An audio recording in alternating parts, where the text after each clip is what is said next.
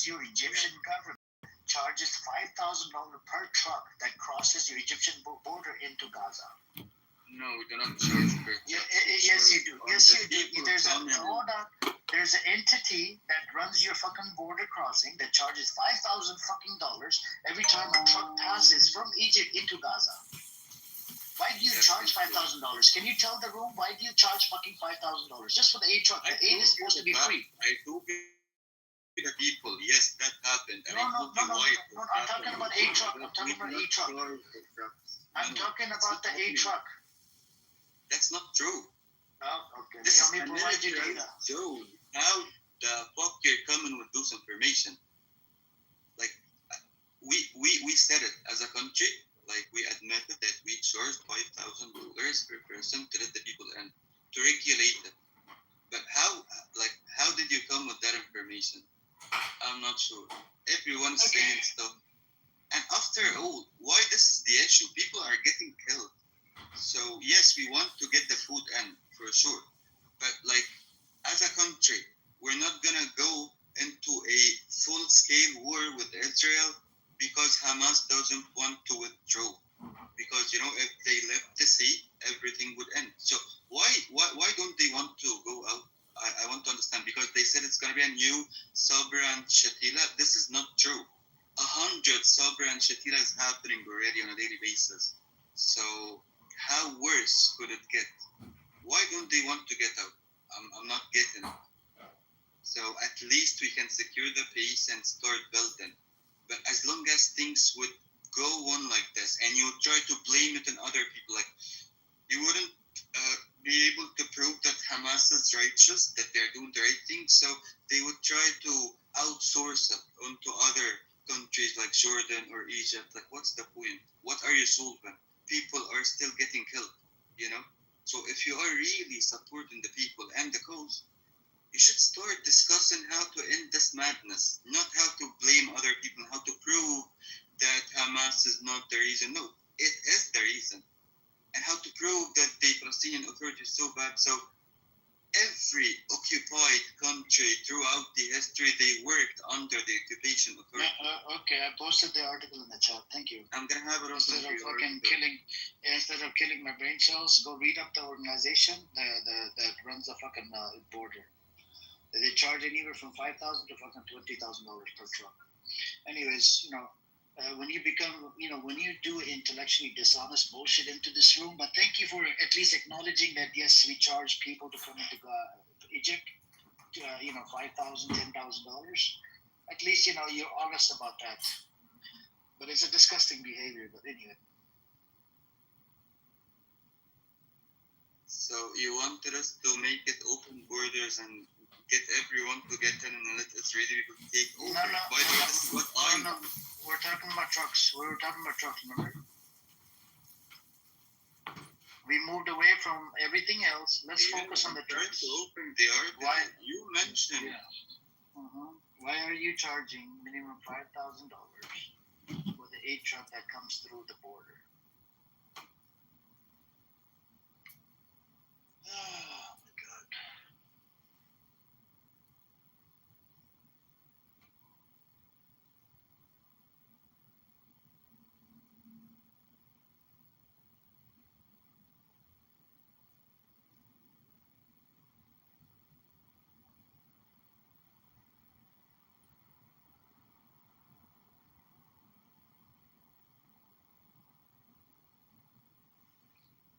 Ali, did you want to ask any questions? You could do so, man. Sorry I interrupted you. Just because when there's facts there, when people come up here and lie about it, right? The situation in the West Bank or Gaza, I just I have to correct them a little bit because then it turns into like a whole bunch of lies. Yeah, but that's fake info. What is the source? Like it keeps saying a source in Sinai and another source in Sinai. What is this?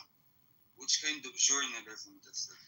Where is your source? Let me tell you this. I am very adamant, and I try to be very thorough in kind of checking the sources. When I'm engaged, I'm hearing ठीक है मैं कुछ कह नहीं रहा मैं केवल एक haven't been here for a few minutes some other time. But anyway, I found him to provide the sources are credible, even very credible. And as a matter of fact, some of the sources he presented here, I haven't had them myself. So I would, based on this kind of history that I've seen from Amir, I trust his sources, but also every single time I read them, but at least check the sources. For example, the source that he just posted in here, it is from an organization called Middle East Eye. I don't know this organization at all, so I don't know if they're credible or not. But the claim is here that Egyptian firm, this is the title, Egyptian firm charges commercial trucks entering Gaza $20,000 in bribes. And it goes on to tell you about this. This is not a good action from any government that is going, particularly Muslim brothers and the Arabs and the rest of it. This is not a good act, if this is actually this article is correct. But in the fact that I checked Amir's sources, I found them to be credible, and based on that, Actually, this is not Amir's sources. This is a Muslim Brotherhood newspaper that was founded in 2014, and no source was mentioned. And just use the logic, please. I don't mean to interrupt you, but who would pay that 100,000? Can you tell me who would? The reason I'm saying this because you were asking Amir, where are you getting your sources? You're making these things up, something to that effect. No, I read the article, Ali. I meant on the article. There's no source mentioned within the article. Let me finish. I'll provide you from the same article their source. Yeah. So, Chico, I don't know about this article. I'm this entity. I have not heard of them before. So I don't know if it's true or not. But based on my who would pay the 20,000 guys? Who would pay for it? Like Let me finish. Let me finish, and then I'll respond. Yeah.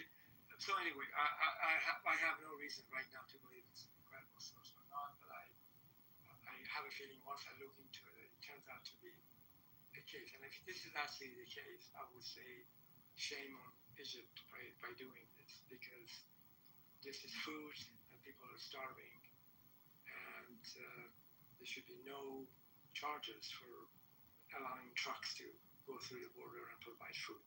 But I don't know, maybe this is not the case. The second comment that I wanted to make, my understanding is, and it could change based on what I'm hearing, that there are two reasons actually why the Egyptians are not allowing Palestinians, people from Gaza to go there. Number one, they are very concerned about the terrorist organization, from their perspective, Hamas, to find footings in Egypt. This might be probably too late, because the Muslim Brotherhoods are started in Egypt, so they're already there. So they're very fearful for this group find some kind of foundation or track in Egypt. I don't blame them. I think I would do the same thing. And second is, as you probably mentioned, that if you allow the people in Gaza to leave Gaza and go to another country, then basically there's no one left in Gaza, perhaps. And I have a feeling if you really let people in Gaza to leave Gaza right now, all of them would leave right now, or some would. I have a feeling I would get the hell out of that hellhole because of what's going on there, take my family and leave. And I would not be concerned about anything else, just saving my family and getting out of there. So those are the two reasons that I know why Egypt is not allowing the Palestinian living in Gaza to go to Egypt. And it kind of, both reasons kind of make sense to me.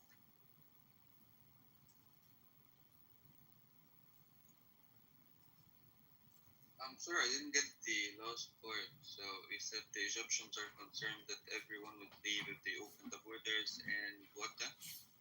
Yeah, that probably actually aims at Israel to basically develop the Palestinian country.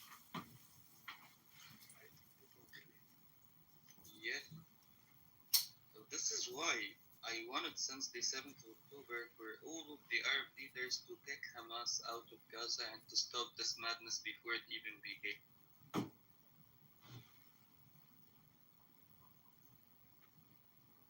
Yes, brother, assalamu alaikum. What do you mean? Did somebody just say get Hamas out of Gaza? What do you mean? They are Gaza. They are Gaza. So this is what they want you to believe. No. So Israel want to frame it as Hamas is Gaza, and Gaza did 7th of October. So Gaza as a whole but Hamas is a terrorist organization, and bro. it needs to be killed. So no. Which is Gaza what isn't Hamas. The people in Hamas Gaza is a hate terrorist Hamas. group. No, stop. So what you're saying is that the Zionists want people to believe that Hamas is not a part of Gaza. Is that what you're saying? I'm just trying to get you to clarify. Actually, No, Zero Brother, I meant the opposite.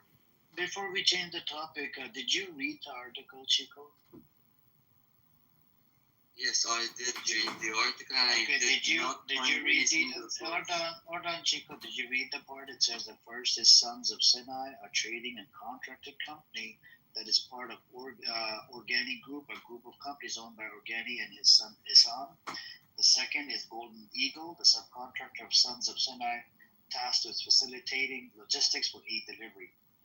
Sons of Sinai organizes the entry of trucks, even though this role is supposed to be exclusive to the Red Crescent.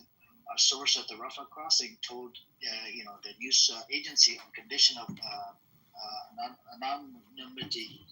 This has opened the door to corruption and bribes as payments are made to prioritize the passage of certain trucks over others. You didn't read that part, right, Chico? You're just an idiot, man.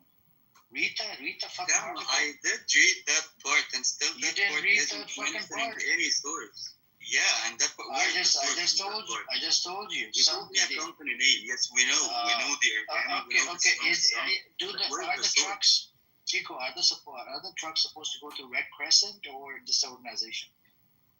Yes, and they're going through the Red Crescent. And let me explain something. Who would pay to prioritize the passes of the charity truck over another one? They're both charity. Why would they need to be prioritized? And who would pay it? Like, do you understand what's happening?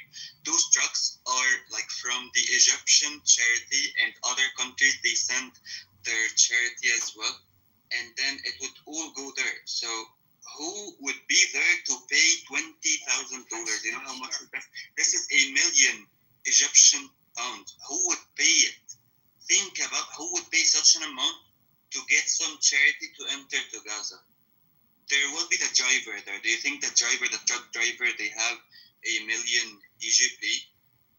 What kind of nonsense are you saying, man? Like, just think about what you're saying. Think if it can be logical and true, which is not. So Chico, let me just do this. Dumb. Let me just complete. So what I did, which I normally don't like to do, I put the question to an artificial intelligence. It's not a chat GPT. I use an artificial intelligence called Perplexity, which I found it to be better than actually chat GPT. So here's the question I ask. Do the Egyptian government charges the aid trucks going through its borders to Gaza? Here's the answer. The Egyptian government does not officially charge the fees for the trucks going through the borders to Gaza. However, according to reports, companies linked to Egyptian tribal leaders and intelligence have unofficially imposed heavy fees or bribes on commercials and aid trucks at the Rafah's border crossing. These fees can be substantial, reportedly around $20,000 per truck or more, and are unofficial and considered illegal bribes. The Egyptian Red Crescent works with the contractors for the logistic operations, but the actual management of aid trucks can involve such fees. Aid trucks faces complex inspections and approval both from Egyptian authorities and Israel, with many delays and rejections for various reasons. Egyptian drivers often endure long waits and inspections, but the Egyptian government itself does not officially levy border crossing charges on trucks delivering aid to Gaza.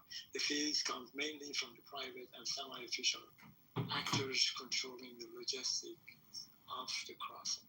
So that's the story that, in a sense, the government of Egypt is not officially involved, but certainly these fees are being paid to allow the trucks to go back and find. So Ali, if you can ask the same AI to connect those organizations that are charging money to the government leaders, like his son, nephew, and whatnot, Okay. Because you'll come across, some connections there. There's actually a revealing question. Like you can ask the AI, did you find this in Google? Is it confirmed? And watch what will it say. The AI is a search engine, man, but it's like He's just acting like a Zionist. He's gonna keep on denying to defend Al-Sisi. Fucking nationalist. You're just a nationalist piece of shit. I'm not even a thesis supporter. But Brother Amir, the article you posted, I'm sitting here reading it while they're talking, and the article clearly says that these people who work in the Zionist government know that these gangs they're escorting the trucks, and then they're looting the trucks. So what is that? Let's just do one thing. Yeah, 1 second. Zero to Let's see if the 10. money actually is going to the government relatives, the leaders. Okay, so let's see what the answer is. So anyway, okay, here's what I'm just going to read it to you as I see it. Okay.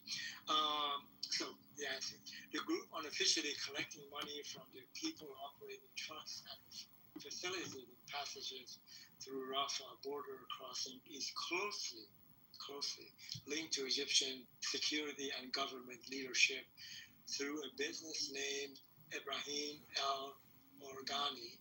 He's a tribal leader in Sinai with strong ties to prominent Egyptian figures, including the president's family. Al-Organic controls key companies such as Halal Consulting and Tourism, Sons of Sinai and Golden Eagle, which dominates aid and commercial operations at the crossing. These companies charge exuberant unofficial fees ranging from $4,000 to $20,000 per truck and thousands per person for passage. These are considered illegal bribes. These fees reportedly benefit the Egyptian security services and officials, effectively creating a shadow economy at the border. And the Egyptian government officially denies collecting fees, but does not act to stop these practices. And last paragraph. A person would pay for himself, but who would pay for them? That's why it's connected, Ali. So the point that the gist of this thing is the money, maybe not totally, but partially goes to some of the government leadership and their families. That's all. Yes. So Amir is correct. So they were doing the same thing when they're charging people to come into Egypt. The same thing. I think his nephew and his friend was involved. There's a lot of the connections to it. They do it indirectly, Ali, so nobody, can say, oh, it's government. But the money, they have offshore accounts. They got a whole bunch of shit going on. Okay, let me read the last paragraph. I think that's summarizing all that. So the last paragraph that I did not read.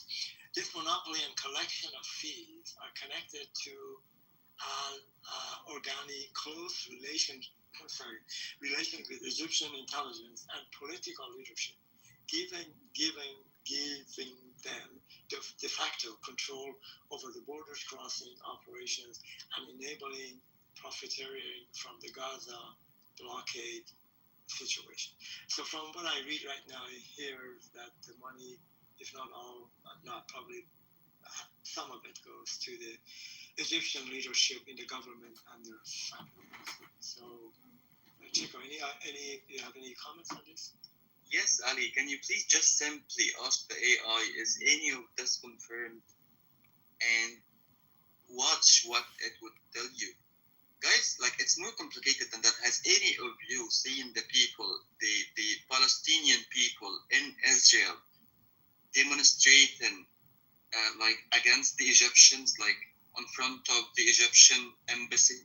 Like, can they go to demonstrate against the Israeli embassy? Yeah. How There's two stupid kids, that is. Ms. Chico, in America. Two kids actually were protesting in front of Egyptian embassy. You know what they did? They grabbed the kids. They, brought them inside the border. They beat the shit out of the Egyptian kids. Did you see the video, Chico? I've seen the video. They held them, Okay. and we said that Yeah. anyone. Yeah, They beat the shit out of them. Yeah, but brother This would Amir, happen. brother Amir, Because they it were became ordered. clear. No, but listen, but they were ordered to start doing that Yes. because people were already protesting before Egyptian embassies all around the world. No. Yes, they because were, of that. dude. No, I'll show you. People were protesting. Listen, Egyptians. I know. Listen. Let me finish it. Let me make sure I made myself clear because you're trying to interrupt. Again, the reason that they grabbed them was because an order came down that people are protesting in front of Egyptian embassies all around the world, and the order went out that when they do, for you to beat them up. After they started protesting in Europe and all the other places in front of the Egyptian embassy. Okay, can I explain? It's not about the protesting. It's about what Anas Habib did. He started it with putting locks on the Egyptian embassies and then taking a video of it and then putting it on the social media. This is dumb and childish, yes, but the people, like the young people like us, they are childish and stupid. So they kept doing it all over the world. So it became so trendy. It's making some like problems inside the Egyptian community because all of this is bad. Like the Egyptian community is But under why is it childish and terrible stupid? pressure. Let's go back to childish and stupid. Where did you get that from? How do you know these people? You met them? How do you know that No. I know what their education level is? Why are they childish and stupid? Can you explain that, please? If you let me, yes, because what they're saying is open the borders for Gaza, but what they meant to say, open a war with Israel, because what's really happening is Israel has occupied the other part of the Rafah crossing, and for Egypt to enforce the aid and we have to go into a full-scale war with Israel, and they know it. So instead of saying go into war with Israel, which they would be blamed on, they would put it like open the border. They're doing like such a stupid propaganda to make the Egyptians treat go against the government, so the government would fall. Okay, so And it's what just they your believe opinion. that It's if just that that you happens- believe. It's just that you, the person, one person, believes someone is stupid. That basically because you can't show me where these people are stupid. You can't just show showed me this.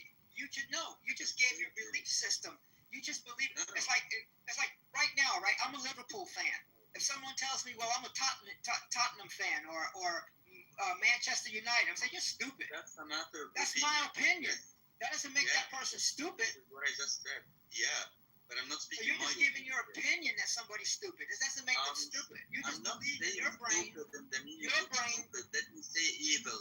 Okay, so this is not my point. Right, no, I'm but not trying to everything prove that they're all you're stupid. doing now is giving us emotional terms. That's all you're Not doing now. emotional. Yes, No, you're just giving not us your listening. emotions. Oh, I believe in this and I believe in that and I believe in this and Let I me do. brief it. No. Let me brief it so you can dispute if you want. So instead of saying go to a war with Israel, they would put it like open the Rafah border crossing for the Gaza people. They would frame Egypt as it's an evil country, lying, because what they really meant to say is go to war, but they're not saying it. So isn't that evil or stupid to you? This is not my opinion. This is fact.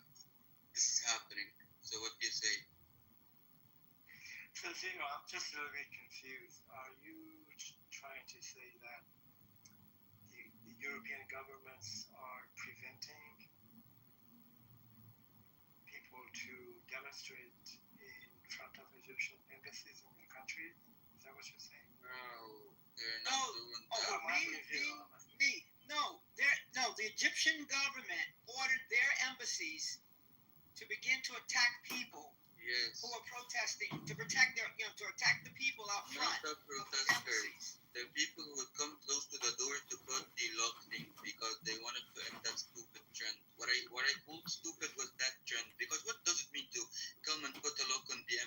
and frame it like, yeah, open for the Gaza people, you're doing the starvation. So first of all, you're taking the blame from Israel and put it into Egypt, which is stupid. Second of all, you're doing something against your own country. Jacob, let me just straight this out. Try to zero. You suggest that a group of people, let's say in Denmark, in a Scandinavian country, any country in Europe, go and protest in front of the Egyptian embassy. Now the Egyptian guards from the embassy, they go out and start beating people up just because they're demonstrating. It doesn't really make sense to me because in Europe, in the U.S., And Amir just showed you, and I could show you Amir just, and I thought you said that you saw the video of them dragging the kid in, dragged the two brothers into the building in Manhattan. Yes. In Manhattan, they dragged him inside, and then shut up, man, shut up. I'm not talking to you. No, Zero. Okay, so anyhow- Brother, hang on. Let Ali finish. Let Ali finish really quick, if you don't mind, and then we can get to the video part. Go on, Ali. yeah. So it seems to me if even you may have a situation where guards might have taken one or two individuals, which might have been very close to the guard or at the door or whatever the situation might be, drag them into the embassy and beat them up. I'm not suggesting that actually did not happen, but in general, making an assertion, and that's what you just said, the countries are preventing, not allowing people to protest in front of the Egyptian embassies in different countries. I find that to be very difficult to accept or to believe, unless you can show me that that's actually the case. There's just no way. Okay, no, I'll post right now. I'll be happy to post right now, but let me just read a bit. This is from one article. Sure. It says security personnel standing guard at the Egyptian mission at the United Nations in New York have beaten and dragged two teenagers to the mission's headquarters. The two men were part of a protest regarding the deteriorating humanitarian conditions in the Gaza Strip caused by Israel. Blah, blah, blah. The incident caught on video and shared on 21 August came only days after a leaked video showed Egyptian Foreign Minister Badir Abdelhadi asking a senior official of the Egyptian embassy in The Hague to forcibly drag people who demonstrate outside their embassy in and call the police. The instructions of the foreign minister triggered fears that protests now taking place outside Egyptian embassies in several countries against what the protesters point to Egypt's complicity in Israel's Gaza will escalate further. Okay, so here it is. The Egyptian foreign minister is the one who said to do so. And I'll go ahead and post.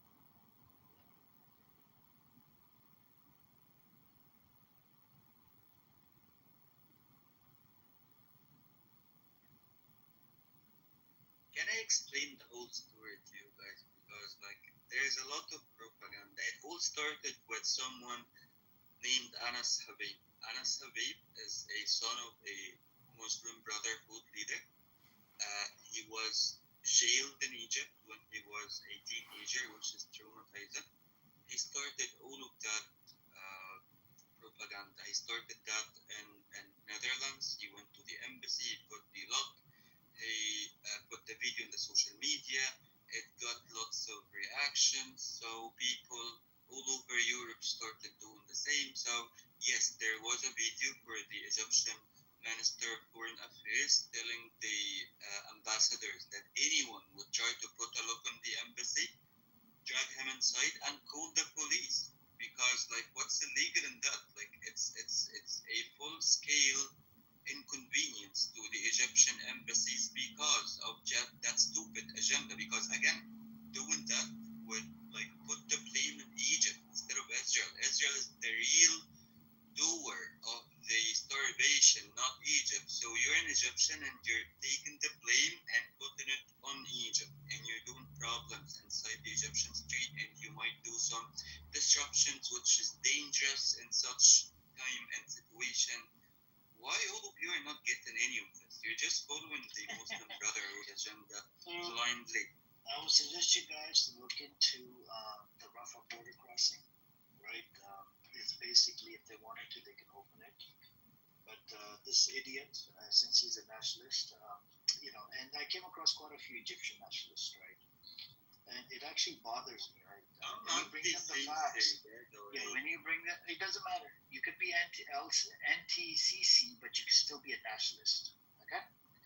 And this is the problem with a lot of these people, right? When they're like very, very deeply in love, when on the other side of that border, your Muslim brothers, sisters, and kids are getting butchered and slaughtered into tiny pieces, you know. And this is a very, and I heard this on X as well. I came across quite a few of them even on this app where they're like, we don't want the Palestinian problem. We don't care about them. We don't give two fucks. Blah blah blah. Bullshit, bullshit. Now, this kind of mentality, it's a fucking disease. When this actually makes you want to lose your humanity or whatever is You're not left inside. replying to anything I said. You're just personalizing. I don't care about the reply to any of the bullshit you make. You make up a lot of bullshit as you go. I already tested you on the article, right? Which you try to debunk. You're disgusting. Hold on. You're disgusting. LCC and government officials are involved. Not only charging the fucking money per person, charging for the A trucks they're supposed to be free, charging bribe, making money on the A trucks. A disgusting entity Who's that's paying for them? your fucking government is no different than fucking Zionist entity. You do have a that, brain, use it. Who's paying? And even in the blockade they did in 2007 and 8, do you know one of the borders was controlled by Egypt? 20,000 Egypt? Who's paying? Okay, Yeah, Mr. Chico, does the money come into the account directly or do they pay at the border? You said there is a payment. I said there's not. So okay. How do they? Can you tell the room how are they supposed to make this big amount? Should the drivers keep it in their pocket, or should they do it electronically? Which one is more safer? I'm asking you. And which kind of driver would have this money? I just told you. I just gave you logical explanation. They would, of course, they would deposit the money directly before the truck even gets to the fucking border. I don't know what part of that don't you get. Chico. If I was collecting bribes, you know what I would be doing? I would make the deal with the company directly when it arrives at the airport. Directly transfer the funding at the border. It would have a green mark on that fucking truck. That way it gets a free pass because it's already given money, bribe money. But you're just a fucking fucktard, man. Such a disgusting, person. All of those waiting drivers, all of them have paid each $20,000 and they're waiting there. Did you read the article? It says it could go up to 20,000 per truck. Did you read the article? The article doesn't have a You're single source. just an idiot, man. I gave you the name of the fucking even. You are the idiot, Amir. You didn't state one single source so far. So Who would pay this money?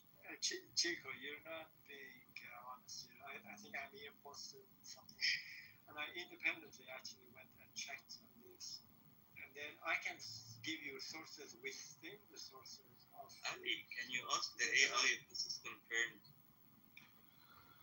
I'm sorry, come again. Can you please ask the AI you're dealing with if this information is confirmed or not? Or just propaganda? Let me just, as you well know, and at least what I use ChatGPT and I use Perplexity as an AI. Every time there's a statement being made, when I read this, for almost every paragraph, they tell you where the sources, where they got the information. So if you click on the source, like on source 1, 2, 3, 4, it takes you directly to the source that the AI went on this one, went at this to 4 different sources. Please, man. I can create a website. I can publish it, and the AI You have this like 60s, like a fucking is that source. Right. You have a point. And the credibility of the source that the AI is using is also important. So let me try go to the very first number 1 to see which so the first source that they are going to is an article is by NPR, National Public Radio, and the title is "What Does It Take to Free Ghana? Thousands of dollars paid to an Egyptian broker." So I can keep this. So that is the source, the first source that the AI went to. NPR, as you well know, is a very credible U.S. media audio reporter. And let me go to the next source so you can. The second one. So NPR is very credible. Second one is the TPSIL, which is Israeli's news agency. And so this is a title from that. Rafa's shadow economy, profiteering, and corruption in Egypt's border control. So I can read about 5 sources that the AI actually went to, got the meat of the article, and summarized. Those are not sources. Source would be a person. No, actually, I'm so surprised that you're saying this. So a person would necessarily would be not a very good source. What I call a source, a group like Associated Press, NPR, New York Times, which the investigators, the journalists, they do a thorough assessment of a given situation. Yeah. Let me finish. Please, I will be grateful. So when the article is published or NPR reports or something, or Associated Press, they've done the darn best to make sure that the story is credible and they can back it up. So they, in turn, then the reporters, they talk to the people in the field or the witnesses and so on and so forth. So I can go beyond that in terms of giving you that what is being said here is credible and it makes sense to me based on what I read from AI and the information and sources AI used to summarize what Emily was trying to tell us. So what else can I say? Nothing more. That's all. You can take it. The thing is, this is not how journalism If you're a works. nationalist, just say you're a nationalist. No one's judging. I'm Like, not a It's nationalist. sounding I like am it's not political. listening from them. Yeah, I'm a Persian. I'm also a nationalist. But when it comes to like human life, we all are watching it. Anyone with the slightest bit of humanity would, especially for their Muslim brother, open up, man. And Egypt is not doing that. It's wrong. What is wrong is wrong. You can call it the other politics, side is controlled by the Israeli people. I'm sorry, like it just doesn't match. It's not doing it. Like what you're trying to do, I understand, but just call it nationalism because that's how it's coming across. Come on, like again, No, you really, do understand brother, that really. the other side of the crossing is controlled by the Israeli army. You do know this, right? Yes. Simple. So where's the problem? What Egypt is doing? What is that? Like, they're waiting for them to. They want some sort of opening somewhere, right? Like Israel is also trying to do the same. I mean. Yeah. So it's a border and got 2 crossings, like 2 points. The first one is from Egypt. We're opening. We're getting the trucks inside, but the Israeli army would stop them. And for the Israeli army to kill one of our drivers or to shoot one of our trucks, that would ignite a war. So what's your point? Do you understand what you're discussing here? And Ali, by the way, a newspaper isn't a source. If you got me a like something from the Guardian, I would ask for the source from the article. They would care to give you the source. Like, where's the source on the article? I can write an article and I can say that Ali is the biggest terrorist in the world. So that would be a source.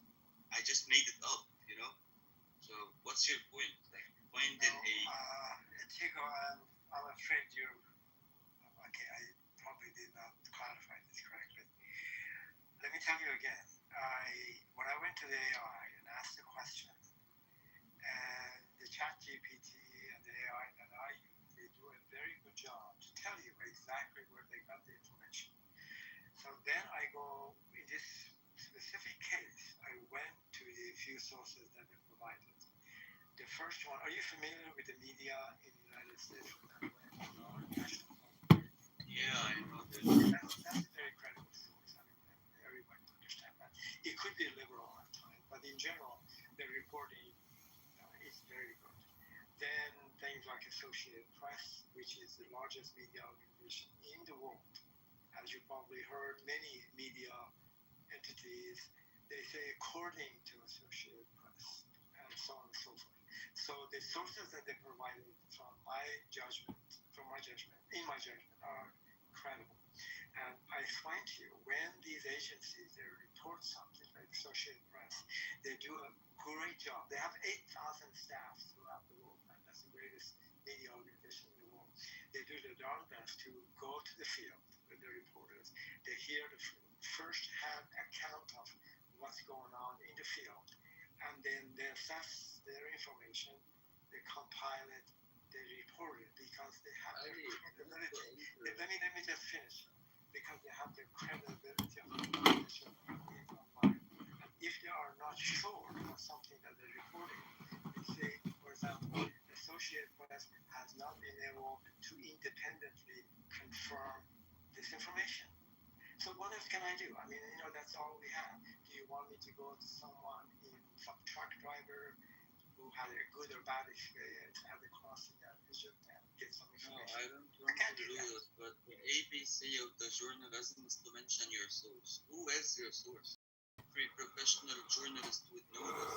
When there's no source mentioned and just 1, 2, 3 newspapers have posted the incident or like that report, why would I believe it? Especially if it doesn't make sense. Because again, people would pay for those drugs. Right, brother. Like people would pay for themselves to cause a crossing and like who would pay for it? I mean, brother, this is basically what you're saying, but this is called the argument from incredulity, right, or divine fallacy. And what it means is that there's a proposition, it has to be false because it contradicts his personal expectations or beliefs. You see, so this is a fallacy. It's a mental condition that we're going to keep. We're not psychiatrists, so it's not our I'm job not to get being this guy. emotional. It's not just I don't want to believe it. not I'm our job. giving you facts, but you're just using that narrative Right. to We prove gave me it wrong. to you. That's what I And said. it doesn't matter. Like, let me say Egypt is charging that. Then what? Would that solve the problem? Why are you trying to find someone to blame? What you all need therapy, not me. You all can see the situation and you're afraid to blame Hamas, so you're finding someone else. This is what you're all doing. So you don't think that Egypt is working with America and the Zionists? You don't believe that? American designs are asking Egypt to approve the moving people from Gaza to Egypt since like 1 year or more, and Egypt is disapproving this. So how come it's working with?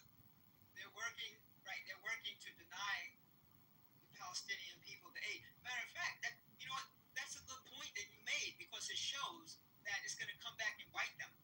If they didn't do something in the first place, same thing with Jordan now. Now Jordan is saying, okay, let's get our army together, blah blah blah, and then now you see because Egypt didn't do what you were supposed to do. You tried to help America, and now thinking that was going to be it, and now it's coming back to bite you. America's taking What advantage we of were it now. supposed to do here. What we were supposed to. Do you think making a starvation is in our favor? Like if we don't want You can do the the same thing people that to be Turkey's doing. immigrated, we would The same starve thing. them. No, you can deny all. Listen, they just did a $35 billion gas deal with the Zionists. They could have not done that. They could have gone and Egypt got their did gas not from pay Iran. that. They could have gone and Egypt- get their gas from any other place. Egypt did not pay that money. That money is supposed to be paid on 15 years. You It's a did $35 think billion Egypt. gas deal. They did a deal with Yeah, them. on 15 Right? years. They traded with them. And they're also trading Yeah. across the border with them all the time. Yeah, And they're our neighbors. Yes. they've been buying gas from them and Jordan. Jordan and Egypt have been buying gas from these people for years. Israel have been buying gas from us till 2010. You could cut off Since your trade, you could cut off airspace. 2014, You could we do the same started- thing Turkey did, dude. There's a Or lot of things we you can do. but cut they off the don't- gas they for don't we. do it. Turkey did that yesterday. They'll feel African pressure. Like, what is this? What is this trying to begin? Come again? Why what? That's a mirror. You gotta Why ask are you them. working with this trying to begin with? Why? Yeah, at all. And especially when you're right next door. And they want to bring these people into your sign-up. But you have to do more than that. Now it's a little bit too late. Yes, I agree.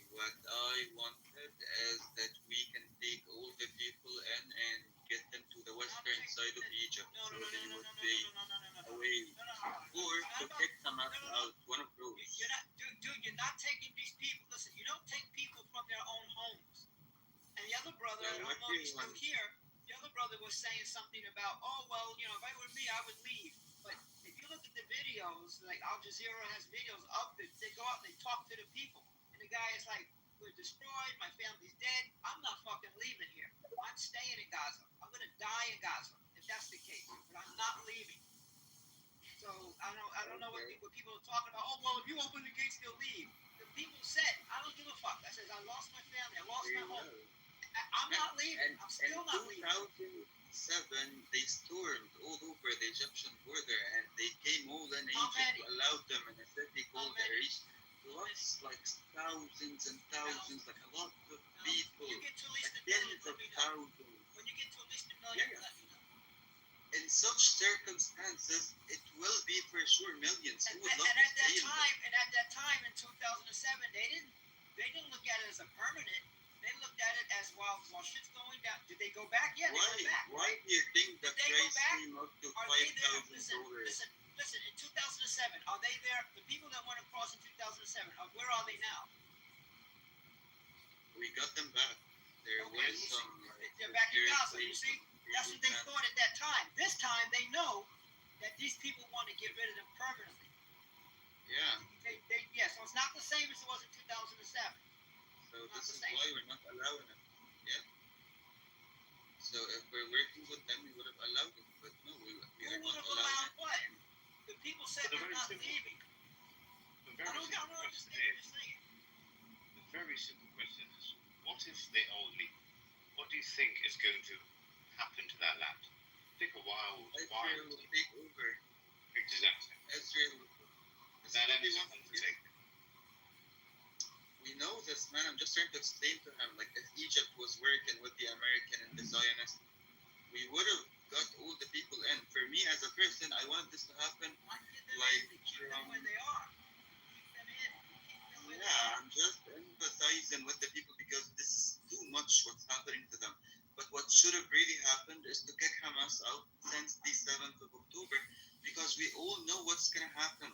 Like, Why? this is Dude, why are you kicking Hamas out of their land? I don't understand. Why are you saying that? Because they're dumb. Oh, here we go now. So Your how emotions again. about we remove, all the Iranian, proxies from the Lebanese and the Mediterranean side? That is the only thing. Let me tell you what is going to happen then. Israel is going to take over. Why do you think Israel want Iran weakened? Because of their proxies. The idea of Greater Israel is being stopped by resistance groups, which are proxies of Iran and resistance groups like Hamas. Hamas did not start off as armed. Wani, I want to tell you something, because we're not from the region. Israel does not fear those groups. They're using them to have the upper strategic hand in That's the region. because they cannot the Greater overcome Israel them is the army, like the Egyptian army. Yes, you're not seeing it doing anything because it's an army. It will not just move like militias. When it would move, there will be no coming back. So the move is calculated. Everything is calculated. Iran can do such things because it doesn't have borders with Israel. So there could be some bombing here and there. The Houthi can do this, some bombing here and there. The Hezbollah is not even a militia, but Egypt as an army, if the first bullet got out, there is no coming back, and it's going to be a full-scale war in the whole region, and the whole region will burn because Egypt will crush the Israeli army, and that would summon the American people and other great powers on the world. So the whole region would burn. And this is the Iranian agenda, by the way. So the whole thing, the 7th of October, just think about it. A militia like Hamas taking 250 hostages. What would they do? Like, if you are one of their leaders, what would be your next phase? Nothing. They just wanted this to happen. They got this to happen each 2 years. And each time it ended in 1 week or something. But this time they made sure they would control the end of it. So they've taken 250 hostages. As long as they have them, the war would still be on, and the pressure would be on the population stations next door, because no one would be able to watch this happening live 24/7. They want the big countries next to them to get involved in the war, so it would be a full chaos in the region. So then the things could be redistributed. The Iranian regime thinks that a situation like this would grant them more leverage in the area, in the region, because right now the Saudi family, the Khaliji ruling families, they do have all the leverage, and also, of course, the Egyptian army. They don't want this. They want to redistribute the whole thing. And Hamas, as a stupid extremist group, they thought that this is their best hope. So they said, yeah, let's sacrifice our people and the whole region, and let's do this. This is stupid. Like, zero, you need to understand how Hamas was Are created. you blaming this on Netanyahu Iran? created Hamas. No, to really, divide. like, are you blaming this on Iran? Yes, of course, Not I'm only saying are that you trading with the enemy, all of this now is you're Iranian blaming it on agenda. Iran. Like, how Yes, shameless are you, man? all of this is Iranian How agenda. shameless are you? Not 100%. only have you not You are not just shameless. I also think you're deeply ungrateful. Come again, one. Okay, let me just conclude my discussion with Zero really quickly.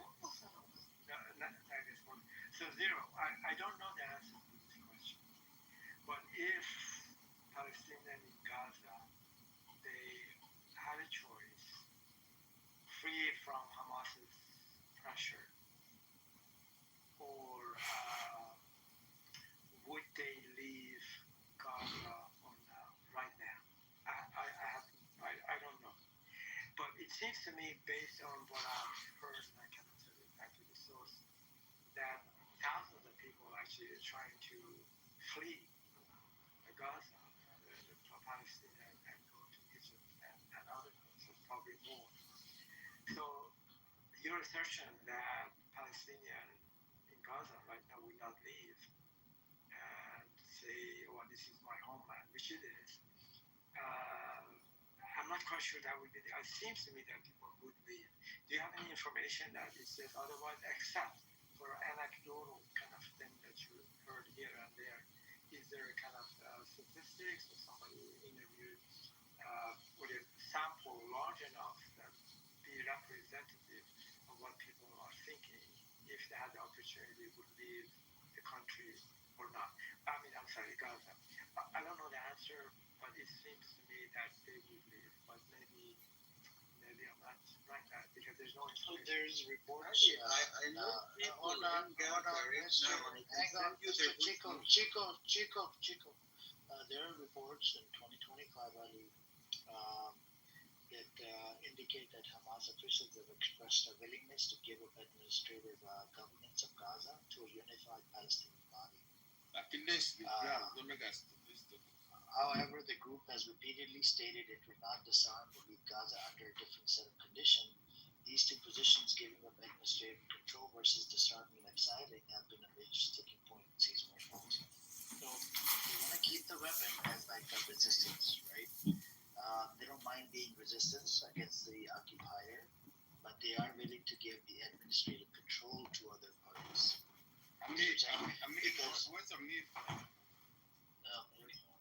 This is such a troll. This is the problem. It's not a troll, but we have to understand. Okay, sit in the audience. Go in the audience yourself, or I move you down. You want to go in the audience?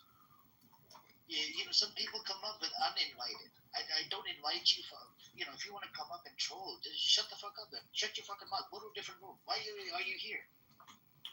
There's a genocide going on, and these fuckers, they come into this room to troll. Ali, the report that it was reported in NBC.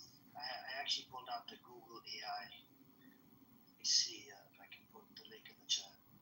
So the problem is, the PA, Netanyahu doesn't want the PA, doesn't want Hamas.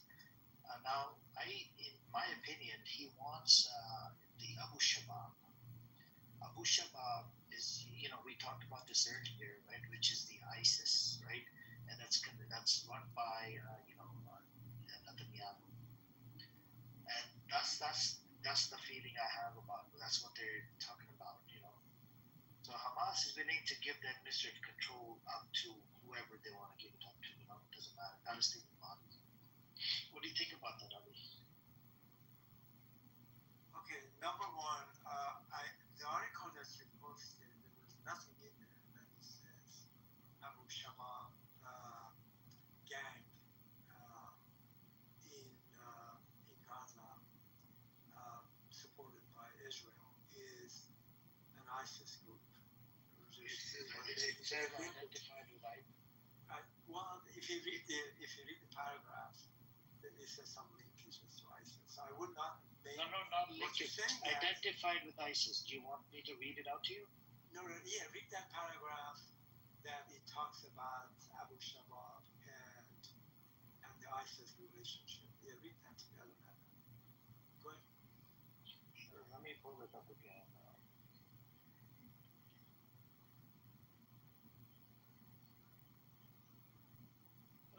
Netanyahu. Let me pull up the article. Alright, so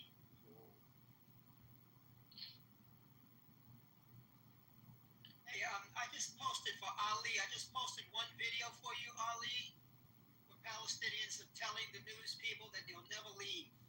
And there's more videos I could give you. Maybe I'll post one other for you. Thank you, Zero. I'm not seeing it actually. Alright, so Yeah, right I got it. I read it out to the room. The Israeli government is giving weapons to a group of criminals and felons identified with Islamic State at the direction of the Prime Minister Lieberman charged. To my knowledge, this did not go through approval by the cabinet. What is identified with Islamic State? Yeah, what that means, identified, is basically that to me it means they follow the ideology of ISIS.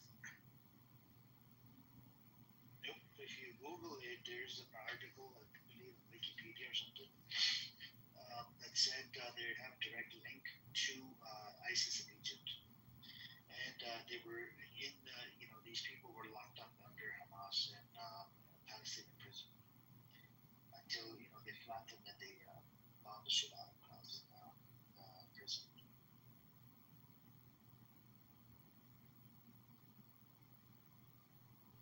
Let's go around the room. Let's ask Nergis. Nergis, if the article says identified with ISIS, and this is official from Israel, that would be ISIS, would it not?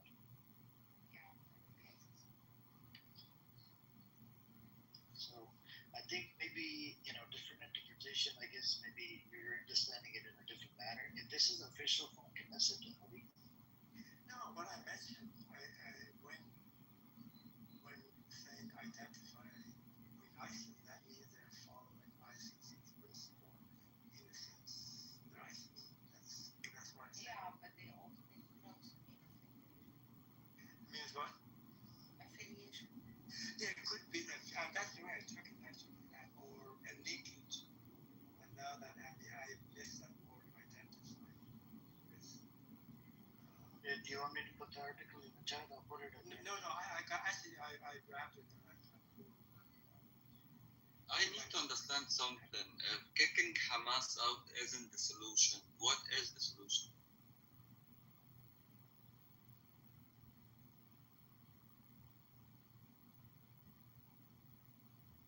That's for your buddy Bibi to decide, right? He fucked up. And you continue trading with me a little bit more and safeguard your own freaking. Go ask Netanyahu what's he gonna do, because he can't defeat Hamas, so he better come up with another plan. Come on, man. We as like There's four I ideal feel soldiers. comfortable with this to begin with. And that's again posing the same question. Go ask Netanyahu that question. Say, what the fuck are you gonna do now? Because you know, and your IDF commander who you want to go defeat Hamas tells you we cannot defeat Hamas. He wants him to make a deal because he says my army is being depleted, my weapons are being depleted. I can't win this thing. What the fuck do you want me to do? They had an argument about this. They didn't So want now- to defeat Hamas. They want to keep it like this because the more Hamas is No, there, no. the more they can destroy and annoy the people and push them out. If they defeated Hamas in 2 weeks, this all would have ended and concluded, and people would have been living No. safe. You asked, dude, do you know your question? You want me to repeat your question to you? I said, what's Okay. the solution? If they cannot get rid of Hamas, what is the solution, right? For They cannot us, get Hamas to leave. the solution for us, the Palestinian people supporters, not for the Israeli. They're It's not our- the ones hey, who are dying. I throw my We are hands up. dying. I throw my hands up, dude. That's for them to decide. I can't make a decision. Why would you have to ask somebody who's not there in the battlefield to make a decision for them? Go ask Brother Haddad, who's the leader right now of the forces in Gaza, and he's doing a damn good. I'm glad he came in. You know, they call him the Ghost of Gaza. You know, he helped plan October What 7th. would he do? And he's now leading them now. And he's the one that this is what I've been saying all along. Number one, why is it you don't shoot the helicopters? And Amir will tell you that here. Respect Stop, for this guy. let me finish. Amir's here, and Amir and others have always said, well, you know, we Muslims, we don't fire on the helicopter. Fuck that. Fire on the fucking helicopter. Like the Vietnamese, anything that had the United States star on it, they fucking fired at it. Now Haddad had them do that in Beit Hanun. They fired on the helicopters. They took 4 soldiers hostage. I mean, What about 4 the soldiers captured. F-35? Brother Haddad is doing. I don't know if he sat down and read the Vietnam General Jack's book on how to fucking be a guerrilla force and to fight and defeat an enemy that's 10 times bigger than you. But he's definitely bringing these guys in step. And if they keep battling the way they're battling, Gaza it's is an fucking open over. land. These guys have an extra breath. Vietnam wasn't an open land. Please understand. This is now the second half of the game. The first half, okay, maybe Zionists were winning 23-3. But now these guys are scoring like every other time they get the ball. So now it's like 23-17. I'm telling you, man. That's the whole This point. were a soccer match. It's not a game. If there were a soccer It's not match a in the game. first It's not half, a match. the Zionists were winning like 7-0, but now the score is 7-4. People are dying, man. This They're is not killing a them, man. That's right. The Zionists are dying. civilian. They're dying, and they need to understand that. They're going to keep dying. They're going to keep being wounded. They're going to keep losing equipment. They're going to keep losing. They can't go anywhere in the fucking world except fucking Cyprus. The only fucking place they can go is fucking Cyprus. Every other place in the world doesn't want them. Oh my, you live in your own world. The Palestinian people who are dying, not the Israeli people. And it's gonna happen like this no matter how Israeli much people are it's dying and wounded. Dude, they're dying and wounded. The No. soldiers are dying and wounded. Dude, No, dude, they're they not. have like 20,000 fucking wounded soldiers. They say that That's 9,000 of them have PTSD. And that's nothing. Yeah, put One that. soldier was sleeping with his friends in a barracks, and he woke up with a fucking nightmare and grabbed his rifle and started shooting in the fucking barracks. Compared to a This is what you have to 100,000 live with. dead body, this is nothing. Like, It Anyway, is something. double I think or triple the hang number. on, brother, hang on. So it's we'll see what happens down the road, but at this moment, I think they're gonna.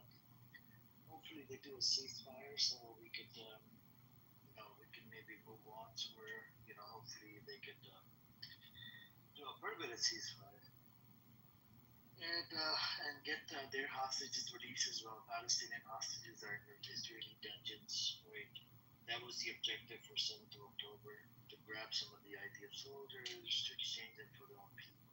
But they just started full-scale occupation yesterday. Yeah, but the thing is, you're going based on a Zionist talking point, 7th of October, 7th of October, 7th I of am not. October. You keep bringing up 7th of October. The keep problem bringing 7th of with October. the Palestinian problem- side that we're not realistic. Mister, you're under, occupation for more than 50 years. Why don't you talk about over 76 years of fucking oppression and suppression? Why don't you talk about that? You bring When I up have fucking the 7th of October, luxury, just a when Zionist I talking have point. the luxury to do Do you so, support I Israel? will do it. Do you support Israel? No, Should Israel exist? they built the country. It's not Okay, so they, they should exist, right? they built their country. There are 10 million people living there. That's right. So They yes, should the exist. country. You believe that they have the right to exist, correct? Yes. makes you a Zionist, by the way? No, that would make me It does. enormous. Do you not know the definition of Because Zionism? what do you mean? Like, should we eliminate 10 million people? Should No, that be happening? no, Mister. And you're so angry that they want to eliminate 2 million? You asked a question. You have to give other person to respond. You can't have this fucking monologue, okay? Nobody's saying to annihilate, people. People are saying the state of Israel, should it exist or should they coexist with each other? I asked you a question and you're fucking Zionist. You believe that the state should exist. They build their state because your Egyptian government recognized Israel as a state. Yeah, that makes you a Zionist by default. And what is the meaning of Zionism? Go on, tell us, educate us. What is the meaning of Zionism? Yeah, Zionism is to take over the Palestinian land, to give it to those people to make the country and so forth. But no, I'm not being Zionist or anything. No, They have okay. How was this country created? Can you tell the room how was this country created? Yeah, like that part of the world was occupied after the Ottoman Empire has collapsed. The British took over. And then there was the issues with the Jews in Europe. They were persecuted everywhere, not basically just in Europe.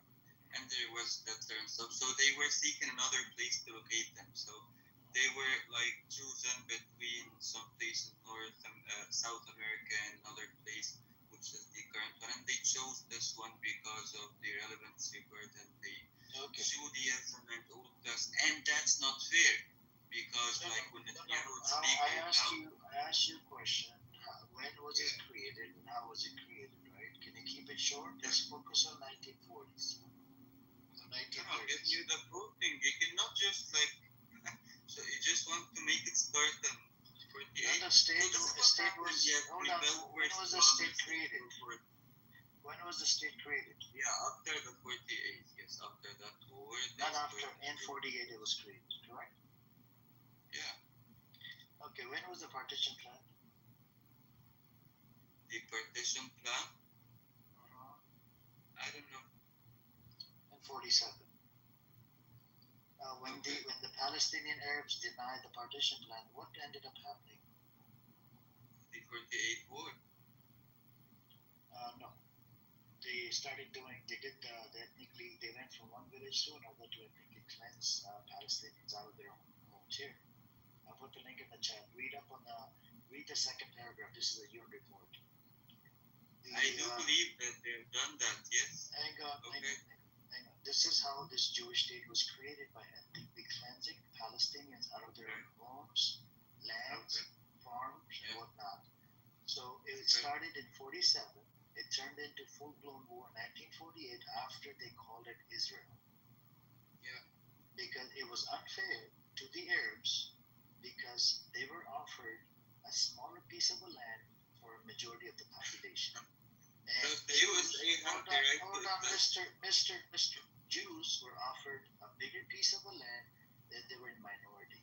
And the way American was involved, Harry S. Truman, that was the president of America, he received letter bombs, 1 million, postcards, and there was a lot of pressure from Zionism and Zionist entities and a whole bunch of gangs in America. That's why he was on part of the UN partition plan. And he had to do arm twisting of other country leaders to be part of the UN partition plan in 1947. Okay? And British was not part of it. You know why? British in 1939, after the white papers, which were issued in 1939, they decided not to give these fucking Zionists a state, a Jewish state. First, according to Balfour Declaration, they said yes. But as the time went by, there was Arab revolt, which took place in 1930s, in late 1930s, and they came up with the Peel Commission report. They came up with the white papers. After 1939, they decided not to give these fuckers a state. What ended up happening? The fucking Jewish militia, which was a Lehi, they approached the fucking Nazi to get some help for, to get rid of the British mandate leaders or whatnot. And you know what the Nazis said to the Jewish militia in 1940 to 41? They said, fuck no, we're not helping you.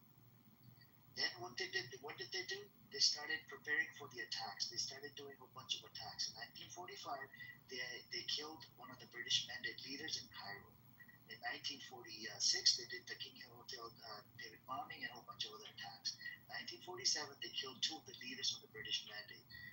1947, that's when the partition plan was was offered to both parties. The Jews accepted it. Arabs denied it. The reason why? Jews had everything to gain. Arabs had everything to fucking lose.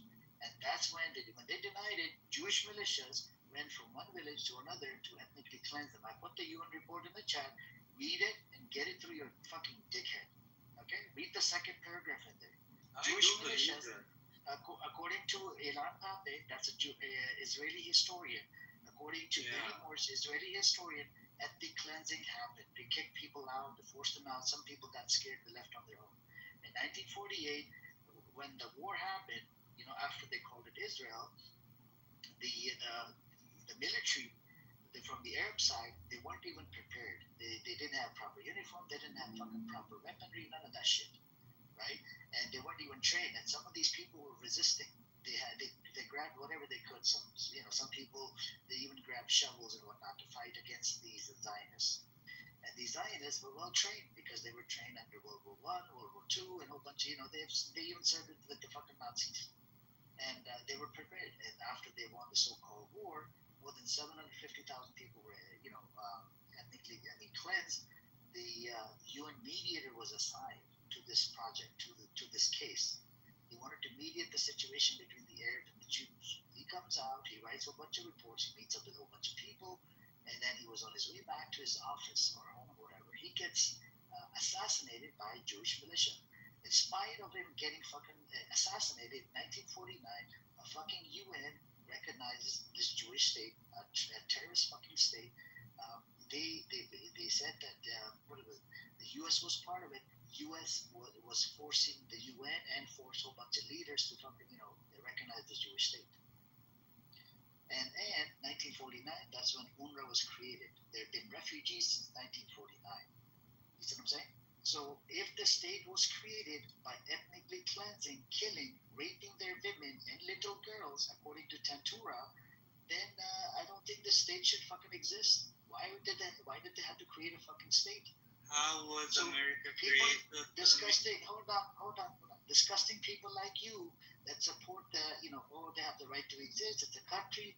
It makes you a fucking Zionist. You are a Zionist motherfucker. You fucking Zionist piece of shit. I am not. I'm just You being are a realistic. Zionist This piece is of not shit. You what are a I Zionist want. piece of shit. If I wanted the Israeli state to exist, yes, that would have made me a Zionist. But I'm being realistic. Yes, they should exist because they have created their country. The same thing happened with America. America ethnically cleansed the American Indians, and everyone knows it, and you know it. And still, it's a country. They built a country. They managed to grow a whole population and culture and religion. Do the Native Americans are able to move freely in America? Can they buy land? Can they open up a business anywhere in America? Right now, yes, but not then.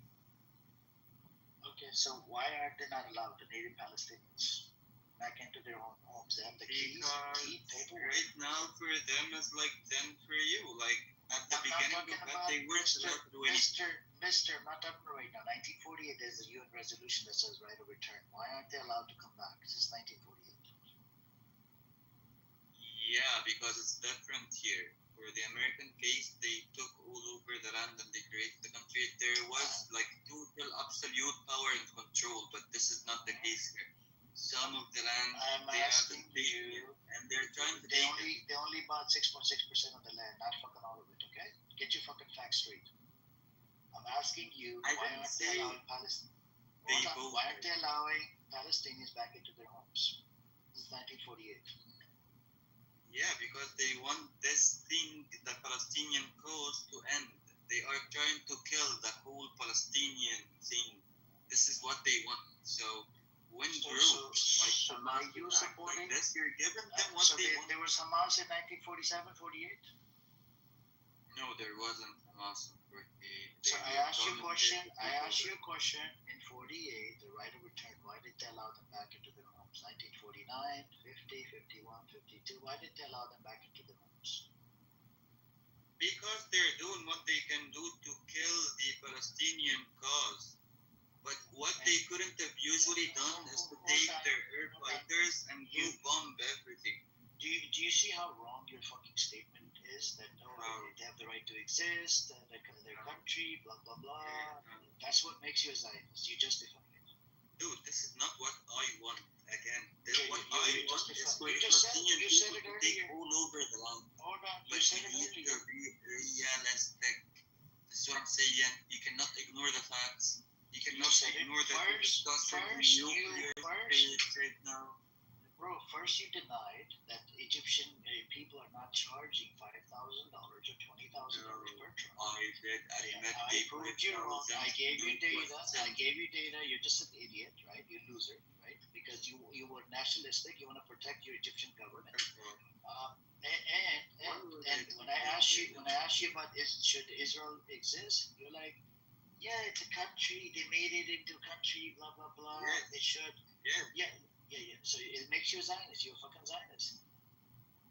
Call me what you want. I don't No. care. I'm trying to get. That's the definition of Zion. Go based off the definition. Go read the definition of what Zionism is. Go read it, and then come back. Yeah, I'm trying to explain. This is not what I want. I don't want your explanation. I want to go based off the definition of Zionism. I don't want them to be in the region, but you cannot ignore the facts. Mister, I asked you a question. Go look into the definition of Zionism. I know the definition, but why do you want What is the definition of to live Zionism? in La La Land? What is the definition of Zionism? It's to promote the Jews taking over this piece of land. It's as simple as that. But we're not living on the La La Land. Again, this is not what I want, but this is how to You said it earlier. They have the right to exist, and you're okay with it, and you said you support it. It's okay. They built a country. Pragmatically and realistically, yes. Okay. So What you would you support say? Israel. Okay. So No. do you think Israel doesn't have the right to exist? If it was built with consent, sure, but without consent, fuck no. They were coexisting with each other. They were living side by side. Why the fuck did they need to build a fucking state? Go and answer me that question. Why British decided not to give these people a state after the white papers? They said it's going to be a Palestinian state in the next 10 years. Why the fuck did these fuckers have to build a state? Go on, tell me. Answer me that question. You're not going to be able to answer me that question. Because of the trauma that happened. Okay, why? What trauma? Can you tell me what trauma? Yeah, the Holocaust and all of this. Hang on. The Holocaust, hold on. According to the State Department government, the people that are connected to the Holocaust is less than 150,000, 200,000. So my question again to you: This is not a small number to begin with. How many people live on the land? How many people live on the land? How many people live on the land? Right now, 7 billion. But what's been reported regarding the Holocaust with millions, not just 100,000. No. That's not the point. No. It wasn't million. Go look it up. Go look up your data. Go look it up. I did. But the number. No, you haven't. You haven't. You just lie. You lie everything. Even when you read your lie. Dude, we as Muslims, we know the persecution. We are the most persecuted group of people. So I know what they meant when it said that the Jews were persecuted on the 1950s and before that. So they were persecuted, obviously. No one can deny that. But you should not keep the cycle going like this. Like right now, you're creating another persecuted group in Gaza. Like, what do you think? Like you said it yourself. If you're doing all of this to me, wouldn't I be an extremist? Hell yeah, I'm gonna be an extremist. So what would you expect out of those 2 million people? Like, psychologically, what happened to them? What would they do? You know? This is not new. I don't know why you seem to think you as an Egyptian. Happening is new, This Nargis. is not They were new. never a starvation there before. Look it up. Fine, but the tyranny and the oppression is not new. If not to starve, they've been doing other things To this extent, slowly it's and steadily. new. People were living there in Nargis. There were universities. So Mr. Chico, whatever the fuck your name is, Mr. Chico, I'll read you the stats now, okay? between 1945 to 48, about 85,000 to 120,000 Holocaust survivors managed to reach Palestine. Okay? So, can you please tell me? Now, let's talk about the facts. So, you said these people were persecuted, like Muslims, we have faced it, blah, blah, blah, blah, blah, blah. When you come up here, you make claims, you better provide data on this, okay? Mister, my question to you, people that are living on this land, it's less than 200,000 that are connected to Holocaust. The rest of them, they came in from different places. In Iraq, what they did, fake bomb attacks. There's an Iraqi Jew that he wrote a book on this.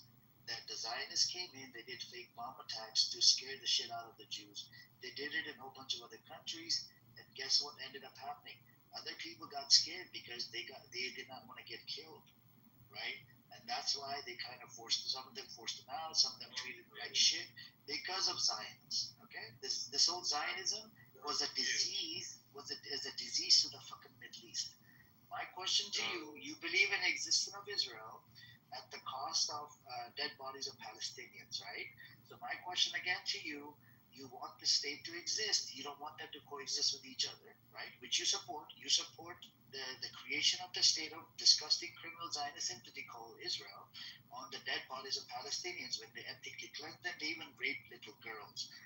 This was in Tentura. If you want the Tentura documentary, I can provide it to you. Do you have time to watch it? It's about an hour and 30 minutes. Yeah, you have time? Yeah, I've got your point. Literally, the fucking elderly IDF are laughing and talking about how they raped little girls going from one village to another and how they killed people. They did Deir Yassin massacre. Fucking, they killed 100 or 150 Palestinians in one of the villages, without even asking them questions. They just massacred a whole bunch of people, right? This is what you support. So I want you to stand on it. Don't try to change your fucking disgusting position that you hold. You are a Zionist motherfucker. That's it. Yeah, you're Egyptian. You're nationalistic son of a bitch. Hold on. You're nationalist Egyptian. And remove the Muslim. Hold on. Remove the Muslim title over your fucking head because that contradicts with your Egyptian identity. You're supposed to be Muslim first and fucking Egyptian second, but in your case, you're Egyptian first, then Muslim. No, do you think it's good for Egypt to have Israel next door? No, it's not. And I've got your point. So you meant the Jewish people living in Israel right now who are connected to the Holocaust? It's not more than 100 to 120,000. Yeah. But the Holocaust claimed the lives of approximately 6 million Jews. I'm not talking about Holocaust claim. You're not talking about the overall. I'm talking because what did the Palestinians do? They did not do shit to these people. They're not responsible. They should go after Nazis. Yeah. True story. So then why the fuck are you bringing up Holocaust? Why are you bringing up Holocaust? I'm not supporting the whatever massacres happened anywhere.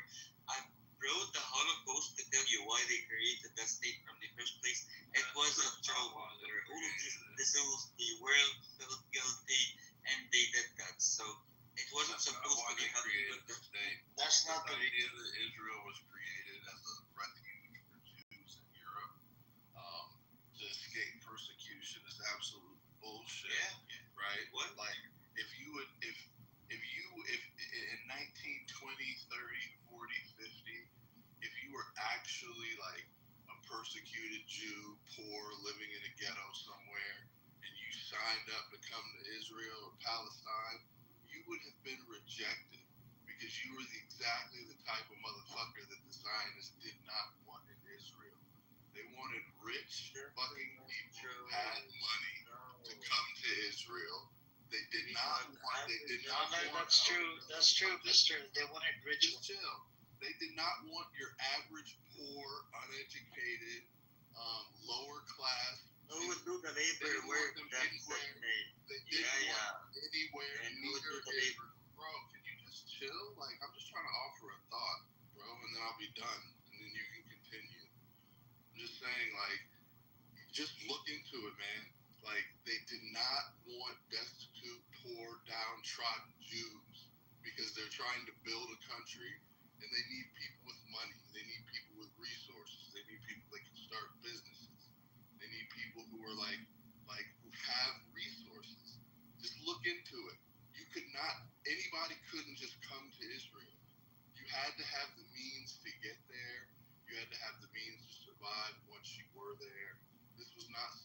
escape for all the Jews to just come from worldwide and just have a place to be safe for once. That's not what the fuck Zionism was about. It was not about some kind of fucking refuge. It was about coming back to claim the Holy Land because of a promise God gave them 3,000 fucking years ago. That's what it's about. Zionism started pre-Holocaust. Zionism started in like 1850, like late 1800s. That's where the idea comes from, right? Not from the Holocaust. Came from the idea that like, hey, if you got some fucking money, you got some resources, we got this plan to take over this little parcel that was promised to us 3,000 years ago. So sign up on your little sheet and get your ass over here and help us build this fucking nation, right? But you had to have something. You had to have resources. More people were rejected. More Jews were rejected to come to Israel than were allowed to come. They only wanted the best and the brightest. So, like, throw away this idea that Israel is a place for fucking persecuted people. No, it's a place for socio and psychopaths to come and fucking commit genocide and shit. Like, that's what it is. These people were stealing a piece of land based on a biblical promise. Not biblical, whatever, rabbinical, I don't know what the fuck you call it. Based on a religious promise. Like, that's what the fuck it is. So, like, don't morph it into something that it's not. Okay, so I want actually to have a discussion with you. So, do you know Theodore Herzl? Yes. So, what was his idea about the Zionists? Wasn't it literally to get them a state, to get them to escape from the persecution in Europe? Wasn't it said literally like this? Look, there may have been propaganda that put across that idea, but like I said, in practice, if being a persecuted Jew was the reason for Israel, or the need for Israel was to have a place for persecuted Jews to go, then all persecuted Jews would have been allowed to go. But that's simply historically not what happened. Being a persecuted Jew was not like okay, you think like, oh, the place is for persecuted Jews. I'm a persecuted Jew, so check mark right there next to persecuted Jew. I should be able to come. That's not what happened. Like 90% of Jews who tried to come to Israel, 90% of Jews who tried to come to Israel were rejected for the project. Like, they weren't allowed to come. Only the cream of the crop were allowed to come. So it wasn't just like, that was like propaganda, bro, or like, that was like, some shit they might have said to make it sound good. But in practice, 90% of people who tried to come were fucking not allowed. Only the richest, brightest, smartest, most professional, with the most skills were allowed to come. It's still not making it sound good. Taking other people's land to create a land for someone else, like to solve someone's problem on the coast of someone else. This is not making it sound good. But like, again, who would do the labor work if that's the case? The best and the brightest. The best and the brightest. I mean, this is just There is historically what happened. This was the 50s, so Are nothing you was familiar with this idea that I'm like telling you?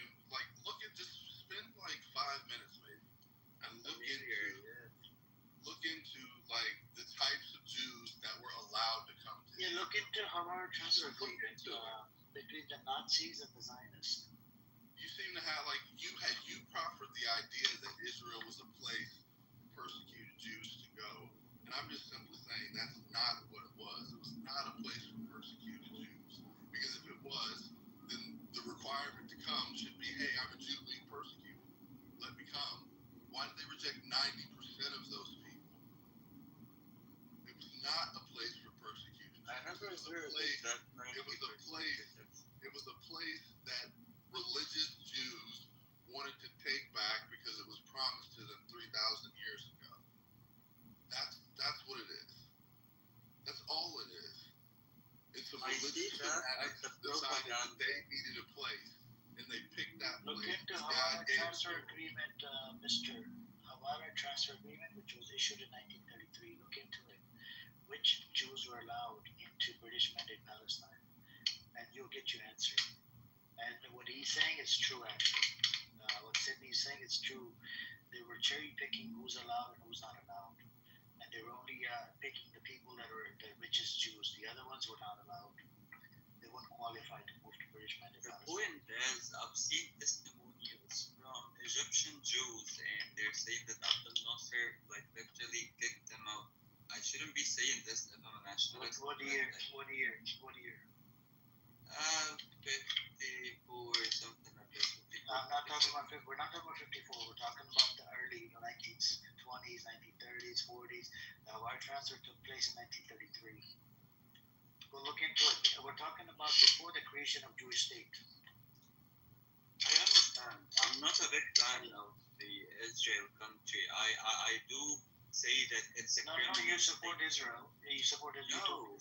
Yeah, you did. You did. You're No, Zionist. I told you they have the right to exist because they built the country. So what would you do with them? So that's You should not supporting. be No, like, I didn't say to kill out. I said they were coexisting. They can coexist, but the problem is, as soon as you say they have the right to exist, the country now, blah blah blah, you are promoting, supporting, and that's what makes you a Zionist. So you are a Zionist, and just call it, yeah, I'm a Zionist. I'm an Egyptian Zionist. Who cares, right?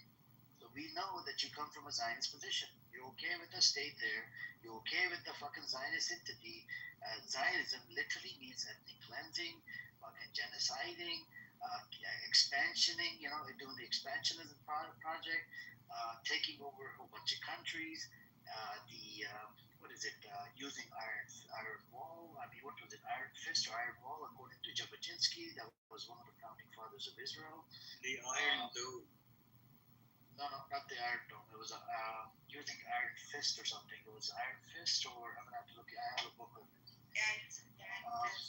Which means putting Would you power. Yeah. Look. What? I I know why I it just is looked that, up the transfer agreement. The Nazis wanted Jews to leave Germany, but were opposing strict capital controls. The Havar agreement allowed immigrating Jews to deposit money in Germany, which would then be used to purchase German goods for export to Palestine. Financial deposit requirement. A Jew seeking a certificate to Palestine under the transfer agreement usually had to deposit a substantial sum, equivalent to around $5,000 today, in a German account. This was far beyond the means of poor Jews. British immigration quotas.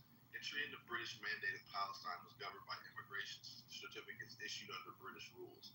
These were tied to economic absorptive capacity of Palestine and were divided into categories. Capitalist immigrants, those who brought in excess of that $5,000 or 1,000 British pounds, got certificates almost automatically. Workers and laborers needed sponsorship by Zionist labor organizations and had to show and prove that they were employable in agriculture and industry. Coordination with Jewish agencies. The Jewish agency allotted the certificates, favoring people with resources and skills useful for building the Jewish community, or people with political connections. Were poor Jews rejected? Yes, generally. The transfer agreement overwhelmingly benefited middle-class and wealthy German Jews who had assets to transfer. Poor Jews with few skills and little money were rarely accepted under the Havara framework. Some labor immigrants were admitted separately under labor Zionist programs, but the spots were tightly rationed. This meant that large numbers of poor German Jews, shopkeepers, clerks, older people, or those without agricultural and technical skills were left behind. Many of them later perished in the Holocaust. This is just 1933, but this was the entire vibe of the time and the movement. Was if you were poor, you couldn't fucking come. They didn't want you. It was not a place for persecuted Jews. You would have got access. So it doesn't make sense. What did you say? Sorry, would you repeat that? If you were poor, you would have been denied. Yes, okay. But if you were poor and skilled, you would have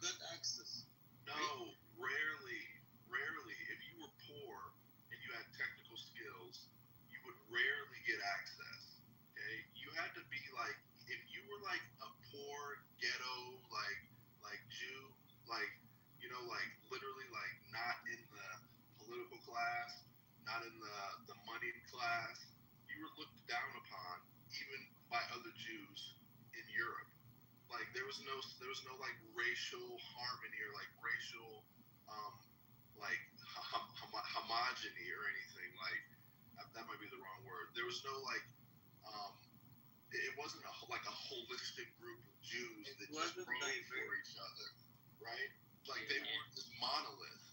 That's what I'm saying. Like it wasn't a monolith, and all you had to be was a Jew to be a part of the monolith. No, the Jews were a rich political class, right? And those are the kind of Jews that they wanted. So yes, some poor people got there, and apparently, like there's some Zionist labor organizations because lots of early Jews were, not early Jews, but lots of Jews at that time, like their political leanings were kind of socialist or Marxist. So there were like labor exceptions, like organizations that would allow poor people to come, but that was like an exception. That was like a very, very small amount of people. The blanket statement and the way that we're told about this is that the Jews needed a place to escape persecution. And if that is true, then how come 90% of Jews, could you imagine this? Oh shit, there's this new place where we can go to escape being persecuted. Let's go, guys. And you sign up, and 90% of the people who need to escape persecution aren't even allowed to come. So the place isn't a place to escape persecution. The place is a place where a bunch of rich Jews or politically connected Jews just go and to enact a 3,000-year-old promise that God made to them. That's what Zionism is. It wasn't a picnic. Like going there, it wasn't like a fun trip or something. It was still not a country. They were still hustling and doing this. And I'm not against it. Israel is a criminal state. It's a criminal state, 200%. Yes. But what would you do with them? Wouldn't you want to like coexist with them peacefully? How is it Palestinians' fault? Why are you freaking how is that Palestinians' fault? I'm not saying, never said that. That's what you're saying right now. That's what you're doing right now. How? All of us Egyptians wanted the country for Palestinians. Where did they go? You're putting the blame. You're pretty much implying. Where do you expect them to go? Palestinian better than Palestinian. This and that. You pretty much applying that. No, I said you're just an idiot, man.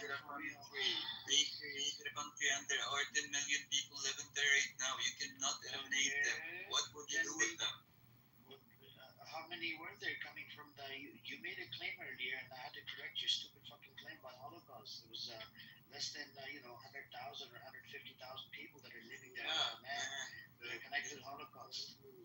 Our Arab leaders were corrupted since Abdul Nasser, so they don't do. He schooled your stupid ass, right? Because you didn't have any knowledge about this, and then you keep coming here making claims.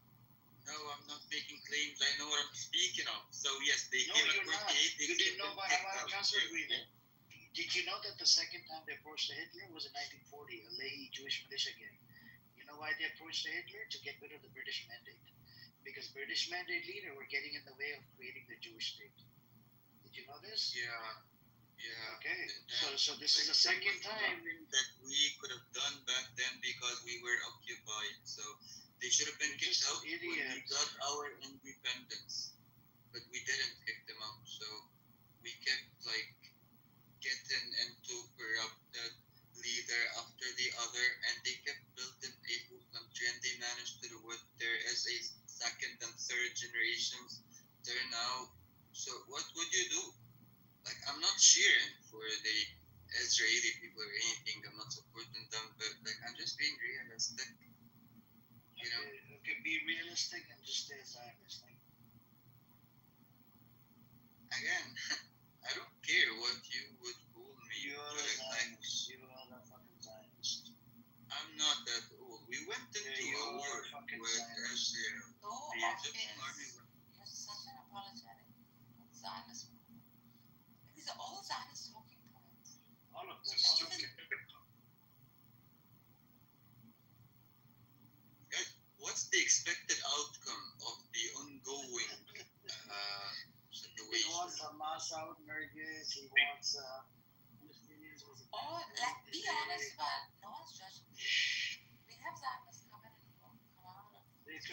time. Just come out of the closet. Why are you denying that you're not a Zionist? No, I'm just like, I do care about the Palestinian people. Like when I say there must be Very peace, debatable. Hamas must be kicked out because what? No, yeah, I don't think you care. I don't think you care when you say you care about Palestinian people. I think it's very debatable. Why? What I want is for the I killing don't- and the starvations to stop. Mm-hmm. Yeah. Listen So to your how words. would again. that stop? I think you care more about. Hamas is, I think you care more about the ethno-supremacist European Jews who came to the land and conquered it and called it a country. they did, yes, which is immoral, but like they have built it like through the years. We're speaking decades. They build Throughout it the by corrupt ethnically cleansing Arab Palestinians. regimes. Yeah, What? they build it by Arab regime, by ethnically cleansing Palestinians. Yeah, by the corruption, and I can be Yeah, like, yeah, we must fight you those support the guys. state of those Israel by motherfuckers. ethnic. No, they created Yeah, a yeah. state by ethnically cleansing Yeah. Palestinians, so you support that.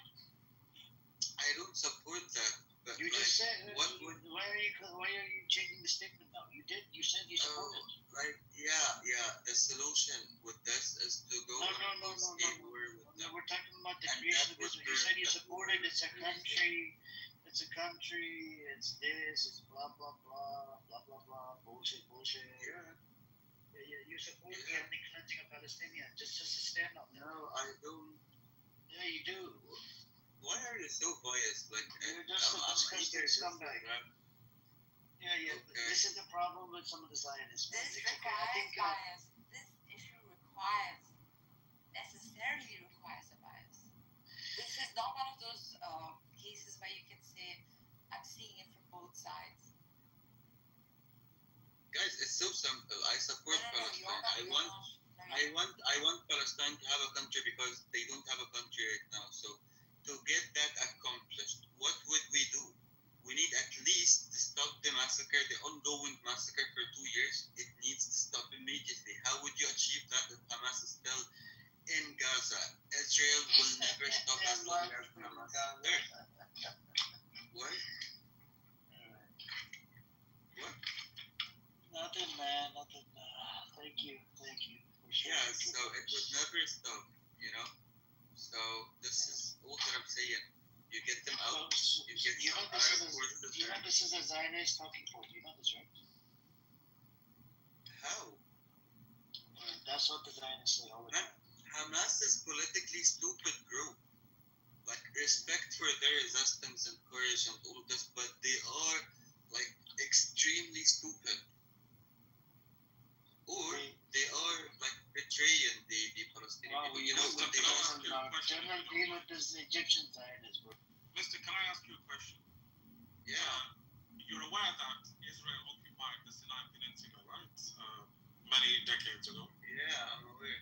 Okay, why would you allow the occupation? Because it's pragmatic and they This occupy is it. so basic, of course Or not. would you have been against it? And there is a difference here. We do have an army. We're a country. I'm telling you the difference that we are an established country with a standing army and all of this. And even back then, there was some guys being like, Sadat is betraying the country, is a traitor, and all of this because he's not going into war. I don't care about Because, what like, Sadat says. I'm asking you. Let me tell you what's happening. Because he came into presidence on the 1970s. He No, did preach not to the go choir. into war. I know the Not history and until he people was are- ready. there was Yeah, tension but within when- society and this and that. Don't You tell me do about not it. go to war. I'm You do asking not go your to opinion. war if you're not ready. Yeah, my opinion is you do not go to war if you are not ready because you're gonna make it worse. So yes, definitely I do not agree on the Sinai Peninsula being occupied, and we took it when we were ready. We left it occupied. Okay, so you're aware of something called the Greater Israel Project, right? Yeah. Okay, so when Israel occupies Egypt, what are you going to do? Are you going to simply bend over and say, okay, I accept it because I'm pragmatic? They exist, they're not like But when you say it like this, what do you mean by when Israel occupied Egypt? What did Egypt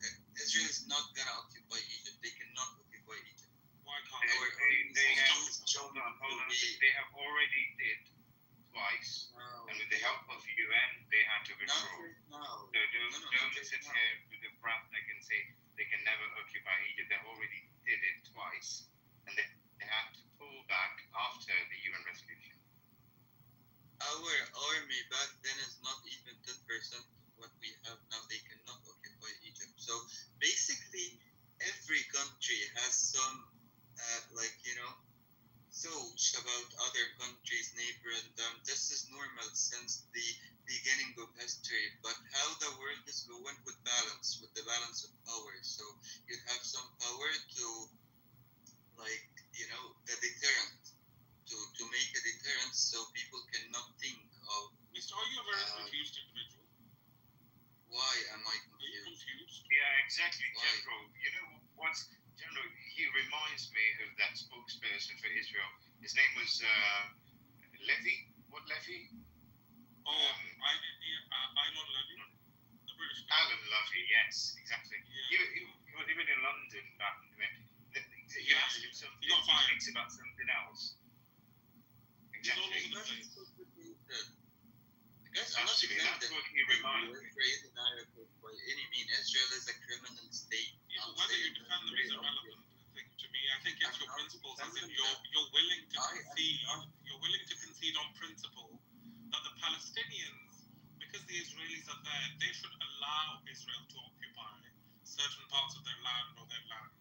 But if that same mentality, if that same occupier was to come to your land, you're then all of a sudden against it. You have no right to tell anyone else whether they should because accept. we're speaking Whether they 7 should accept. I years don't care if you're a after. state. Occupation is occupation. No, you're asking me the question 70 years after it's been established. Israel is a country since so long. Why not? They have an army, they have a GDP, they have a population of millions. So you cannot ignore the facts. Yes, it's basic. Okay, but you know what that you it's can't ignore? government What you ignoring can't you, ignore? Egypt you has just just sold Yeah. Ras Al Hikma, I think it's called, to the UAE. You will be occupied. Don't have we any haven't sold because we're going to our dictate land what to the exactly UAE. happens. No, that wasn't selling I hope they the get off UAE. that for that nifaq and the hip hop. I'm not a hypocrite. No, and we did not sell Ras Al Hikma to the You didn't? UAE. What did we pay 35 billion for that? That was a mega project investment. Like they are So you didn't sell the land. We did not sell the land. No. What planet are you Still on? investing land. What planet are you on? Are you on Earth? I am on Earth, yes. Well, It's maybe still we under Egyptian sovereignty, yes. General, you didn't hear If you about can prove otherwise, please go ahead. he But you denied the cannot. article. Did you hear about the $20,000? Sometimes these Egyptian brothers, honestly, they really Yeah, do. but they charge $5,000 to $20,000 per So agent you that made comes it to the border. He clean. denied Prove it. the whole data on it. Ali told him as well, even from AI, it says literally clear, And I asked him, and then Ali said it's a third party. I said, Ali, can I ask AI if these people are connected to the government official? And it showed up, yes. Dude, because we know Al Ergan guy, he's paying. Egyptian government. Dude, if there was anything that's going on, I would say it. I have no reason to deny anything. I'm not defending Egypt here. I'm just being objective. I'm being You're realistic. just an idiot. You know what? Yeah. You I keep can saying, oh, brother, I'm you keep supporting saying Hamas, that you're Hamas is realistic great. and And people are pragmatic, but you're dying. far from it. Why? You keep saying that you're realistic and pragmatic. You have more affinity to the words of being realistic and pragmatic than actually being Why? realistic and pragmatic. Why? Because you think a people should be occupied because they've been occupied for 70 years, so you have to accept it. You have no moral compass that when something is unjust, your faith, brother, teaches you if something is unjust and if you are facing injustice, you stand against it even if it's for your life, for the rest of your life.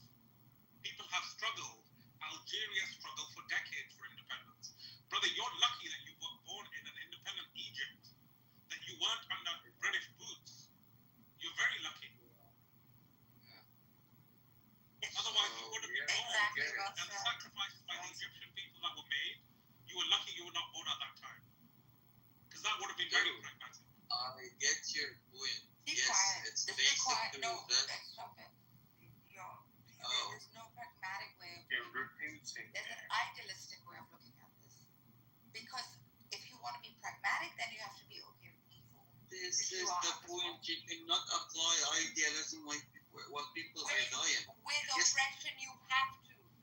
With bloodshed, you have to. There's a moral compass, like Jeff What said. did This we is do? not one What of did we those do in can Egypt? I invest in this property or Nervous. not situations. This is oppression, tyranny. This is zulm. If you don't stand against it, not only are you not Muslim, you're not human. Yeah, but you know, What are you Yeah, saying? Where's the pragmatism here? We've been listening to you for all this while. Listen, both Zionist points are like yours. Just like Abby said. Mister, what would you have said to Jewish people, innocent Jewish people that were being sent to camps? What would you have told them? How would you have acted if that was happening in your lifetime? Innocent people on the dozen, not even just Jewish, Roma, the Soviets, disabled people, homosexual people that were being thrown into gas chambers. What would you have told them? Or how would you have reacted to that situation? Would you say, oh, it's just happening, so we can't do anything about it? Or would you have fought against it? Yeah, I would have tried to help Why? because the situation here is a corrupted government. It's completely different. Like you would do what the situation takes.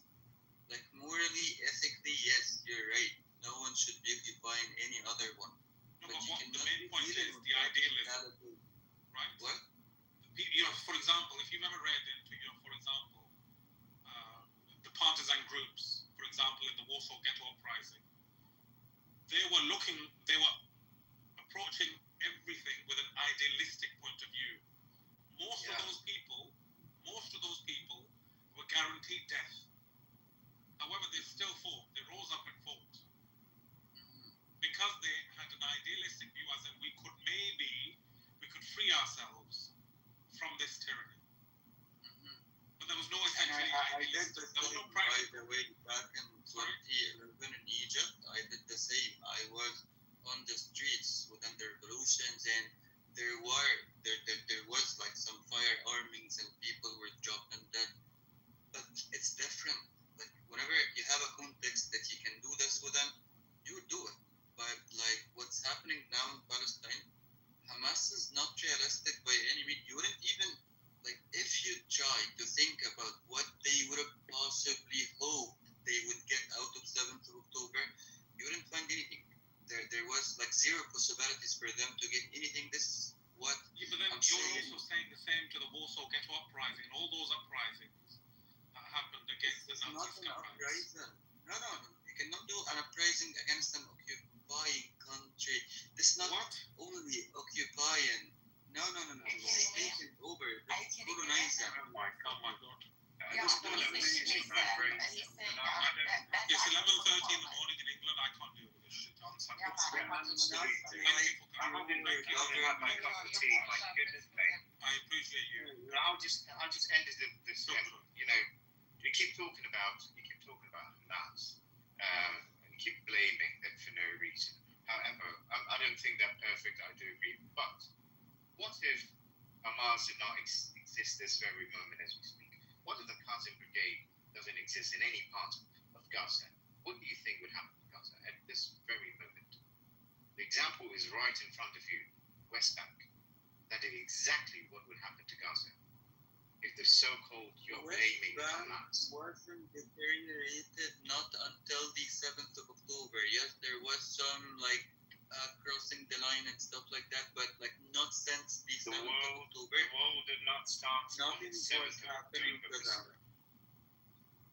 Yeah, but politically they justified everything they're doing like right now by the 7th of October. This is what I'm saying about being realistic. Yes, I know that it did not start on the 7th of October, but political incidents, it's something that happened at a certain time on a certain place. This is what it is. This is how the impact would go to the world. And this is how they justified it. Just think about it. The Israeli people, they do have the F-35s, the F-16s. They could have eliminated Gaza and the West Bank 2 weeks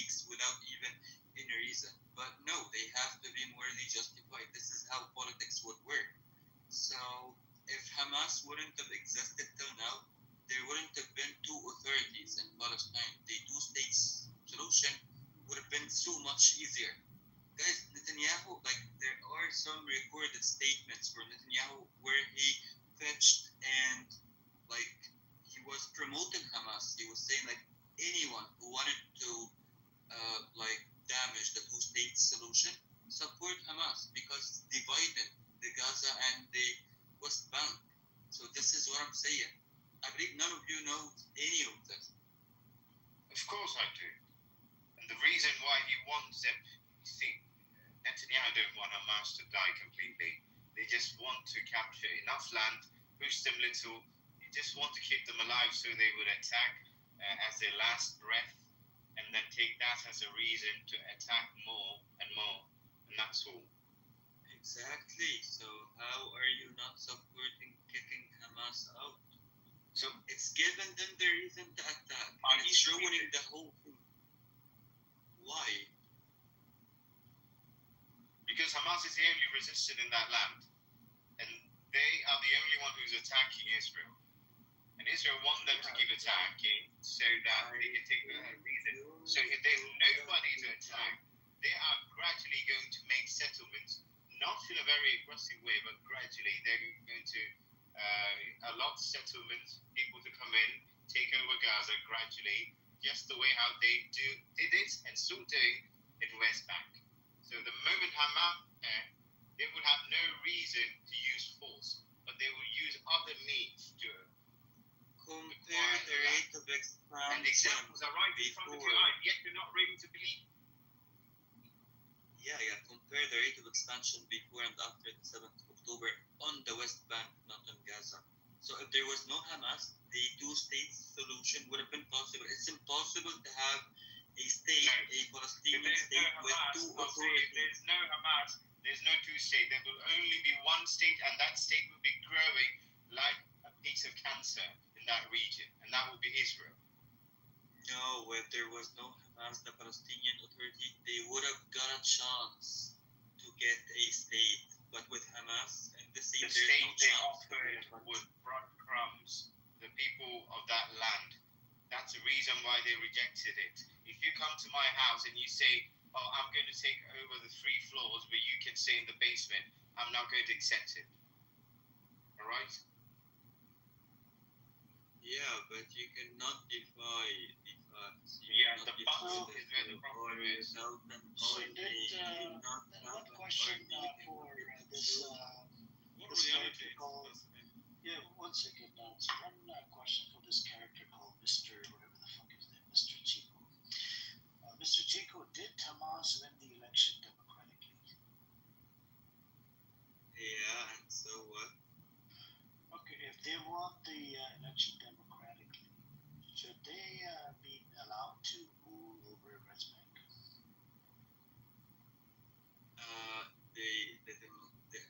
The election was in Gaza, not in West Bank. Why would they want them to rule? Election was in the West Bank. No. The election for Hamas was to rule Gaza, not the West Bank.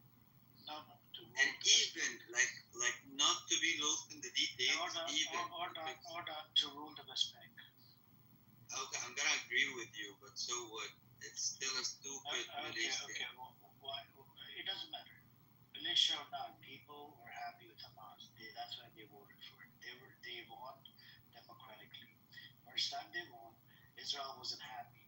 So you know what ended up happening? American politician, his name was Jimmy Carter. He went over there and he did it under his supervision, and they won again.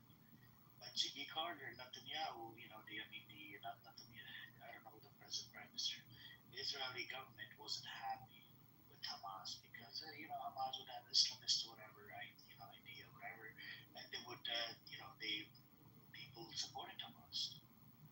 And what did they do? They got Fatah and all of these factions involved, and they kind of pushed them into Gaza, and they arrested a whole bunch of leaders of Hamas and whatever, right? By 2000. Militarily, does Hamas stand any chance? It depends. So then they pushed them into Gaza. They pushed Hamas into Gaza, and Hamas did the attacks in retaliation. That was attacks in retaliation, rocket or whatever. civilians in here. Okay, civilians when the Israeli settlers, it was about more than 8,000 of them that lived in Gaza. When they left, the Israelis left. It was still under occupation by Israel. Okay, the water, you could not go past 7 miles. And the electricity, yes. Electricity, water, everything was controlled by the Zionist entity. So how can you fight them? So your way here isn't fight them, it's diplomacy. This is your best chance. Why can't Okay, should you just bend over and get raped in the ass? Of course not. Who Okay. would accept? So if it's under occupation, hold on. It was under occupation since 1967, Gaza. Okay. My question to you, there was a lot of attacks. They had a whole bunch of IDF soldiers in there, 8,000 settlers, and it was getting hard for them to protect them as well. And that's why they decided to leave Gaza, but it was still under fucking occupation. So how do you deal with the occupation, Mister? Tell us. Yeah, so before the 7th of October, I'm telling you, they had universities, clubs, hotels, and everything. I'm not talking about 7th of October bullshit. No, stop giving me the 7th of October narrative. I'm talking about when they left in 2005. Do you agree that was still under occupation? Yes. But they were living and they managed to develop Hold on, Mister, get it through your dickhead. They did a blockade for more than 10 years, motherfucker.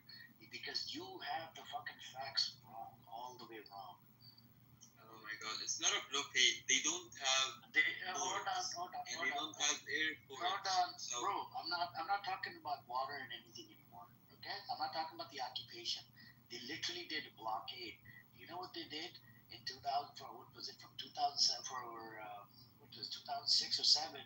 From that date up till for more than 10 years, it was under blockading. That's why they start using tunnels. Do you know what kind of shit was actually blocked? Chips. You had chocolate. You had fucking. They even did calorie count at one point. You could only they only allowed, what was it, 1,800 calories or some shit, 2,000 calories. Yeah, and then at one point, there were you know what 500 jobs. bro, listen to what I'm about to say. Bro, shut your fucking mouth. When you don't know it, don't know it. You didn't even know about the blockade. They stopped allowing chocolate. They didn't allow chips. They didn't allow fucking pasta. They didn't allow, those tools that you use for C-section. Those special tools that you need to cut a woman's stomach out to get the baby out. So what did Hamas do? Tunnels have been there since 2000, early 2000s. What Hamas did, they expanded the tunnels all the way into Egypt. In 2014, the Egyptian court came out. They passed a ruling to blow up the tunnels. They got IDF soldiers to go inside. They watch while they blow up those tunnels. Okay. And in about 2016 or 17, you had Qatar, start sending funding to Netanyahu. Netanyahu collected bribes of that. His secretary collected bribes. They would load up the money in cash and they would be hand delivered in the hands of Hamas.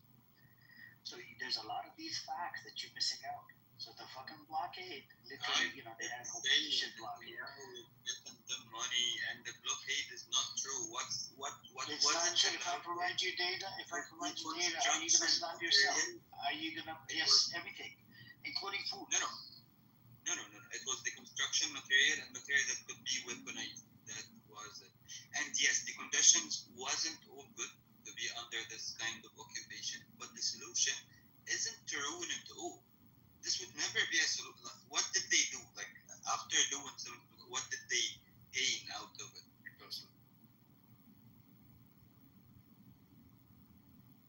What? Oh my God. Free Palestine. Say it with me. Yeah, free Palestine, but 7th of October did not free Palestine. Yeah, IDF. Words. The IDF deserved October 7th. It was good. No, hang on. So here's the link for you. I want you to read up on it, okay? Mr. Piece of shit, read the link, okay? I'll provide you more data on this. Okay, this guy comes up and doesn't know anything about Gaza and what's happening in West Bank, or how they're occupied, how they were, blockaded. doesn't know shit about it, and then he comes up here and makes fucking. And he's a Zionist. I can't believe I'm saying this. He's an Egyptian Zionist.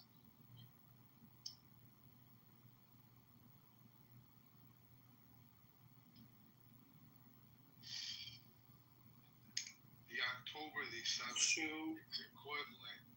It's now the equivalent to question somebody. is, Amir, Assalamu alaikum, Amir. Somebody was speaking. Walaikum salam, Sajid. You have to wait.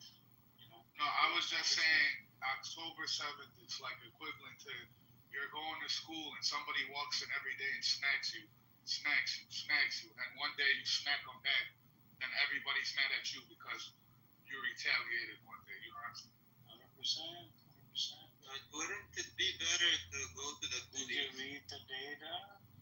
What if they're not doing it? For 17 years, did you read the data? I did. I did read the data and it doesn't say anything new. Okay, what does it say? Can you tell the room? The isolation of the Gaza Strip and all of this, and I'm not against that. Yes, the only functioning port they had was the Okay, I'm Rafah. gonna read it out to the room because you're just a little bitch. You're fucking, intellectually dishonest piece of shit. Okay, this is the problem I have when I talk to Zionists, right? They're very intellectually dishonest. Lazy bum, mute up. You don't have any fucking knowledge about Israel, Palestine. You're here to troll. Okay, lazy bum. Anyways, Don't call me a troll. You can call me a lazy. you're not only a troll, you're a lazy bum as well. You're always lazy. You even talk slow. You're just lazy as fuck. Palestine. So I could call you, what would be the thing? Dyke. At this moment, shut your fucking mouth. At this moment, shut your fucking mouth. I don't think I would do that. You fucking dyke. So 1.4 hospital beds. Ask me a question about your. Are you gonna shut up? Are you gonna shut your fucking mouth? Shut your mouth, lazy bum. Are you gonna be a fucking dyke, or are you gonna ask me questions? I got a question. Okay. Just mute up. Hang on, Dave, brother, I was reading, man. Come on. You weren't reading. You bitch. I'll give you last warning for moving down, lazy bum. You keep backing up. You keep Do backing you want to go down in the audience, lazy bum? I ain't a lazy bum. Okay. What you gonna do, boy? We got 1.4 hospital beds available per 1,000 persons compared. Bro, mute the fuck up. Mute up. Mute the fuck up. This is not your fucking space. Mute up. I'm not gonna mute this time. Okay, mute the fuck up. Mute up. Little bitch, man. Fucking trolling like a motherfucker. This is not your fucking room. Go open up your own disgusting room and talk about whatever the fuck you want to talk about, bitch.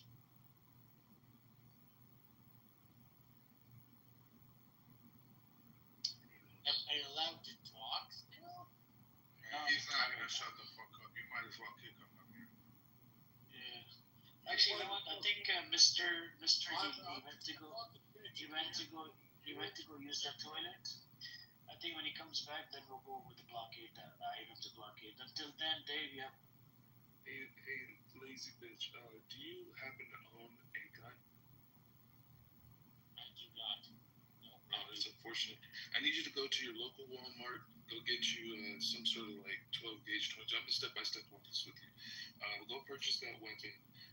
Load it up with bullets. Wait, Put the gun to your head, Do is stop making and then click the Stop trigger. thinking that No. that's Dave, calm down, brother. We don't support this, man. Calm down, man. What are you on about, man? I mean, that's the only Regardless, look, Dave. Regardless of this mental retard that we have, right? No matter how much of a big bitch this guy is, right? Or he's slow it is, whatever. It's okay. We allow terrorists. We allow criminals. We allow fuck faces like him. We allow retarded people on this app like him. We allow disgusting mental retards on this Zoom, right? We allow Zionist fucks on this speaker panel. We allow genocidal psychopaths on this, on the speaker panel. We allow psychopaths like him that like to interrupt everybody, right? Repeat offenders. And we even allow sometimes people as well. So which category can I put you under? Look your face in a fucking mirror. Amir, look your face in a mirror. I think Sajid wanted to speak. Sajid, do you want to speak? He left on his own. Good luck. Yeah, now the question is simple. I believe that, as per the discussion is concerned, I believe after all, whatever happened so far with the people of Palestine, I mean, it's all about Zionists. They are responsible for that, and they think they are doing right. But if we can understand, as per the sense, as per the mind, they are not doing this right. I mean, if centuries will go on, there would be books written on this thing. I mean, I just want to write down a book with the pen and paper about the Zionism war in Palestine, which is totally a kind of, bad message to the whole entire world. And I don't know why they have narrow mind, why they don't have open mind, why they think limited, why they don't think unlimited. Because there is more universe. World is big. It's not all about between the two parts. It's now they should think that Muslims are not part only for Palestine. Muslims are all over the world, and they have huge population on the planet. So they think about it. They should think about it. And my message to everybody, Mr. What is your name, Mr. Jacob? So you should think about it. I'm thinking also about it, that what is going on, whether who is discussing all those things. And this is a kind of my message to the people of Palestine and Israel.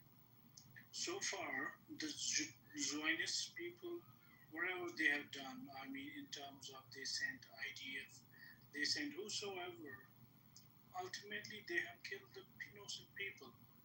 And, let's forget about that. And now the discussion is all about the Hamas and all. Why they are doing it, everybody know it. Because it's saying when you hit someone, they will hit you. When you shoot someone, they will shoot you. They will take the revenge. And this is human behavior. You can't delete. This is scientifically proven that if you kill somebody, he will kill you back. I mean, there is a line, there is a generations. So Muslims, you can't say that we want to kill the whole Muslims on the entire planet. There are people who are living. They are living with peace, with good environment, with safe zones. So it's not all about that. You should think about it.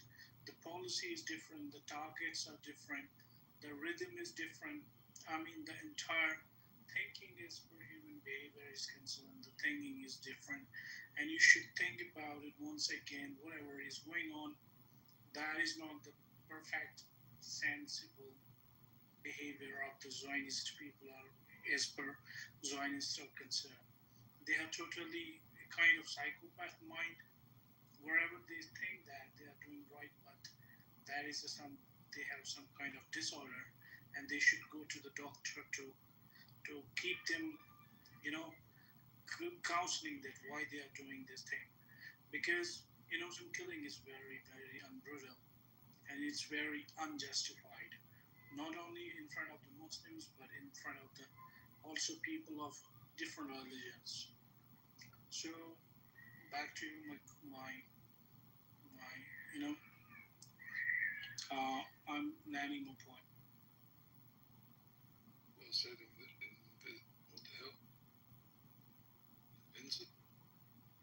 What word is that? Invincible?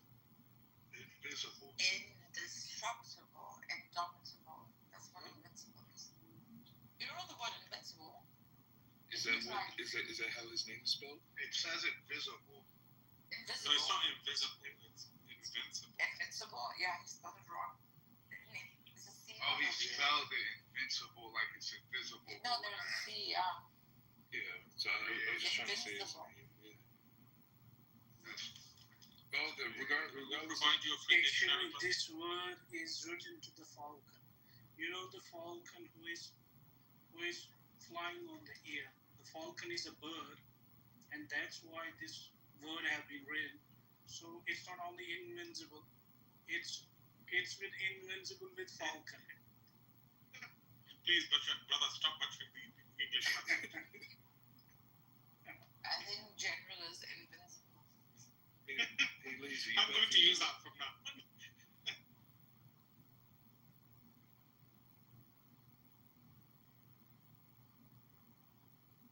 Oh, Ami's friend is back.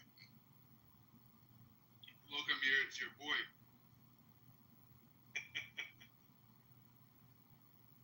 Who's the boy?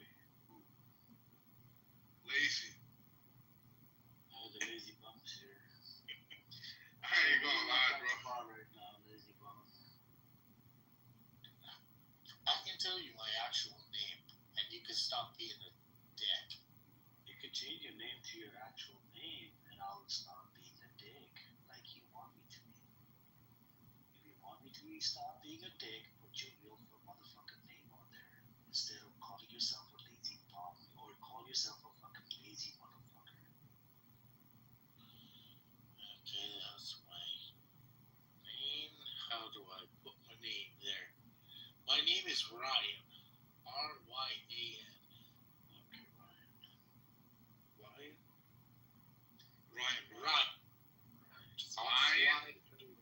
He doesn't sound like a lion, Dave. No, lion. It's like, yeah, I know, but he's a lion. My middle name is David, which is Lion,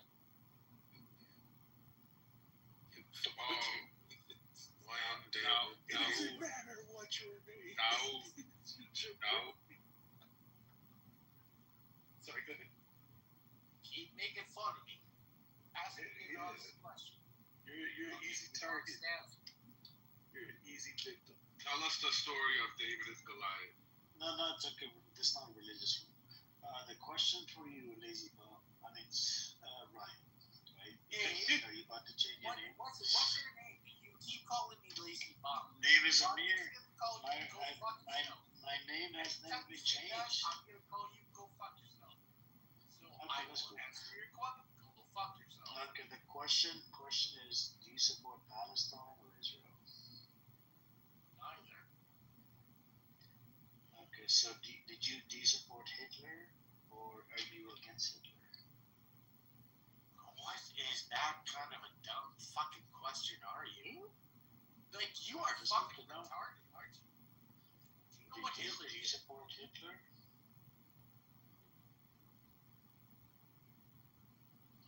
Do I support Hamas? No. Do I support I didn't ask you about Hamas. I'm asking you about Hitler. Well, then I already gave you an answer, you piece of shit. Do you support Hitler? Do I support Hitler? Like, neither Hamas nor Hitler. I didn't say Hamas. You keep on derailing the topic. I'm talking about Hitler. Do you support Hitler? Yes or no? I have said no like 4 times here now. Okay. So why would you not support Hitler?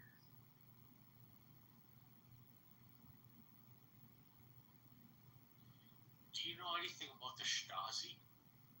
No, I'm talking about why would you not support Hitler? Don't derail the fucking topic. That's why I call you a lazy bum. Okay. Stick to the No, fucking I'm topic. calling you fucking lazy. Intellectually, hold on. You don't know shit for shit, dude. Hold on. Stay calm, stay calm. We're talking about, just try to be intellectually honest. We're just going one topic at a time because I know you're lazy, right? And I have short attention span. So I'm going based off Hitler, right? One question at a time. Why don't you support Hitler? Google the Stasi. No, give me the name. Why don't you support Hitler? So give me a small summary. Why don't you support Hitler? Google the Stasi. I'm not Googling shit. Because I'm they asking knew you. it.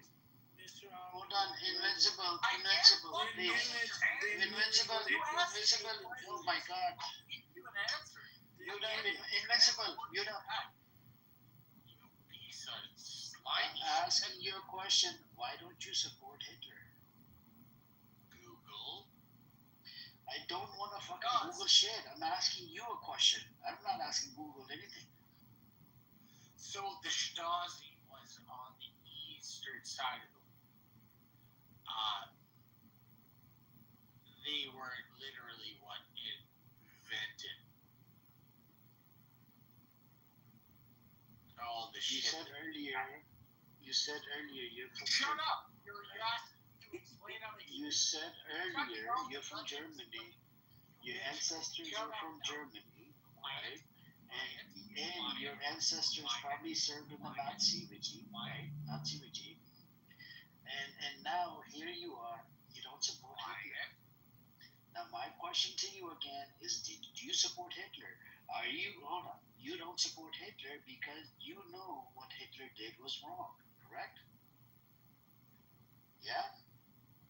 Just like what Nathaniel. Hold on, lazy bum. Just like you know right now. Hold on, lazy bum. Just like you knew Hitler was wrong, we all know motherfucking Netanyahu and his old Zionist entity, the criminal fucking Zionist entity, is in the wrong for committing genocide against Palestinians. Right? What's up with this fucking position? I don't hold a position. Motherfucker, you sound like a Canadian or American, right? Your tax dollars are being used to commit genocide. Whatever the fuck you are, right? Lazy. To me, you're a lazy bum until you change the fucking name to Ryan. Yeah. You know what I'm saying? So in relate to Hitler, you take a position. Bro, in relate to Hitler, you'll take a position, but when it comes down to Netanyahu versus Palestinians, no, I'm not taking neither position because you don't have a heart. You're just a demon inside of you. You still have fucking Nazi inside of you. Are you a Nazi? Are you a Nazi? You are a fucking Nazi. You're German. You're from Germany. You're Germany. Your families are from Germany. You're fucking Nazi. And you know what the Hitler's main mission was? His Aryan race, right? So lazy, he sounds like a fucking Hitler, and he wants his own people, right? This is why he doesn't support any of this. He wants the whole world to be annihilated. This guy is a fucker. Is a Nazi. You're a Nazi, motherfucker. You are a lazy bum and a Nazi. No, you are just a loud bone and a piece of crap. You're a Nazi. People like you, right? A disgusting human being like you, they do not want to support Palestinians. They do not, they don't want to speak up on it because they got no fucking, no heart in them. They're just demonic. Lazy, it's okay. You're a Nazi, bro. Just admit you're a Nazi. That's it. It's easier than not having an answer. Look at his name. Lazy Nazi. Lazy Nazi. It's a fucking, it rhymes. Lazy Nazi. Oh my God! You can invent a fucking. Oh my God! Stay calm. You are the most. Man, you really got this guy. Come on, listen to me now. Stop up these bad things. Now listen to me. The discussion is not only about the war between Muslims and just Zionists. The war is all about the killing of innocent people. It's about your people as well. It's all people of innocent. What is his people? Innocent people. What is his people? His people are Hitler. He comes from Yeah, a Nazi I know regime. They You're a Nazi regime. He's a Nazi. He said he's from Germany, Invisible. His ancestors served in the Nazi regime. I'm there. I'm fucking Yeah, his ancestors have served in the Nazi regime. He's basically a fucking Nazi. I'm native. I'm fucking native. Yeah, you're native to Germany. You're one of the Nazis.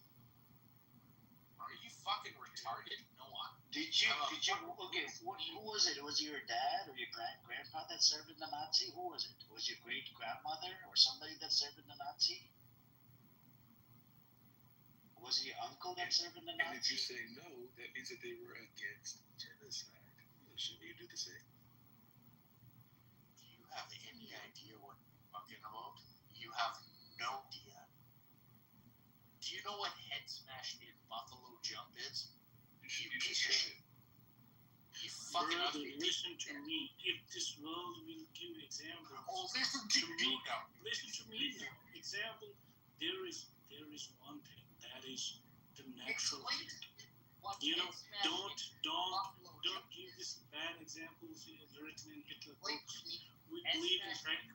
buffalo jump. Believe in practicals. Come to the practical life. What do Whatever you are doing, Head whatever smashed in buffalo jump. we don't accept these theories and all those things. We accept the practical. Exactly. You don't accept. You don't like. You don't listen to. You talk over. What is That is not like head that. smashed in buffalo jump? Everybody know that. Everybody know that. Whatever it did to Everybody know. Palestine. Everybody know what? What does everybody know? Who are you talking about? Bad sense, bad man, Where person. and what is head smashed in buffalo jump? Something you should So do. what does that mean to you? Everybody knows that Israel is an occupying force. We were just discussing if it has the right to exist or not, you know. That's bullshit. No, that's fucking. You're lying. Is head smashed in buffalo jump? You tell me that I'm a fucking Nazi and you call me all these sorts of shit? What is head smashed in buffalo jump? We won't answer your question until you answer. Do you support You- Hitler? So I'm Yeah, not do you answering this dumbass I question. told you no. Oh, Yeah, great. but your ancestors are from Germany.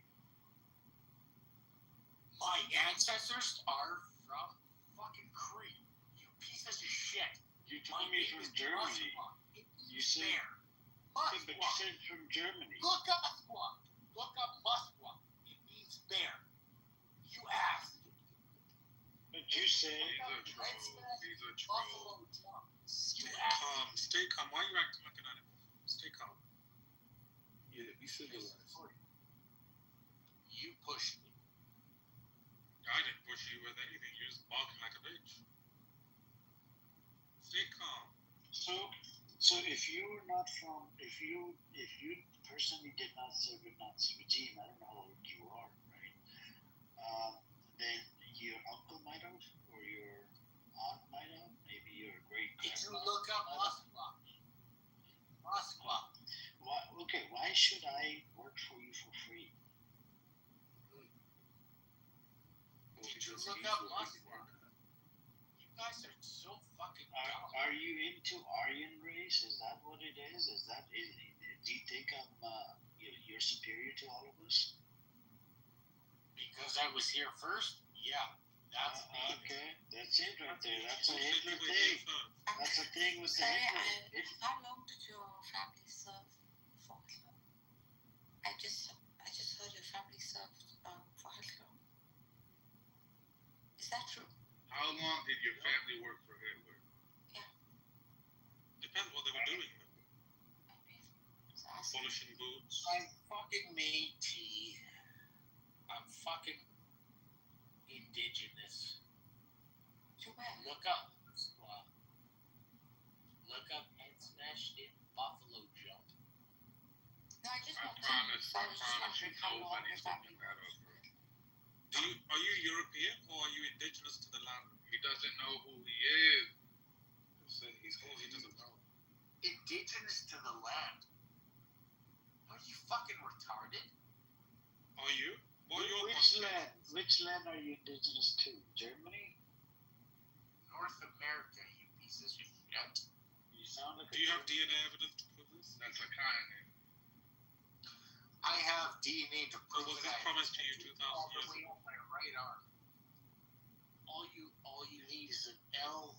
Why do you have white supremacist writings on your right arm? It's fucking creep, you retard. Why are you having blackouts? Stay calm. No, Stay calm and have a I've never met conversation. anyone whose Intellectual. family works for Hitler. I don't know whether I should be excited or interesting nowadays. He's a dweeb. As in someone like a shoe shiner for Hitler's on here. Oh, what did she say? Well, He's sketch, but okay. the thing is, he's got like perpetual, like there's white guilt and then there's mega white guilt with the whole genocide thing. So he's just going to be an apologist to the Zionists for the rest of his life because his people have fucking besmirched their name, and now you're just going to besmirch your name now for supporting the same bullshit that your own people did years ago. So you're just a fucking retard, Lazy. It's okay. We're just trying to help you.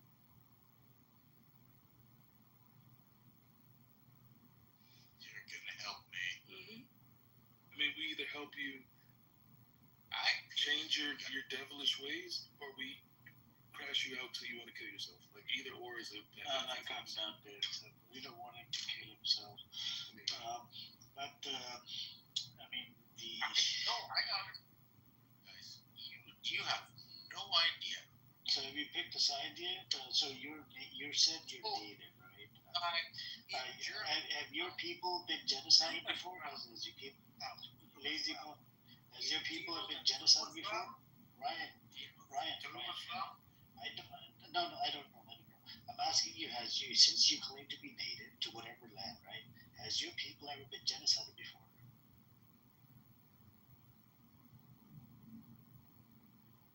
Yeah. Okay, if they have been genocided, right? Would have been? Are you on the side of people that genocided you, or are you on the other side, the victim side? You're against the genocide.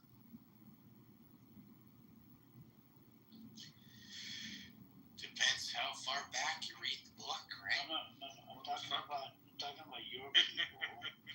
You would stand with your people against the genocide, or would you have stood with the people that genocided your people? Of course, you would probably stand with your people, right? Your people were the victims. Don't tell me what I would do. You shut your mouth. Don't tell me what I would do. Okay, what would you do? Go on, tell us. This comeback is a white European settler, isn't it? And then he's acting like he's a native. He's probably living You're inside fucking Israel settler. right now. He's living inside Israel. Hey. Oh, is he? He sounds like a Zionist. Come on, lazy bum. He's native to that land called Israel. Don't call me lazy bum. You're lazy bum. God has promised you that land 3,000 years ago, so I know you're living inside Israel. Tell us, would you have... That's been not with how the that people? fucking works. You slimy piece of shit. You. What's going on? I told you to stay calm. Yeah, stay calm, Mike. Don't come in your mouth to stay calm. Hey, Amir, you sound like you're northern now. It doesn't matter. My You question just know again, lazy bum. my question to you, lazy bum, is I asked you a clear-cut question and relate to your native to the land. Maybe you stop calling me that. Then ask Okay, me Ryan. what you Okay, asked. Ryan. If you're What would you native like to to call? What would you like us to call you then? wants to be called Ryan. Ryan, since you're native to the land, yeah, you're native to the land. I asked you a clear-cut question. Why don't you answer the question? You would stand with your people against the genocide, correct? If somebody was genociding your people, you would be against these fuckers, right? Whoever's trying to genocide your people, correct? What just happened in my country? Answer the question. Oh my God, you don't want to answer the question. Got burned down with nobody saying boo. Fuck you. What is your country, lazy bum? I think so. He wants to get triggered. Do you want us to box you, pack you up? I think you wanna get packed up, right? And that way you're gonna go to sleep. You'll be like, go sleep crying, probably, right? Whether you like it or not, that's fucking up to you. You piece I of asked you a question. Lazy bum, what country do you belong to? I'm Canada. In Canada. Are you in Canada at the moment? He's such a troll, bro. Pardon me? Are you in Canada at the moment? I am. Okay. And when you say you're indigenous to the land, are you a European settler where ancestry is European or somewhere else? Or are you indigenous as in claim there first? Native American and so on. Indian. You know, Or do you not know? nobody knows about leaving the shoes on the outside of the fucking So you're European second. Okay. No, it's okay, carry on. Yeah, because he lives Go. I think this lazy bum is quite confused. Lazy bum, if you don't mind me asking, how old are you? Would you call me Ryan? A lazy bum. Listen here, Ryan. Go look in the mirror and take a really good look in the mirror and figure out who you are. Then come back in the mirror. Then I would say, go eat shit. Rub shit all over yourself. Then you can call us skin color. You know what? Usually this is what you get for calling him Ryan. You just say anything. I married Indian. How old are you? 41. What? You're 41 and you're having like crash outs like this? Stay calm, brother. You have no idea. You're 10 years older than me. You're having break. Honestly, calm. Stay calm. It's Sunday. He's a boy. Fucking He's Carrie, a boy. you bitch. Be civilized. What are you doing with this lousy language? Come on. You know English. Does your whole Right. wife let you talk like this on the crib? Malformation of the brain. I know your bitch don't love you. That's a fact. I'm tired of you. Maybe he's frustrated. It might be Doesn't frustration can lead to this. It's like pent up anger. He's never been with a woman. Do you do any martial arts? Do you go to the gym? Lazy bum? He doesn't know anything about that. Yes, Wooski, he's backed up. Yeah, no, he don't know nothing about that, bro. You are a lonely individual. You think so, eh? We know, so you're a loser. It'll be okay, lazy bum. Don't worry. Just stay calm.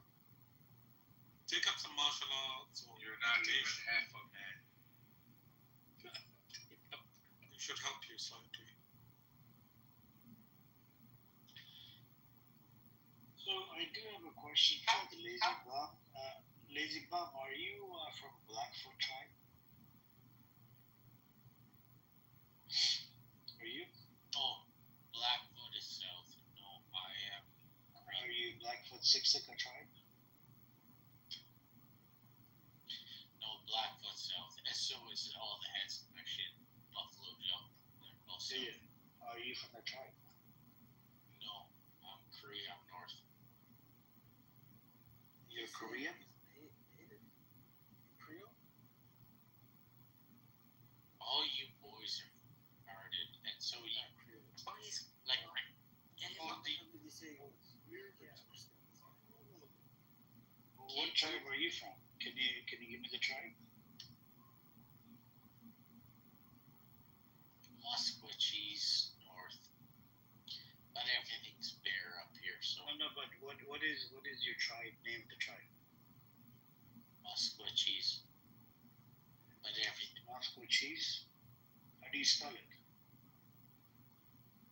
You don't have the keyboard, bitch. You tell me, what is it? Moscow, Moscow, like Moscow is Russian? For sure. How would I spell that in English? M-A-S. What's the easiest one to do? Google NHL player Ethan. He was the defenseman. Just give me the name of the fucking tribe. I'll do all the other shit. Right. NFL is back out here. This fucking dweeb. You Go dweeb. fuck yourself. I'm done. I'm done trying. Oh, yeah, you don't watch NFL. Yeah, I bet you are done. Are you from Mosquito tribe? Are you from Mosquito tribe? Have you been to what's your most northern state? Have you been to Alaska?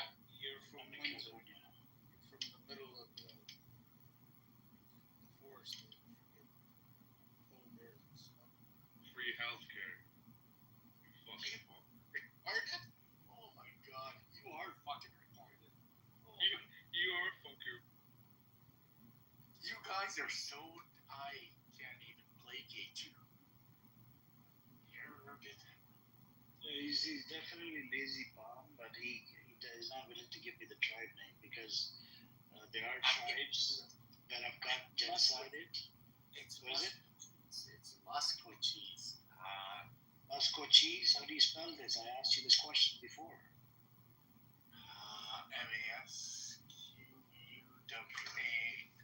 MASQUASW. It's next to Edmonton, Alberta. Look it up, bitch. You know what tribe I'm part of? I'm part of the KILLYOURSELF tribe. You're the kill something me. Go eat your dick. You know what? Dave Chappelle did a joke about being part of that. Yeah.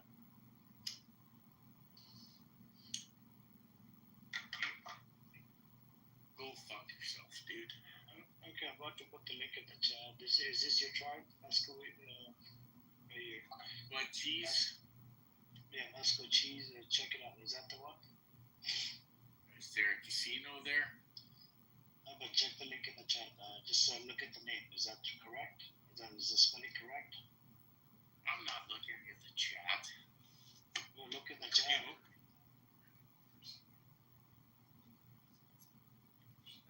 I think it is.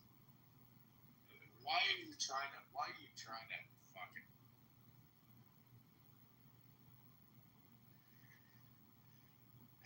You're trying to hurt me. We're not trying to hurt you, brother. We're just trying to understand where you're coming from. Well, then... As in, you came into this room, and remember that. We didn't come to you. Oh, that's So, it. Okay, that's so right. I do have a question. So in relate to, I know your tribe probably been through genocide. I haven't looked into it. So in relate to genocide, would you have stood with the people that are genociding people, or would you have stood against the genocide? I'm sure you would have stood against the genociding of your people. Same thing in Palestine. They're resisting. They've been under occupation. Don't put words in my mouth. Okay, what would you tell us? Would you support the genocide of your people? I understand the history.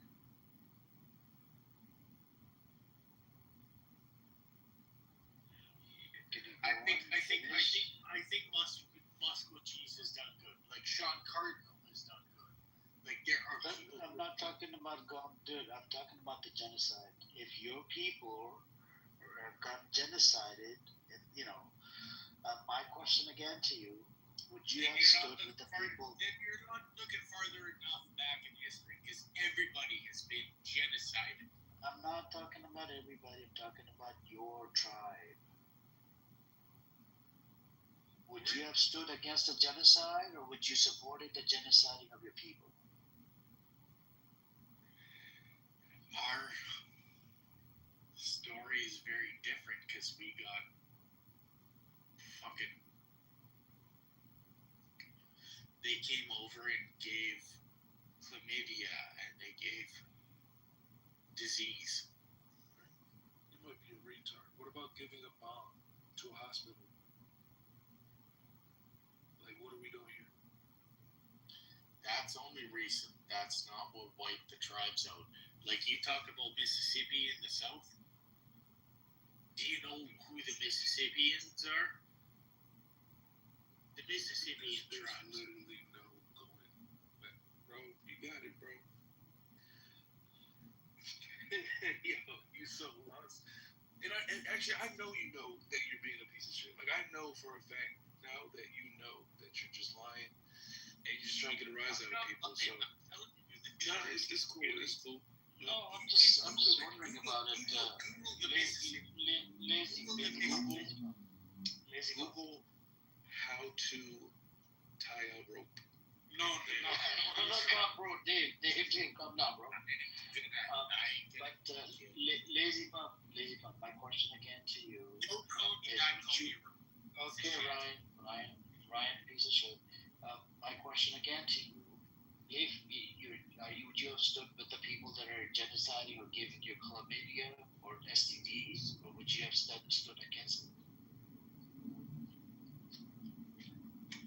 Of course you would stand against the fucking oppression and suppression. Bro, you would, motherfucker, just stop lying. You're just a lazy bum. You don't want to acknowledge what what's happening with the Palestinians. They're fucking natives to that man. Yeah, fuck yourself. You're just you would support Nazi, right? If Nazi were genocide, you're just you are just an idiot. You look lazy bum. Lazy bum. No, don't call me that. Lazy bum. If you had the balls, you would actually answer the question. Anybody in their right fucking mind would answer the question in a right, proper manner. We're talking about your fucking people. I'm not talking about Palestinians. I was talking about your fucking people. If your fucking people. If I had to take scalp back in the day, if you had to pick a side, you would have picked your side, your people's side, not fucking people that are genociding your people or raping the shit out of your people or giving you chlamydia or doing. Yeah, you're just an idiot, man. Ryan, let's have a conversation where we might be able to get somewhere because I think we're going round in circles. Are you aware of what's going on between the Russian Federation and Ukraine?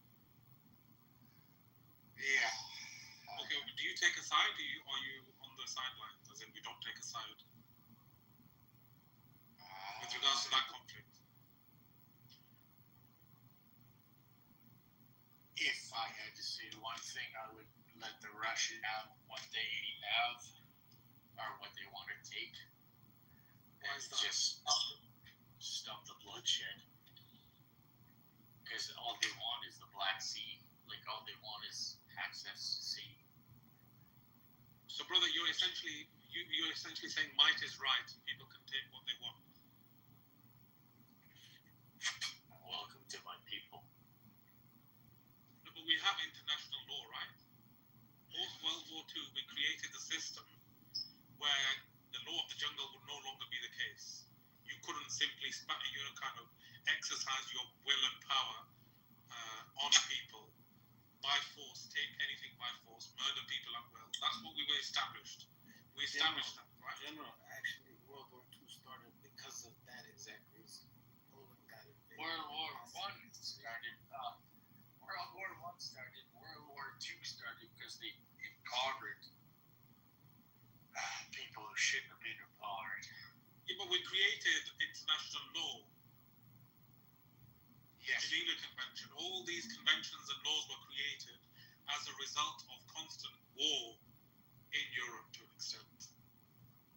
So, what I would say is, his speech right before he died. Whose speech? The American guy. JFK? Hitler's speech? He was. My grandparents know all about Hitler's speeches before he died. John F. Kennedy? No, John F. Kennedy. He's not dead. He was trying. I'm actually looking into, sorry to interrupt, Ryan. I'm actually looking into, your tribe and what they essentially went through. So this is essentially what happened in Bear Hills and centrally at the, is it Ermiscan Indian Residential School? And you got all those residential schools and throw it out the garbage. Because do you know how many bodies were found in the residential schools? I've done some research into it, yes, but I don't know the exact number. Do you know what the exact number is? I personally don't. Do you? 0. 0? Are you sure about that? I am dead sure. Let me pull up my information. We'll have to have this conversation another time. Residential schools. Very much so. Like there's zero bodies. There's 0 bodies. There's none in Kamloops. But the problem You live in Canada. White people came in, there's definitely bodies. No, I'm not totally white, but here's where corruption is. Because the tribes got 9 million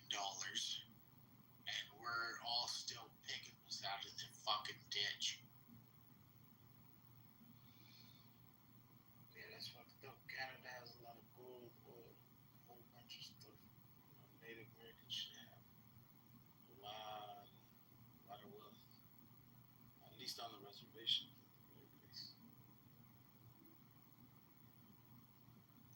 No. You also, my whole thing about saying disease, and you know what? If you guys like the Mississippi River, then you can Google the Mississippians. I don't know. He wants us to freaking do his work for himself, so that we can prove that we're in the wrong. We don't know nothing. He thinks he's above us. He's just a lazy man at the end of the day. Ryan, with regards to you said you were 40, so I'm assuming you have an understanding of what is right and what is wrong, and you have a moral compass. I do have tried to. Okay, I appreciate that. Now, when, for example, the Palestinian people, and this could apply to any other theatre of war as well, or theatre similar to it, if you are occupied, for example, let me bring this closer to home. If me, as a Brit, was to come to your land, come to Canada, and we have done previously, but I'm talking about right now, I was to come to your house, throw you out your house, give you the garden, and build a small shack there for you, and take over your house, how would you react? What would you say?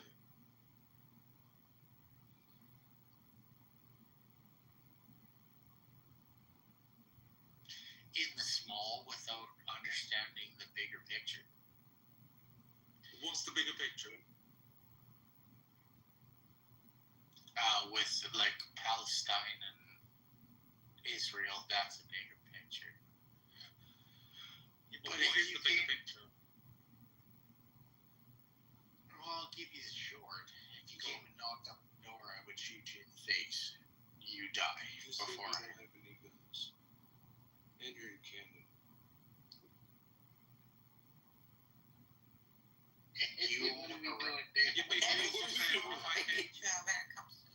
What's interesting, he said if I came to his door, he'd shoot me dead before I even got in anywhere. Yeah, so he's therefore he's.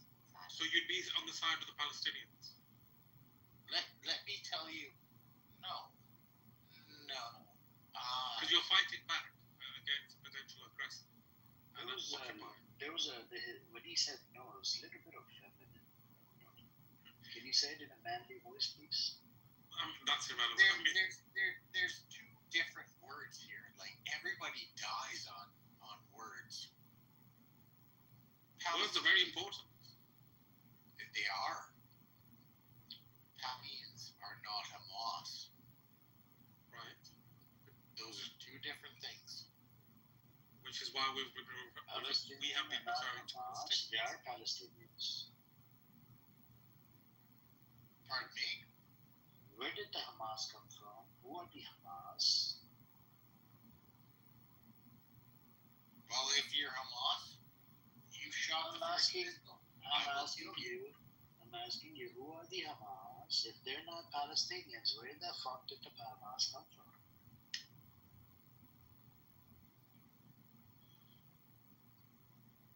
Ryan, do you have an issue with? General, this is the second time I heard. I think we're going all over the I place. know, but this is the second time I heard this claim that Hamas is not Palestinians. If they're not Palestinians, where the fuck did the Hamas come from?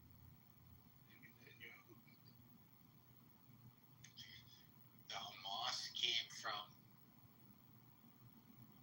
American funding and Russian funding and the Cold War.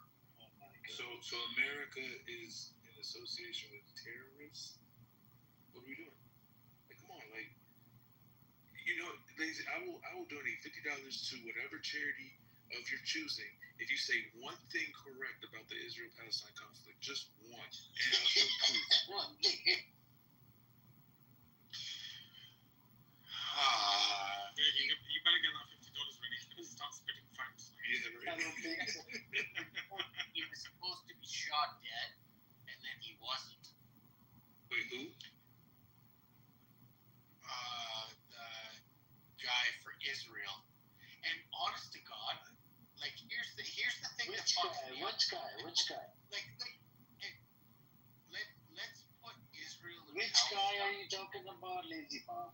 Bro, what the fuck did I just wake up from? Can we ask a question? We were asking you a question. It's a Q&A. Do you know how who has the biggest border against the Stein, and why can't they get out? Who has the biggest border? Israel. Israel has the biggest border. Egypt has the biggest border. Nope. Egypt has one border out of it's about out of 7. 6 of them are controlled by Israel, and even Egyptian border is controlled by Israel. The Egypt Not border. true. We have only 13 kilometers controlled by. I just told you one border, idiot. Get it with the program. I know you're Zionist fucker. Go on, Lazy. Assalamu alaikum, Amir, everyone. Don't come Alaikum places. assalam. What's up, Nobody brother? died. So whoever that guy All is. is good. All is good. Wait a second. Wait, I'm saying Assalamu alaikum better than you. Wanna quit? How you doing, good brother? You good? All is good. Alhamdulillah. كويس. والله هو الحمد لله fantastic man. والله I'm really great to hear your voice and all our brothers' voice here with good health. This is the most important. And for this shit. Wait a minute. Wait. Oh, I'm lazy, Bob. I'm lazy. Wait. I'm talking. Like you not talking. You go fuck. No, listen. No, listen. Because you man, you are a piece of shit. Fuck off. Shut up. They have half an hour try to make you human, and you. I'm animal. I'm a fucking stupid person. Go, man. Fuck you. Fuck Israel. Go support them. Keep support them. Fuck you and fuck them. Go together. Listen. I will be. Stop. Brother. بدي امسح الارض في كرامته اصلا. Hey, listen, motherfucker. Listen, first of all, when you talk about Palestinian, you put your hand up to your head. First of all. Second, if you say I defend my mom, I defend my mom, I will shoot anyone come to my home. But for you, Palestinian, no. Just die quietly. Die quietly. This is what you want from us. Fuck you and fuck Israel. We will fuck both of you. You and them together. Fuck you, motherfucker. Stupid shit. You have nothing, no sense. You don't have feeling. You are animal. When we talk about children die, women die, I did clear. Everyone have genocide. Fuck you, man. Stupid. You are stupid. You are a piece of shit. They try to change your mind and you are just stupid. You listen for nothing. I am, what a deal excuse. Motherfucker, listen to me. While you are talking, shut your fucking mouth. That's it. You are so stupid, idiot. Thank you, I don't know why they are discussing with you. One like you in the garbage. You and your fucking side together in the garbage. Hang on, Uber. We use him as if you are next to me, I will make you change your mind by my hand. I hear you, brother. Calm down, brother. Calm down. We use him as a punching bag. We have Eze here. What's up, Eze? How you doing, sister? Eze, you good? No, I'm busy. I will go down. We're doing good, Eze. We're dealing with this guy. He's a native Canadian. And he said if somebody was to pull up in front of his property, he'll pull out the gun and resist, right? But then when he comes down to the Palestinians, he makes a claim Hamas is not Palestinian. So I am asking a question, where the fuck did the Hamas come from? If they're not Palestinian, where did they come from? But he's not willing to give me the answer. He's such a slow... I don't want to upload. Arrogant. And But then in the event that Hamas is a Palestinian and Palestinians are not Hamas, why are Palestinians suffering the actions of Hamas if there's no connection between the two? This is what he copes with so that he tells his grandparents that they weren't Nazis. Nazis aren't from Germany. Go eat shit. Nah. Billy, is this guy actually Jewish? No, he's a native to Canadian in Canada. He's native. He belongs to some Canadian tribe. Jewish. No, but he's native to Canadian tribal land. Some tribe. Go eat shit, you guys. Well, hold on for a minute. Why are you here? Because apparently I'm a punching bag. That's what He is a punching bag. Wait. Let me know. Yeah, but just put that to a side. Why are you here? What's your answer? Why are you here? I would like to bring the entire historical truth forth, but it's not going to happen, so I'm just a punching bag. No, but if you don't have the facts, then why not Stop. bring the historical truth? Let him become self-aware, and I really, really mean this on this stage. Honestly, we need to shut the fuck up and let individuals out themselves. Why are you here? You are on a stage with pro-Palestinian individuals. You know that you are on a stage with individuals who abhor what's happening in the state of Israel, and you come and plump your ass on this stage for what reason? I am pouring on both sides. You didn't answer my question. Hamas is not Palestine. So you're here to do what? As a Christian. No, I'm sorry. I'm still dealing with Lassie. I want to know why he's here. I want to know why the Calebs are here. Forget why I'm here keeping them here. I want them to state. Well, I know why I'm here. I want to know why you're here. What is it about you that draws you to these stages? Me? I go to the store because I want to buy raspberries. I go to the cemetery because I need to bury my dead. I go to the hospital because I need medical attention. Why are you here? In my own life, I grew my own raspberries for my nephews. Oh my god. I dig the holes that I put people in them. You're the most irrational person I've met on this map. No. And the reason you're here is, drum roll please, you don't fucking know. Right? Oh, you need to just be very quiet and wait for an You answer. don't know why you're here. You needed some place to be. And you decided to sit your ass in the middle of a conversation because Shut up. because I don't like Stop cursing the system. He's here. ChatGPT. because you need a friend. You are lonely.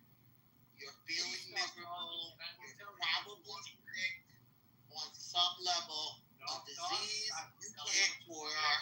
And you decided that if there's any place to spout shit, this might be it. And someone might pay attention to you.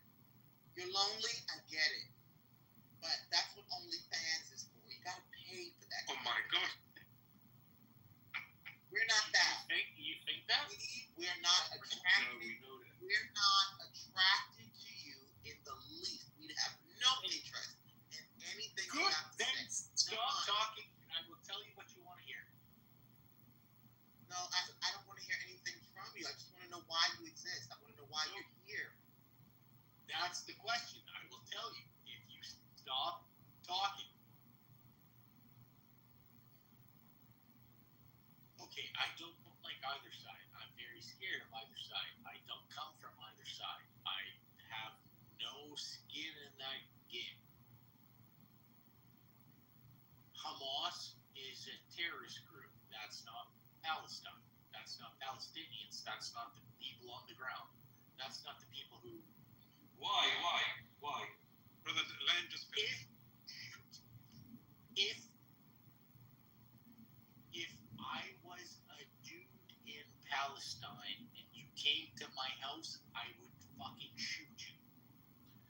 I'm a dude in the middle of the boons in Canada.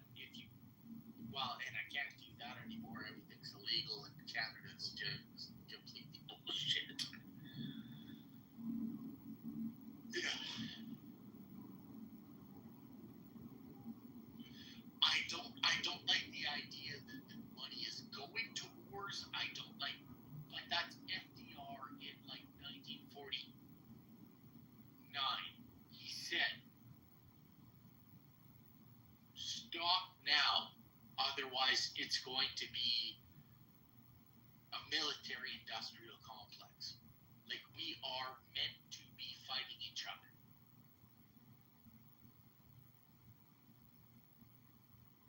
I do not understand how America can fund Al-Qaeda and fight Al-Qaeda at the same time, except for the fact that I do understand that they're making money, honey.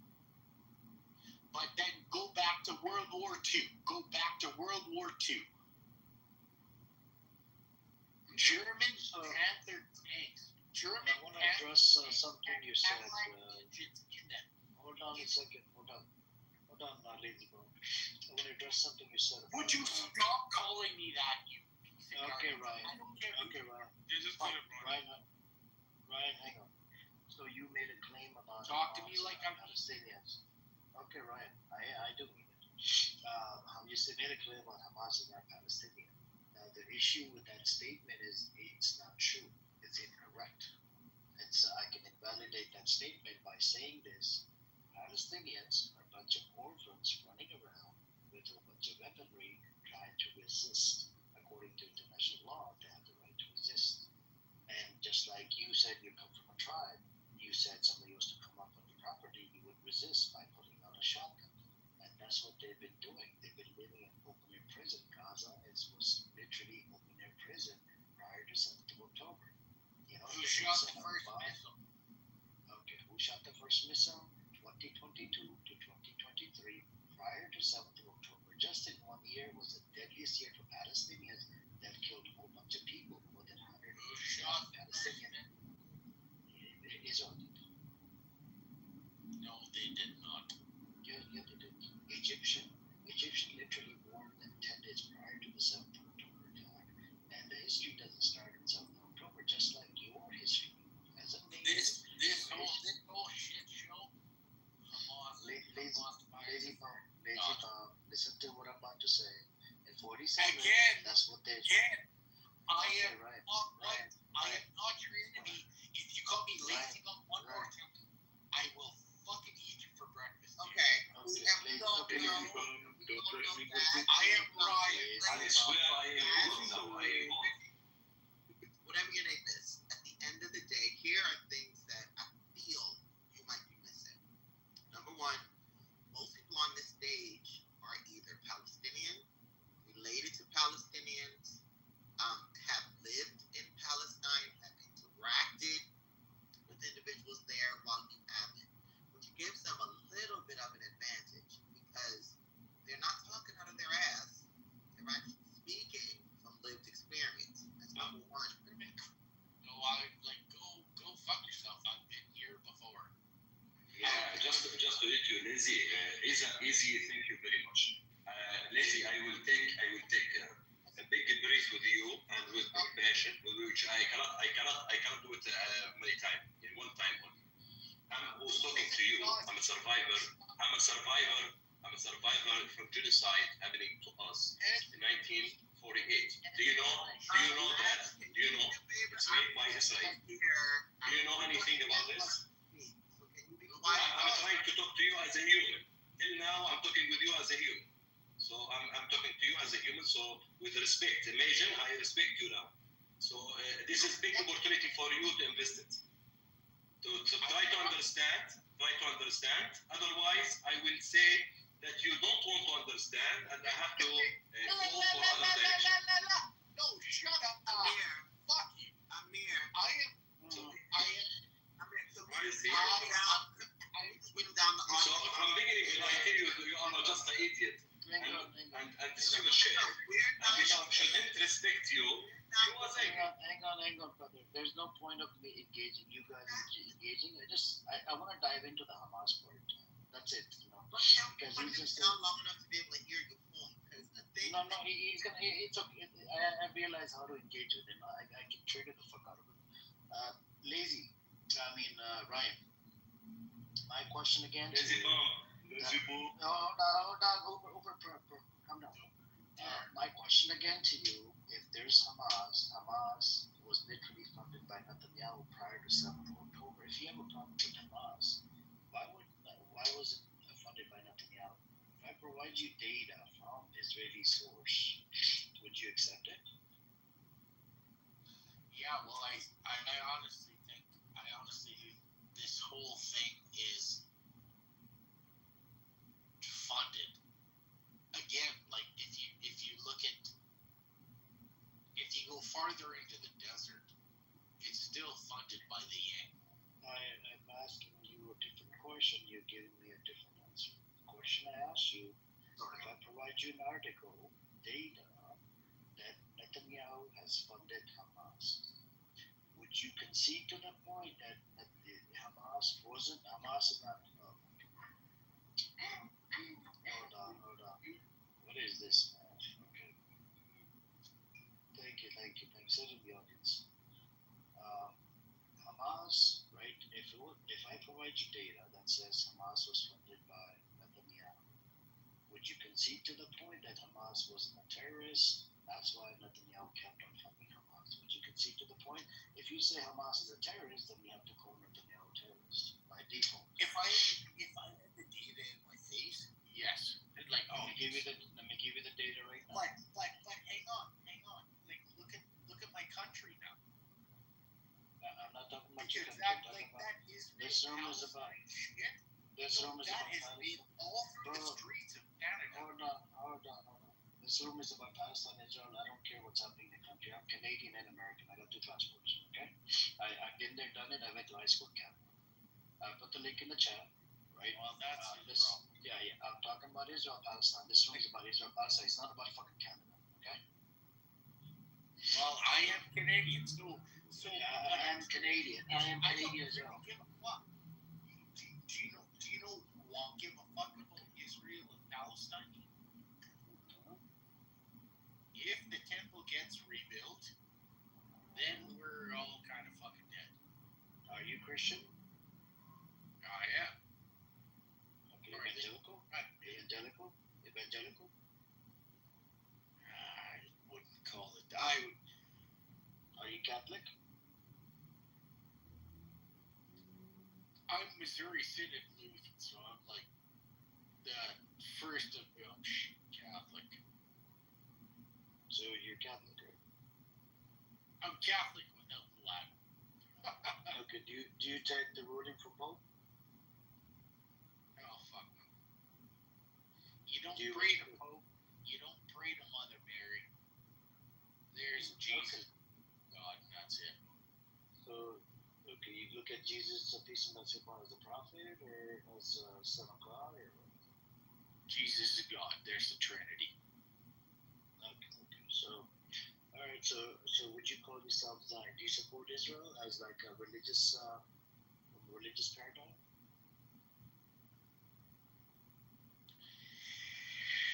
I think God protects the Israelites. I don't.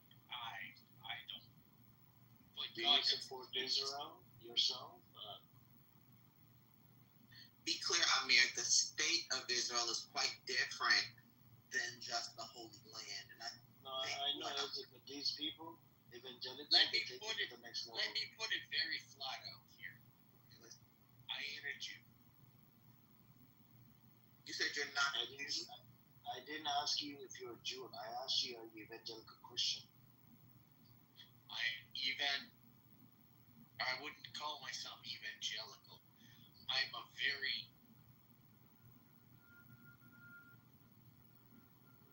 very old school Christian. Okay, old school Christian, but you do support Israel, correct? No, God does that. I don't do that. Okay, but God told you to support it, right? No. Okay, this state that was God, created in God 1948. Jesus. God Okay. is not the Jews. Lazy. Like, my question to you. Don't call me lazy. Call me Ryan. Okay, according to scripture, Jesus, peace and mercy upon him, was a Jew, correct?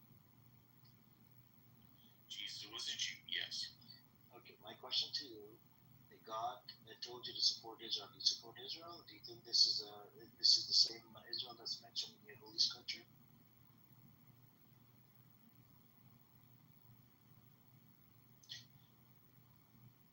Go around the sea.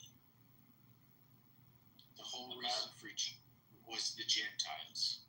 I'm not a Jew. I'm a Gentile. I didn't ask you if you're a Jew or not. You're not getting Well, the then point. just shut your mouth and listen to me. Jesus saved me. I'm not in this for the Jews. Okay, but so you don't support Israel, right? I did this because God gave grace and saved me. I'm a Gentile. Okay. So you don't support Israel, but then how do you deal with your Christian brothers and sisters are getting spat on inside Israel? And He didn't say he didn't support Israel up there. You didn't let him land. He didn't answer the question. Do you support the state of Israel? Is it lazy? I don't want to disrespect you. Yeah, do you morally support the state of Israel? Yes or no? Do you feel like what the state of Israel is doing is in line with your Christian values? Yes or no?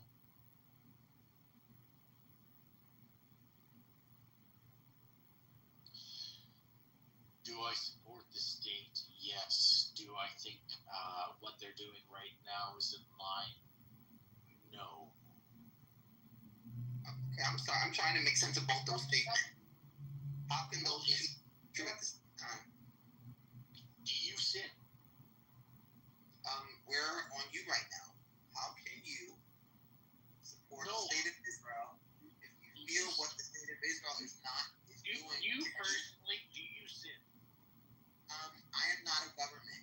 I am not a landmass. As a person, do you sin? Because I'm not a government. I'm not a landmass. I'm not a nothing. Answer a question with a question. I'm asking you how it is that you can support the state of Israel when the state of Israel's actions are not in alignment with your values as a Christian. Okay, then I'm just going to give you the absolutely brutally blunt answer. Damn, those girls are pretty.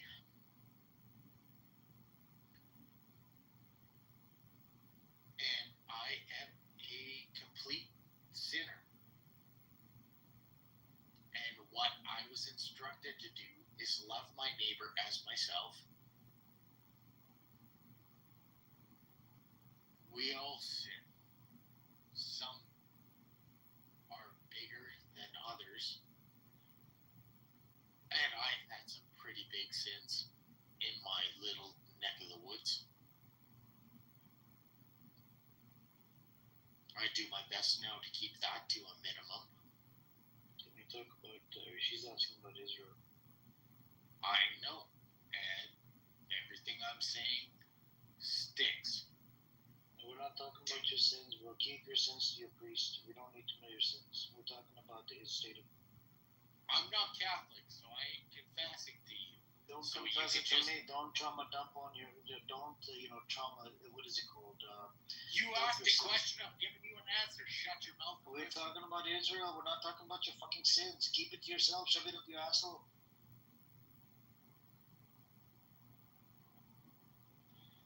Do you want to know why Israel is coming after you?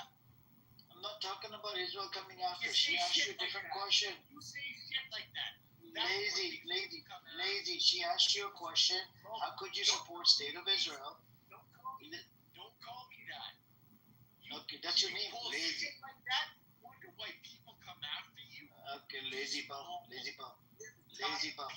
As long as you refuse to answer the question, we refuse to now. If you're not gonna answer my question, I'm gonna trigger the fuck. I'm gonna pack you up, motherfucker. I don't care. I don't give two fucks. To me, you're a fucking Zionist motherfucker. Answer what she asked you. Answer to Eze. People should their neighbors. I'm not talking about your fucking neighbor, bitch. We're talking about the state of Israel. If you don't like my answer, we are talking about the state of Israel. Hey, boy, hold on 1 second. You said that you were Christian, and Christ, yes, ma'am, or Jesus, demands or asks, requests that individuals be Christ-like. Do you feel like the state of Israel is Christ-like? No, not at all. Does Jesus teach that you should support individuals that are not Christ-like? Everybody reads the Bible wrong. No. That was a yes or no again. I don't know why those are hard questions for you. Does Jesus... Okay, so I'm supposed to answer yes or no. Okay, sorry. Because I'm trying to learn from you. Does Jesus... Yes, I'll answer yes or no. That you should support people who are not Christ-like? Can you say that one more time out loud? Yes. Does Jesus teach that you, as a Christian, should support individuals that are not Christ-like? Yes. Hold on, make sure that I got that part. And then, guys, if Triton's Christian can help me out with this, you're saying that he says support individuals who are not Christ-like, individuals who don't serve God. That's a Jesus thing?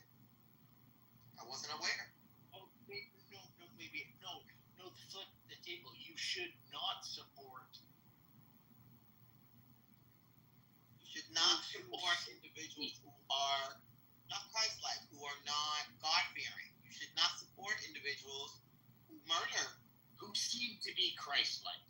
But what about if they murder? Should you support murderers? I know the whole turn of the cheek and, support, love your neighbor as yourself. But does Jesus teach that you should murder or support murderers? He is not supporting murder. He's supporting the state, not the government. But No. We're not talking to you, mister. I know you're Zionist. Just calm down. I'm asking him a question. I'm not Zionist. Be quiet, Egyptian Zionist. Buddhist, vegetarian. I'm talking to him. What I'm trying to understand, it's hard, and this one is hard for me. Because I am answer that one yes or no, just because It's hard, right? Because you're looking at it. No, I just need forgiveness on that one. I just can't answer. So you do support individuals who murder. You do support individuals who steal. No, wait, hold on. In supporting the state of Israel, not supporting Jews or Israelites as you said before, supporting the state of Israel, no different than me as an American, right? In supporting individuals who murder, in supporting individuals who covet, in supporting individuals who steal, in supporting individuals who deny God's existence or God's sovereignty. You're supporting individuals who do not uphold. You know what I want? Wait, hold on. Let me just finish my sentence. You're supporting individuals who do not uphold the basic tenets of your faith. Those are 4 out of 10 of the 10 commandments. Thou shalt not murder. I am a sinner. Well, no. I pray for my forgiveness. No. So here, let me tell you. God, let me tell you really quick. I will solve this. Okay.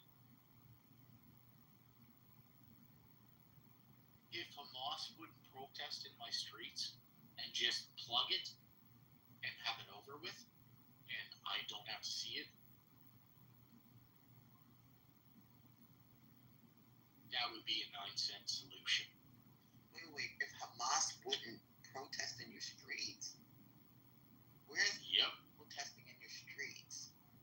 In Montreal, they say we own Canada. This is our country. What the hell? Hamas. I know.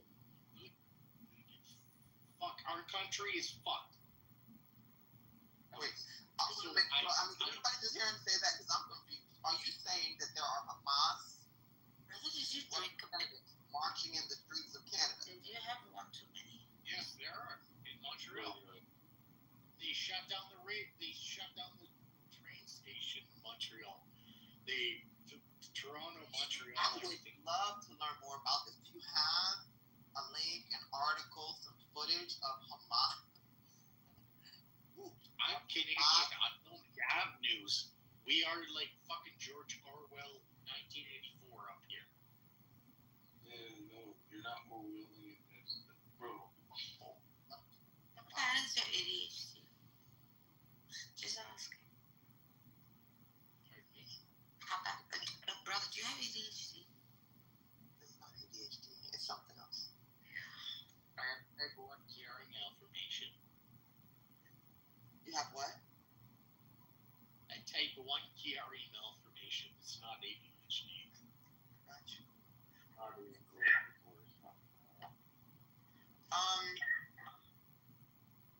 I'm not sure where you're getting your information from. I'm not exactly sure what your lived experience is, but I would challenge you to speak with Israelis, both Jewish and non-Jewish, Christian and non-Christian, to get a better sense of what's happening overseas. I think God has done us a serious favor in allowing us to see raw footage of what's happening in Gaza and in the West Bank, and I think that should.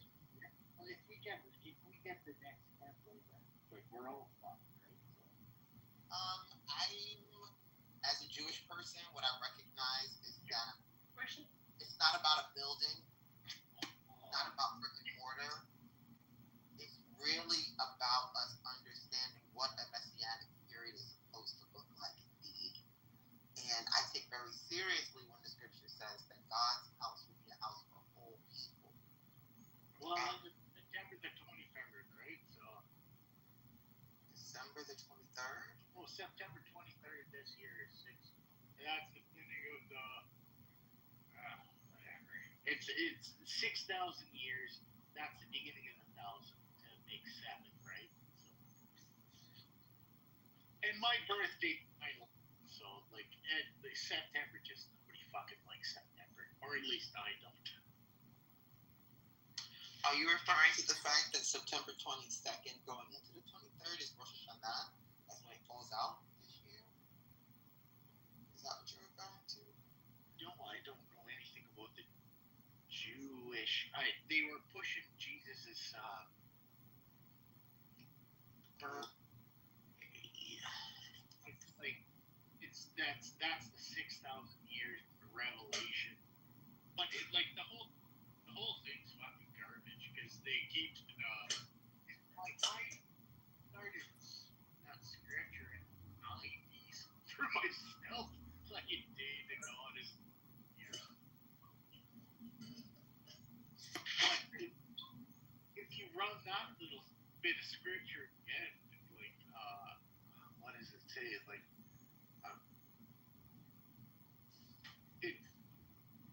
it's my Father knows. I don't know. You don't know. Nobody knows. Only my Father knows.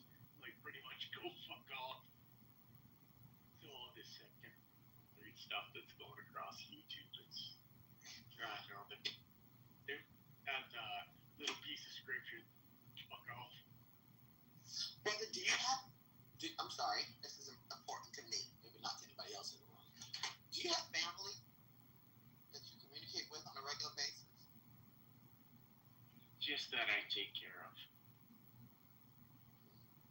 I got it. That can be a very lonely experience. Ooh, heaven, it's pretty shitty. But it's right, so you do it.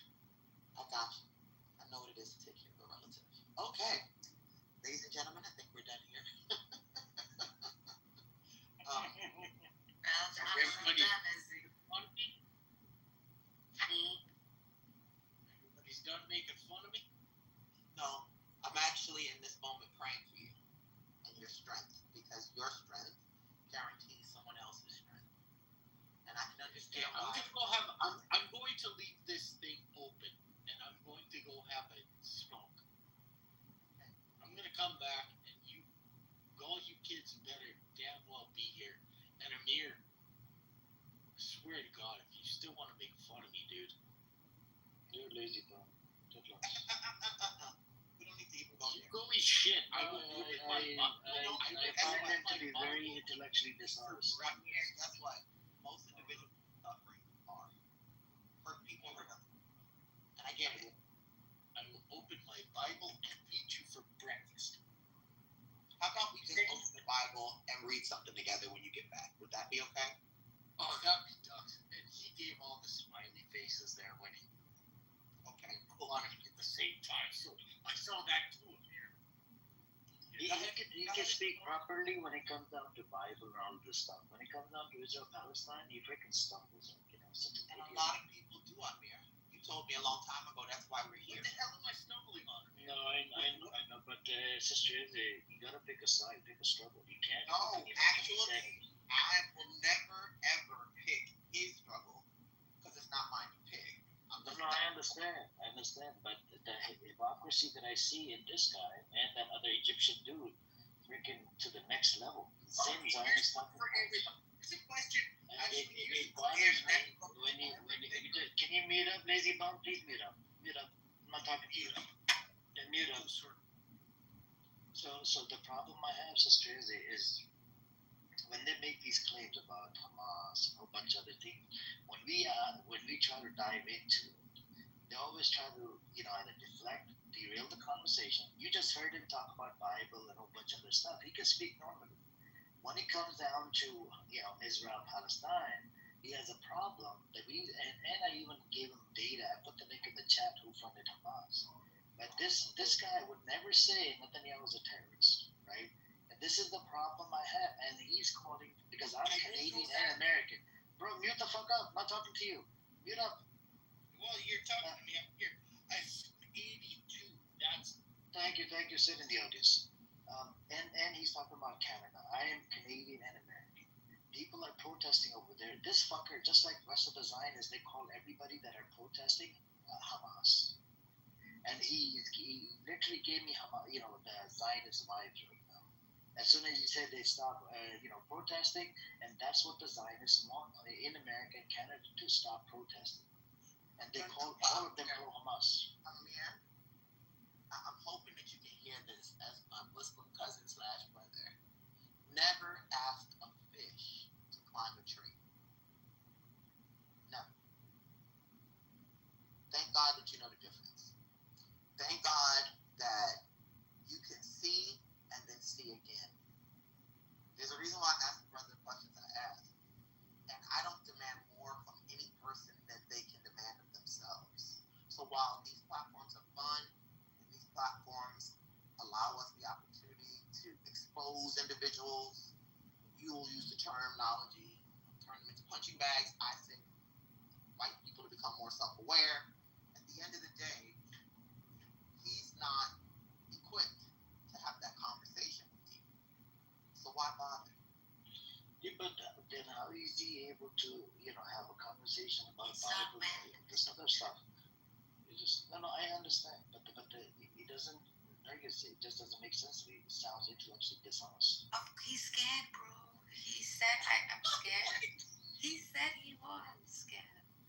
He really is. He's calling everybody that protests in Canada Hamas terrorists. Because he doesn't know. And guess what? There might be an opportunity, and like I was trying to refer to before, for you, as you said before, to educate them. But you don't educate a person by sticking a dagger through their eyeball. You don't do that. You thank God for your ability to see. You try not to blind anybody with your brilliance. I'm not trying to force anybody to believe anything. So would you say he's a Zionist? I would say that he is confused. I would say that he's going through some things that might impede his ability to see. I would say that there are individuals who are malicious, and there are individuals who are misinformed. I would put him in the latter category. He said that he has no family. Did you hear him say he has no family other than the family he's taking care of? You heard him say that. You heard him when I asked him, hey, what's your life like? And that was a bitter moment. I felt it. I don't know if you did, but at the end of the day, he's not a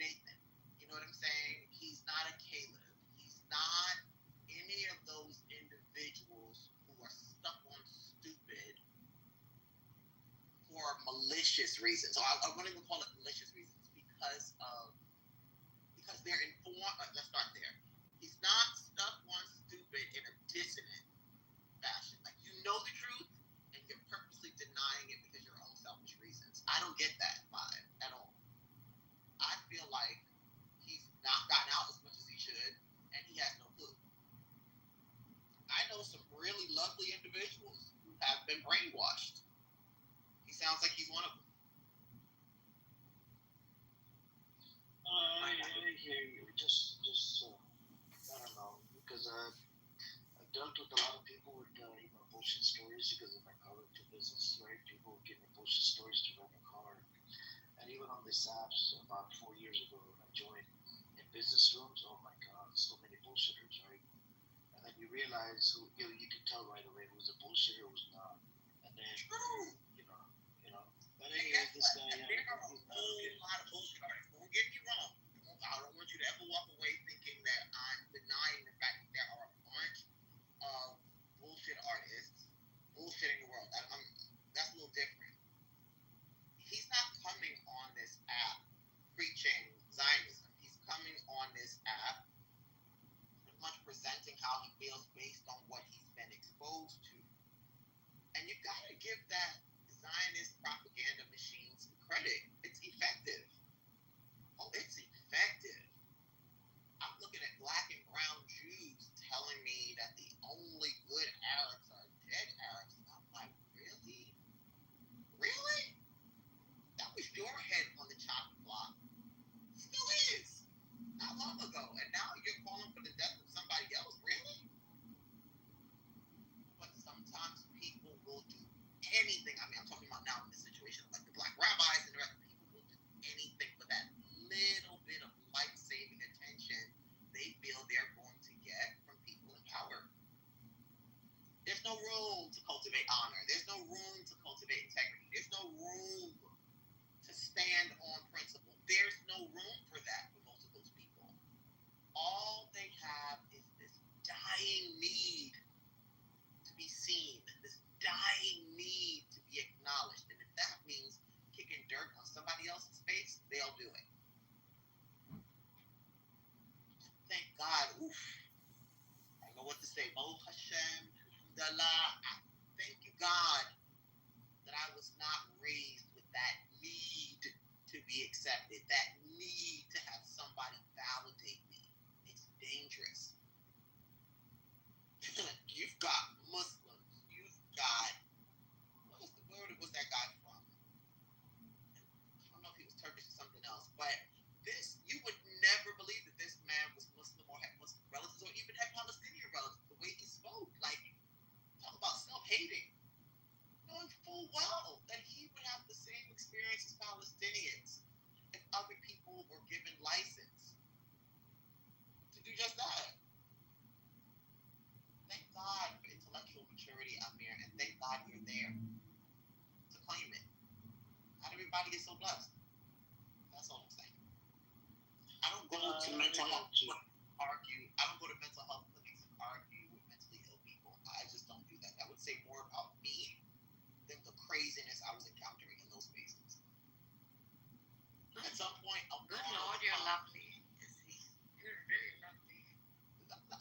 You're lovely. Such a good man. At some point, yeah, it's fun to bang on El Normo, but at some point in my life, he becomes a sad, miserable, lonely old man who's really beating up on himself while he's attempting to beat up on me. Just look at that and say, halas, and keep moving. If you're in your right mind before God. That's all.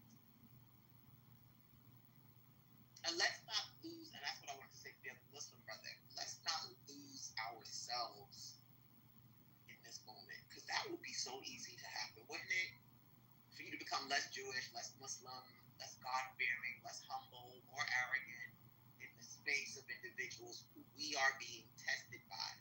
That's something else I learned this past week. How do you know that God is not putting, or Allah or Hashem is not putting these people in our midst to strengthen our conviction in our faith?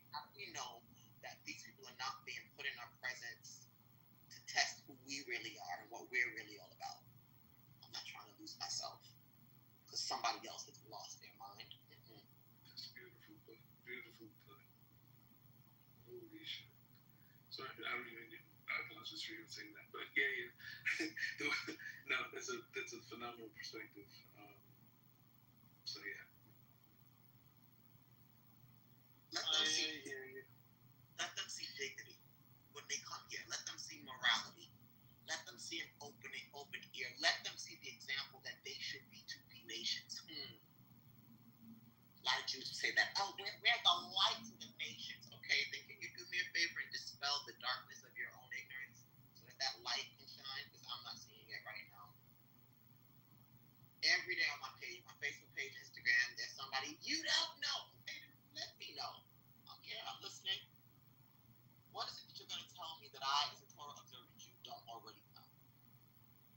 Let me humbly sit at your feet and let you, white man, white lady, wax eloquent to me about what my lived experience is as a Jew of African descent who's lived amongst Palestinians, who's lived amongst Israelis, who's lived amongst Jews in the state of Israel. Please tell me about my lived experience. And if you let them go on long enough, they'll realize, hey, I'm not telling the truth, I'm telling my truth. Present a mirror. Just present a mirror. If you can. And if they don't have the patience, I get it. Because I blow up, I'll be the last person to say that I don't come on this platform and blow individuals to bits in moments of frustration. But I'm praying every day. You need to have crash outs, Ezra. You need to have crash outs. Man, you already know. You said that. When I crash out, I'm the queen of crash out. And I have to ask you guys afterwards, like, yo, please don't let me do that again. Because that was ugly. That was ugly, man. Like, woo! But thank God I feel ugly afterwards. Because in the event that I did it, I felt no remorse, and no shame, and no sense of self-awareness. And that would deny what my experience in this world is really supposed to be about. I thank God for those moments of remorse. It helps me to be a better person. The crash outs feel good. But the after effect isn't so great. It doesn't feel so great. That brother is lonely. That brother is old. That brother is probably taking care of somebody else. Probably has no other outlet than Clubhouse. And isn't that the reality for a lot of folks on this platform? He has no friends, Amir. You're it. Yeah, that's what it is. But I think I'm gonna hit the bed. But this was the last one. I have to close the store now. I hear you. I have to close the shop. This was the last one. I think we're gonna have more new ones later today. But anyways, thank you for coming and enjoy your day, guys. Take care. Have a good night. And yep. See you guys next time. Just don't trouble your mother or your father or your uncle. Have a good one.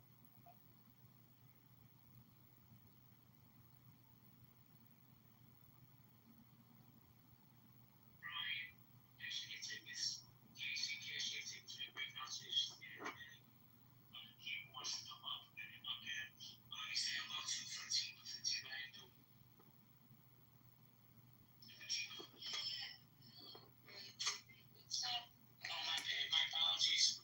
I love you, Max. I love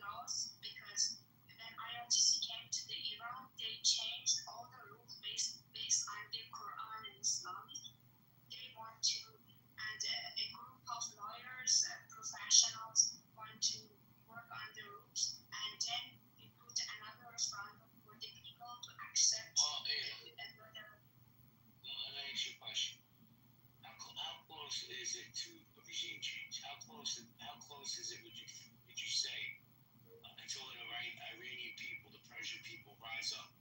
Are we talking about a couple of weeks? Or are we talking about a couple more years? I think as soon as the attacks, the Israel attack start, this is my estimation. I'm not sharing any facts or anything.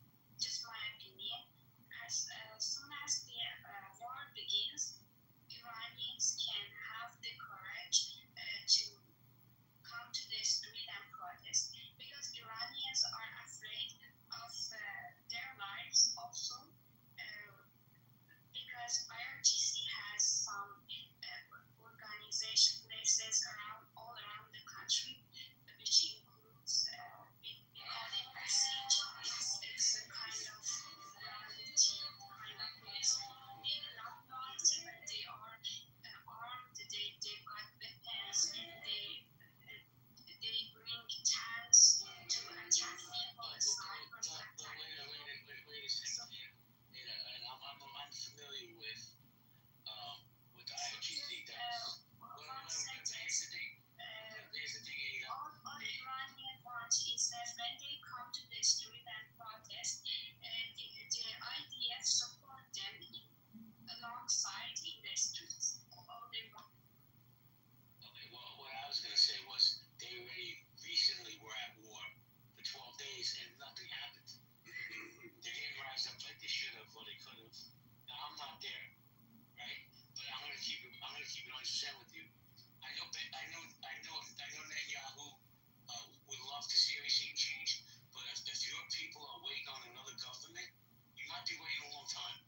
And that's just my opinion. Okay, but my opinion is the attacks of the Israel was focused on the nuclear sites and also the army, like the jets. They attacked airports, like the equipments, the army equipments, and they just attacked these like spots around the country. The focus was that, but people want the focus be first the IRGC members, like the commanders, the Khamenei, and also the morality police.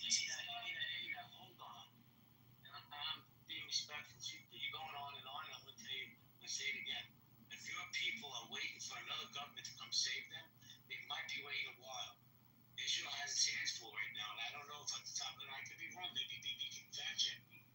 But if they're going to wait for Israel to come save the day, they need to do it themselves. They have millions of people, they outnumber. I understand IRGC has guns and all this other stuff. But I think once that movement starts, once you find a leader, not this guy that's in America, the former king's son, once you find a good leader to get the people to galvanize, then you'll have a revolution. But let me say hello to First Lady G. Hello, First Lady of Clubhouse. Hey JP, how are you? I'm having a great day. That's just basically twice today. I know, right? It's been great. So what do you think about the conversation?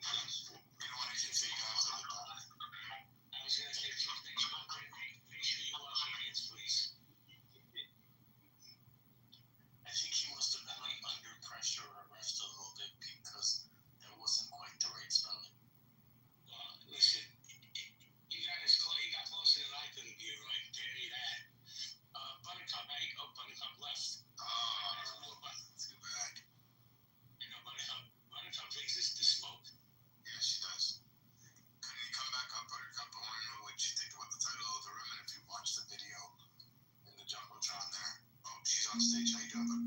Shivoto.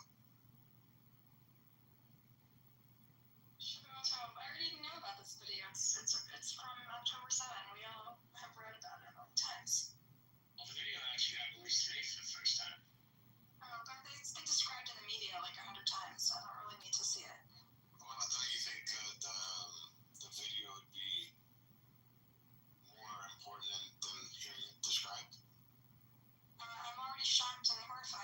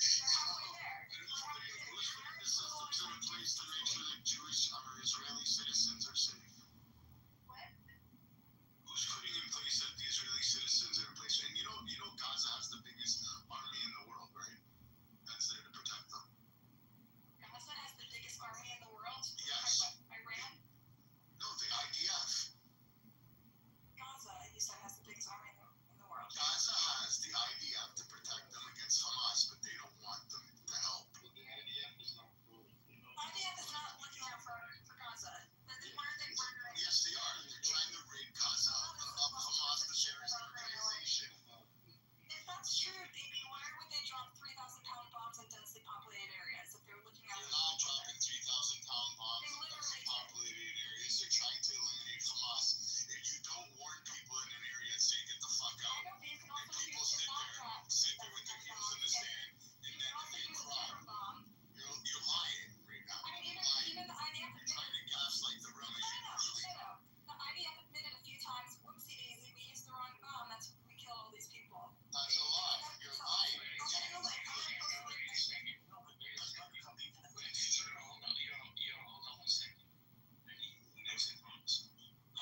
Ms. Abby has said, why expand to Gaza? Let them live in the Sinai with the Egyptians. Abby, I agree, but the Egyptians will never take them. And she also wants to know, Buttercup, how would you eliminate?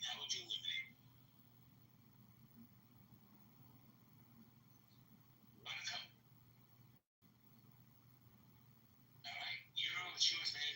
No, sorry, I just wanted to post in the chat the link to the time that Israel said, whoopsie daisy, we actually dropped 3,000 pounds in a densely populated area and killed a tonnage kids. Whoopsie daisy. Posted the link from Times of Israel, hardly a left-wing rag. You can't call them the KKK of Israel, BB. Mainstream Israeli publication. The article you're posting contradicts your point. You're saying that they admitted they had made a mistake, right? That's not a mistake. That's so you think that's a they have like so your position is that this is intentional and they do this mistakes constantly. It's not like you have any sort of protections in place against it. Times of Israel's not a mainstream media. Yes. You haven't lived in Israel, BB, if you think that. Yes, I have. Finish my point. Guys, everybody beat up. Let's try to Seneca, please. Seneca, go ahead. I'll come back to you. I promise you something. No, I just want to say Hold on a second, Ali. Everybody, Doosh, hold on. Seneca, then patiently wait with him. Seneca, Lady G, Ali, gang, yeah, I don't know why we're disingenuous with the history here. We all know the history. We all know that idea is not really the Gaza Strip. Okay, we all know that Hamas separated from, is it Fatah? I can't. Fatah. Yeah, we all know that Hamas separated from Fatah. Okay, and Hamas is really ruling the Gaza Strip. Okay, we all know that it was Hamas that invaded in October 7th, 2023. Okay, on behalf of Gaza. Okay, so I don't know what I was suggesting. That idea is there to protect, those in the Gaza Strip. That's insane. It's like actually deranged. Yeah. Hold on. So you guys don't believe that Hamas is killing innocent civilians in Gaza? It's killing more innocent civilians. No, hold on, Buttercup. Okay, so if Israel eliminates Hamas, they're not doing justice to the Gazan civilians? There was a better way to eliminate them without killing all. Why? By giving them fucking blowjobs? Come on. No, by using munitions that are smart and not intimidating. Guys, I have one my policy. So you keep saying this. I'm just curious, but how do you eliminate Hamas in your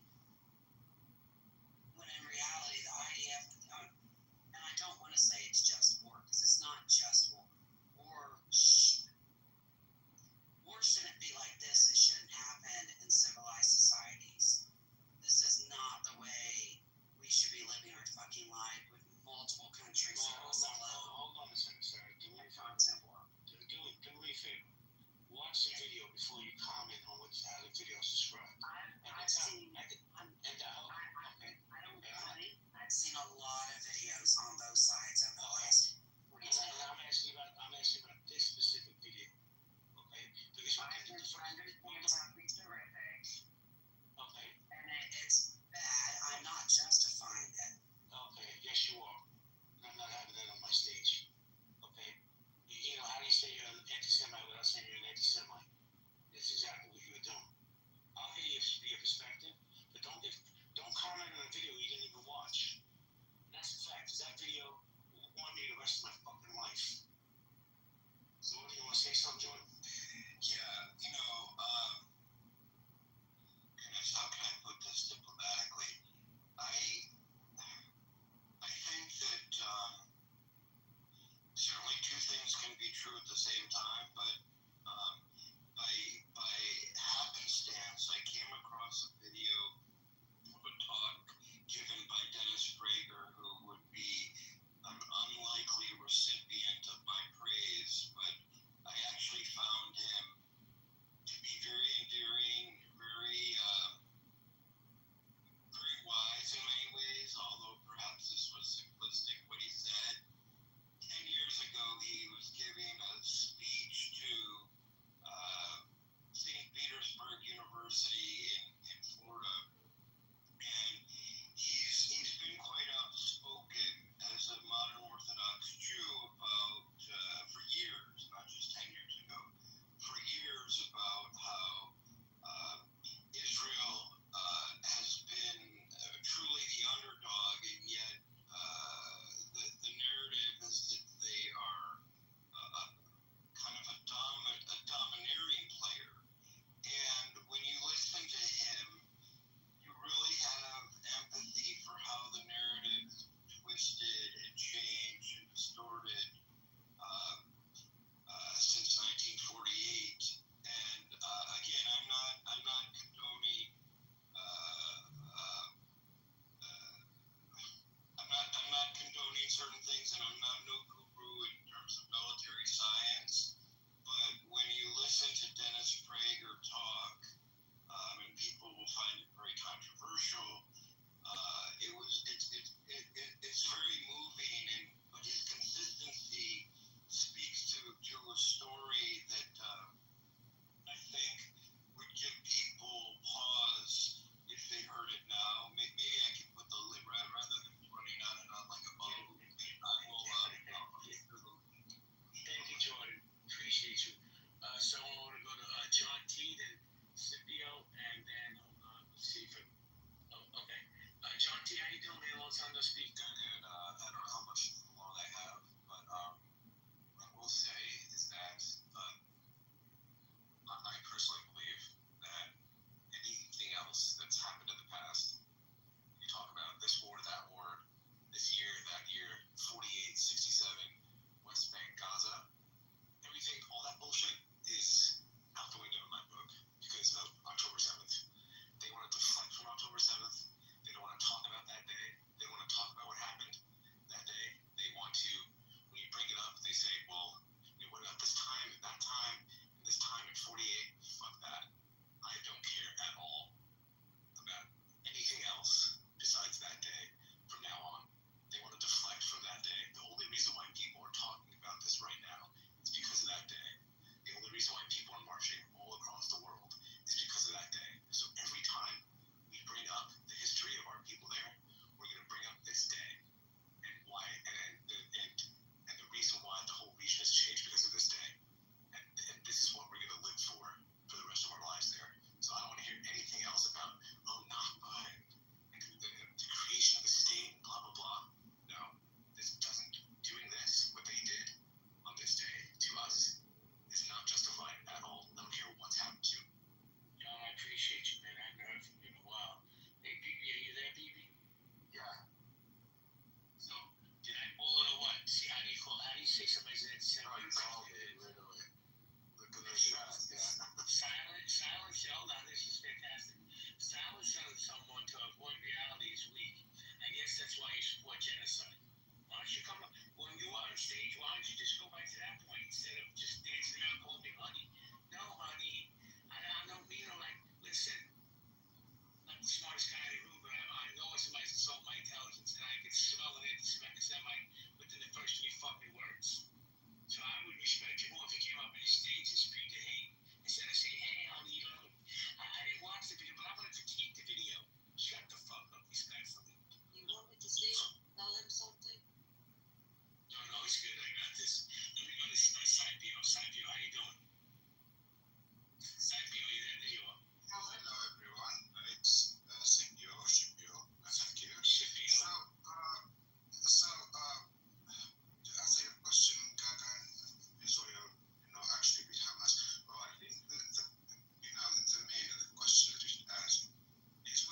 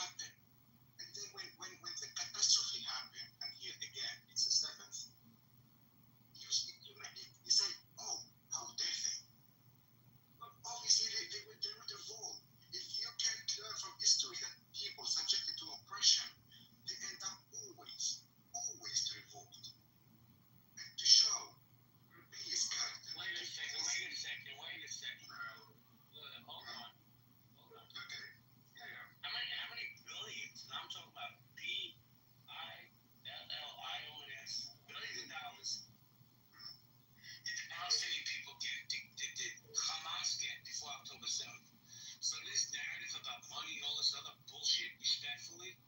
It's just that bullshit. Hold on, sir. They empower these terrorists by hiring them in schools, mosques, and let's talk about the school system there. And if you have 6 Jews, you kill 4 Jews, how many do you have left, sir? Because that's what they were teaching their kids before October 7th.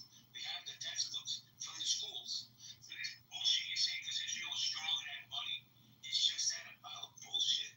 So, listen, if you're not in support of Israel, that's fine. But stand on your square and say, don't give me all this rhetoric bullshit and be long-winded about it.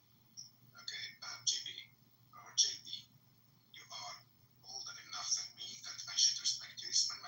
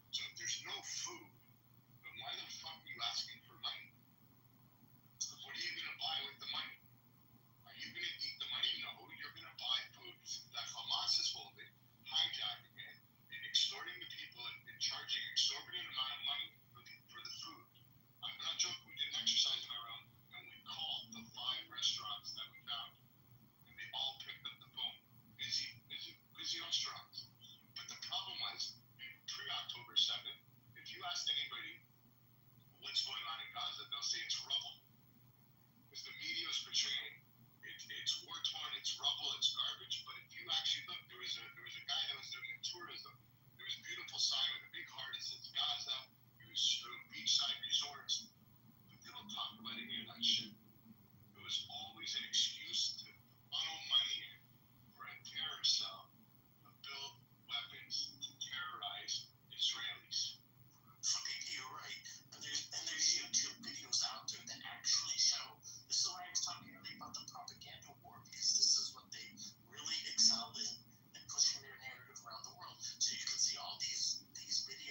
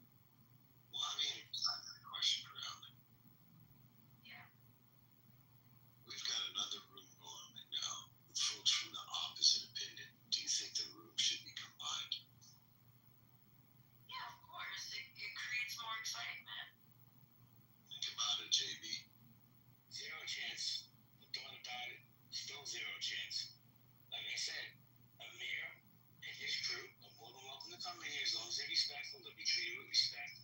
But there's no way I would ever set foot in that insidious space.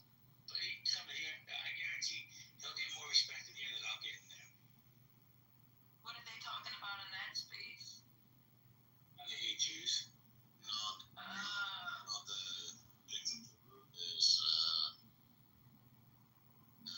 Israel can't defeat Hamas. Okay.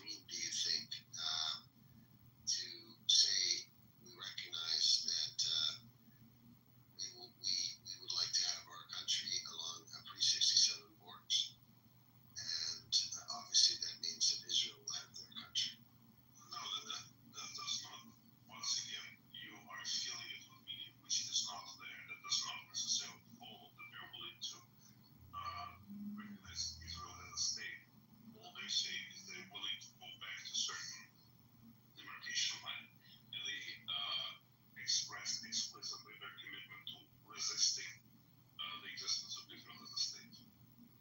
Those two statements are in no way conflicting with each other. Okay, so let's keep going. So if they said that they're going to lay down their arms, if we can go back to the 67 borders, does that mean they're resisting? They didn't say that they will lay down their arms if they choose it. They said that they will stop aggression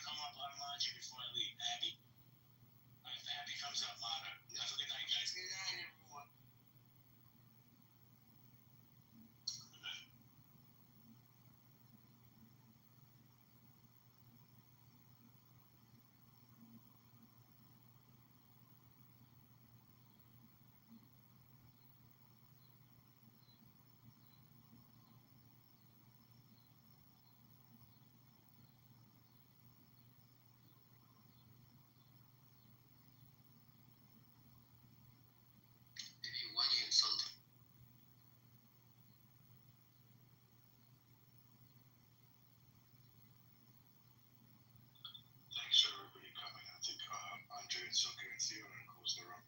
Sure thing. Okay, nice. Good night.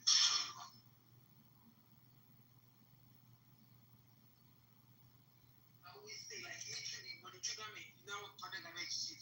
But at the end of the day, that's the one guy shot. No, I know this is the right movie. Last week, don't act like this. We still come back. Mike, they're still be doing nothing but it's Mike. Anytime Mike will also be on mind, but so are you jealous or something? Whatever is up with her, Mike is just up with you and her, so that's the reason. Oh, shit. At least now I know my name. So, what's up?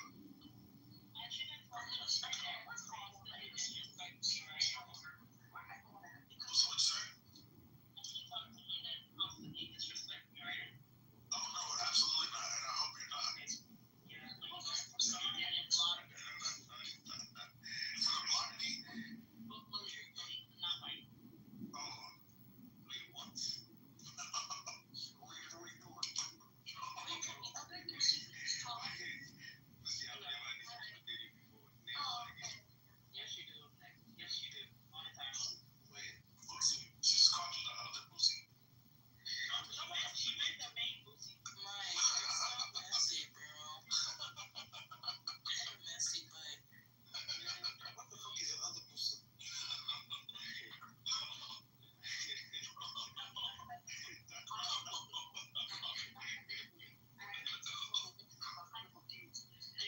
Emperor Santa Claus. Lucy, I'm just kidding. Wait, what did I do? You're chocolate. You're chocolate, Messiah. What do you think she was, milk? I mean, I guess if you love it, you would. I thought she was like light skinned. No, we don't fuck with those light skinned. Yeah, black is beautiful. No, I'm talking about women. We don't fuck with those light skins. Like black is beautiful. Are you good, nigga? I'm chilling, man. I'm chilling. Are you good? How you doing? I'm good. I'm sorry. Kardashian's daughters are going to turn out to be just like her mother. How are you? Really cool. She's going to be exactly what God wants her to be. I ain't seen no comment. I'm not cool right now. I don't think I'm talking to you. I'm talking to Mike. What'd you say to me? You was talking about Kim Kardashian? Yeah, I'm talking about, like, do y'all think how daughter's going to turn out just like her? I think she's going to turn out exactly how God wants her. Herself. I know what it is. No, say one thing about these children, yeah. They end up becoming, I mean, it's just. I feel like people are overjudging those kids. They're kids. So the thing is, at the end of the day, kids tend to, when especially these techno kids, they tend to believe the mother. So regardless of whatever one is, she's going to have a long trip from her life. I don't even think we should be having this discussion, honestly. Does her mom even raise her though? Don't they have money? I just don't fuck with like any kids slander. She gonna turn out like her nanny.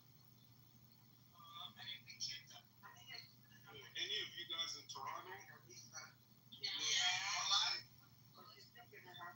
Well, you are in Toronto. Yeah. Don't do this online thing like this. I want to. No, that's the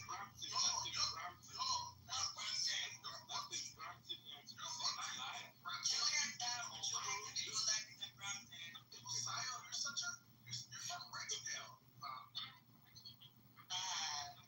Everyone in Toronto sees a lie. You're from Rexdale, fam. There's somewhere with the same.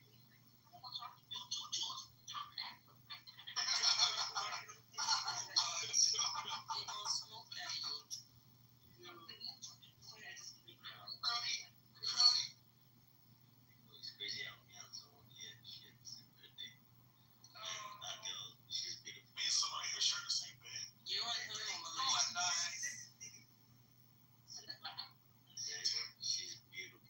We don't share the same person. Look at my PCR, guys. Who said that? I literally have my passport right here. Your helper calls you and tells you to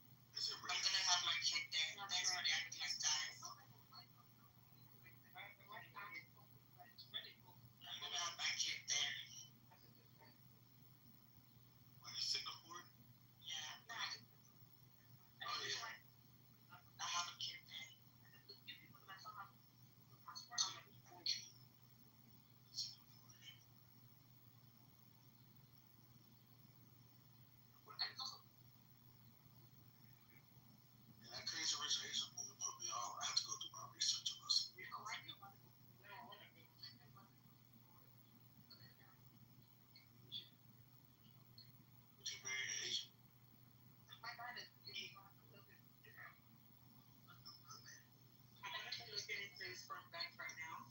I'm looking for my second kid. I'm looking for like getting a deal. Yeah, because I'm gonna have a bleeding baby.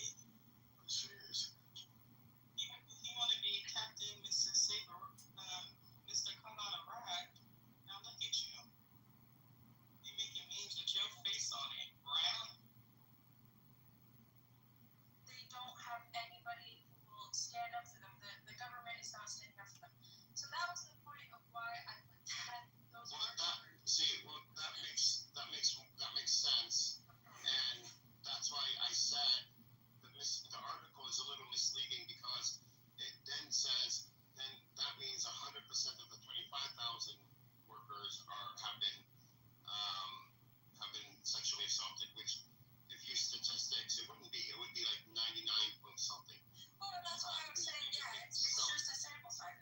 Like, well, yeah, no, but you take that's the whole point of statistics. You take a sample size, and then you're able to project outwards and come very close to and you have a margin of error. But it would be like 99% or 98 or 99%, whatever it would be. But you can't say 100%.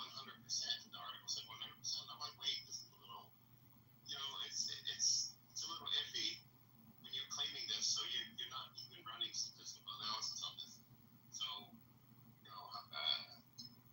it just loses some credibility there. And then you tell me this, then that loses more credibility. So I just I don't understand how a Black American, right, basically lived in a country where white Christians in America enslaved black people, decides that he's going to blame some rabbinic Jew for the situation. It's just totally fucking stupid. Like it's just a new level of stupid that I just don't know how someone can be that moronic. I think his thing is that Jews were also involved in the trade upstream, so then they were involved with the whole thing. So, but a lot of people were involved with it upstream. Like even Arabs, and Africans. So then you just blame everybody and say they're all. But this is actually why big part of where anti-Semitism comes from. People like him, these fucking stupid, hateful ideas. And the ADL doesn't care about people like him. Doesn't care about. I do have a logical question. What do I do when I see a bunch of videos on Twitter, even on YouTube? I think I've seen it. Rabbis saying that they should kill everybody. Rabbi blessing the person that's raped a Palestinian person, Palestinian prisoner. Rabbi, you have yeshivas are like private schools inside Israel. They're educating kids to supremacy. I mean, what do we do about what do we make out of it? This is where it comes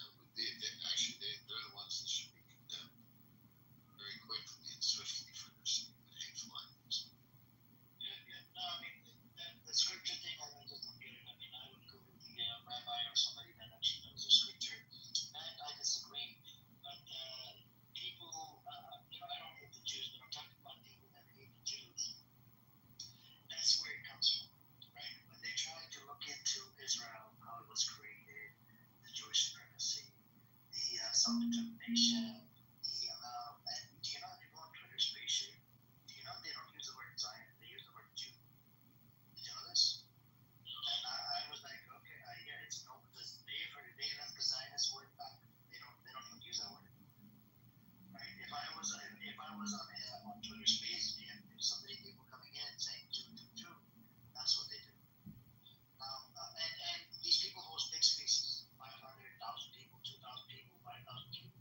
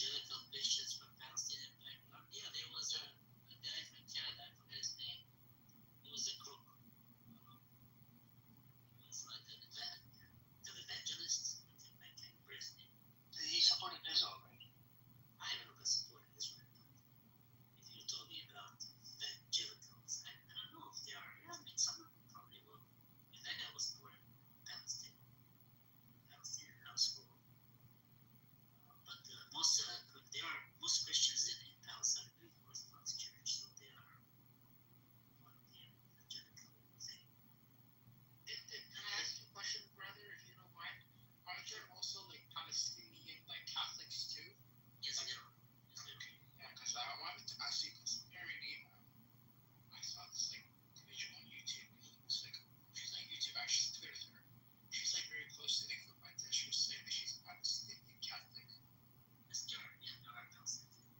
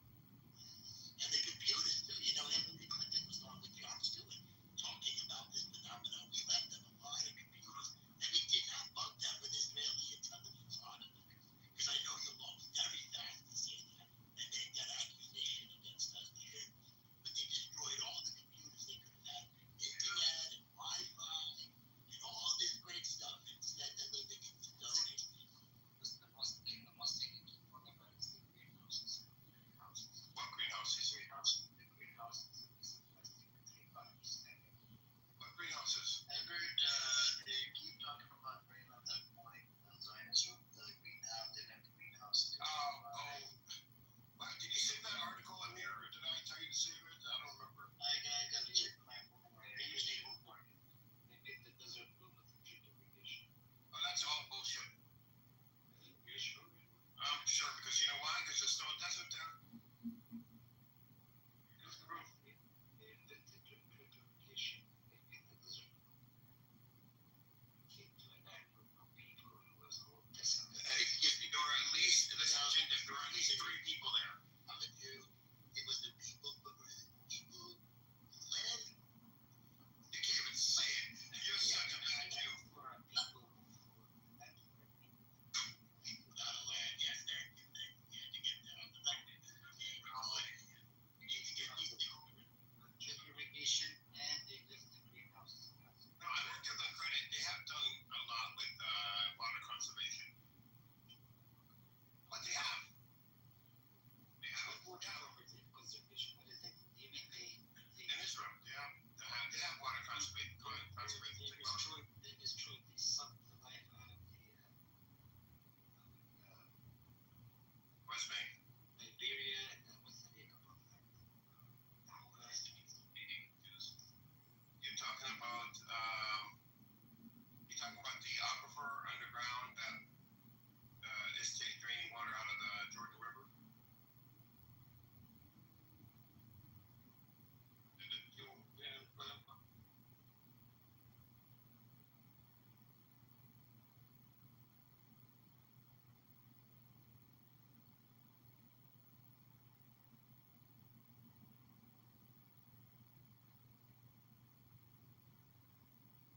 Water was promised to us 3,000 years ago.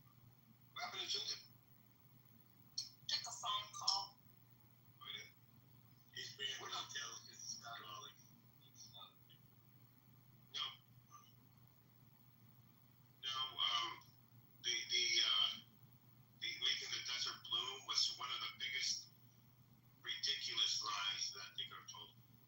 They made that up back in the 50s and 60s. And when dignitaries used to come and visit, they used to go and take, flowers from the flower shops and put them in there temporarily. And then they had one American, I forgot who it was, I gotta look it up, an American congressman or somebody, and he came back and he was like, I can't believe it, they're miracle workers.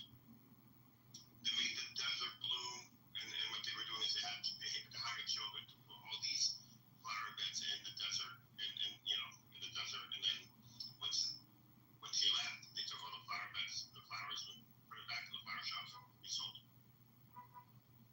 So it was the settlers that destroyed that water greenhouse. Yes, on the way out. Yeah, and if they destroyed it, what the hell are they crying about? Back the greenhouse. What the fuck are they talking about? It's idiots. They're liars. And the thing is, Israel, the government, took advantage of this guy. Where did he come back? Somebody said where he's from, but somewhere in Europe, that purchased those greenhouses for Palestinians for $14 million and set up a plan with Israel, so that the United States could sell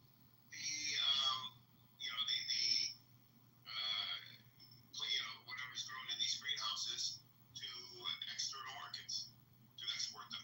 And these are massive greenhouses, massive commercial greenhouses. Each crop would have probably yielded millions of dollars. Massive. And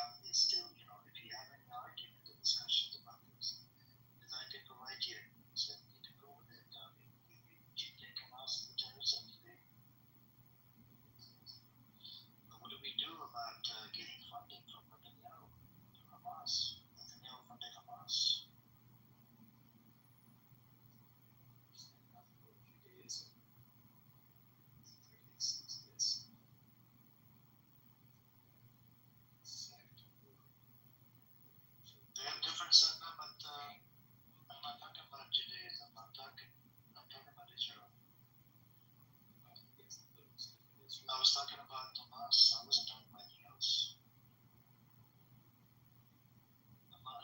You said Hamas is a terrorist entity. Where did you come to Israel article? Now Netanyahu is funding giving weapons to ISIS members. And Netanyahu, more than twice, he said there's no Palestinian state, or even Prime Minister told Trump in front of the Security Council, no Palestinian statehood. So Israel never wanted the two-state solution from the jump. I mean, if I'm in America, I'm sure you're in America or Canada, right, Matthew? If you fund a terrorist entity, basically makes you terrorist. So where do we go from here? I mean, first he funded Hamas, despite of Moshe, which is intelligence officials inside Israel, told them not to fund Hamas because that's, you're giving, when you fund Hamas, you're giving them money to build, tunnels and military equipment, whatever, like guns and whatever. Where do we go from here? The United States.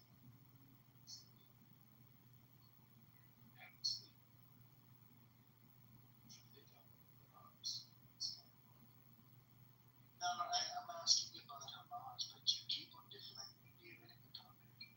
You stick to one topic.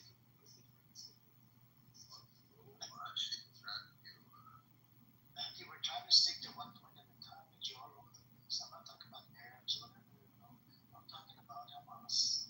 So was Hamas a terrorist before 7th of October or after?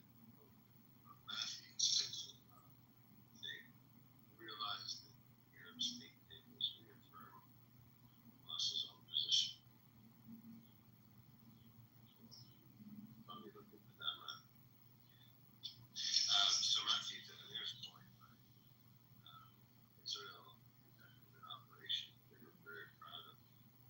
They planted bombs inside pagers, blew up grocery stores, on buses, just wherever a person was well over all across the society.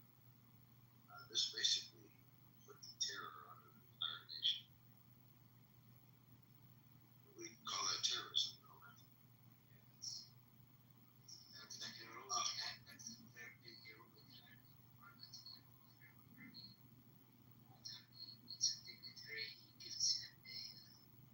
Yes, thank you, Jacob. You beat me to it. So Hamas are terrorists.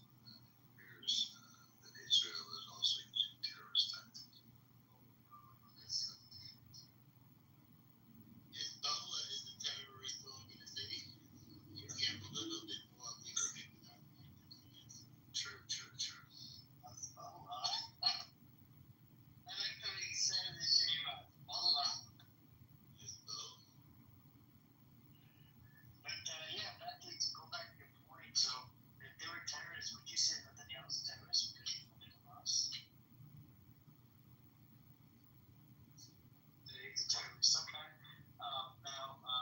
So moving on from terrorism to now, what do we do that he gave weapons to ISIS?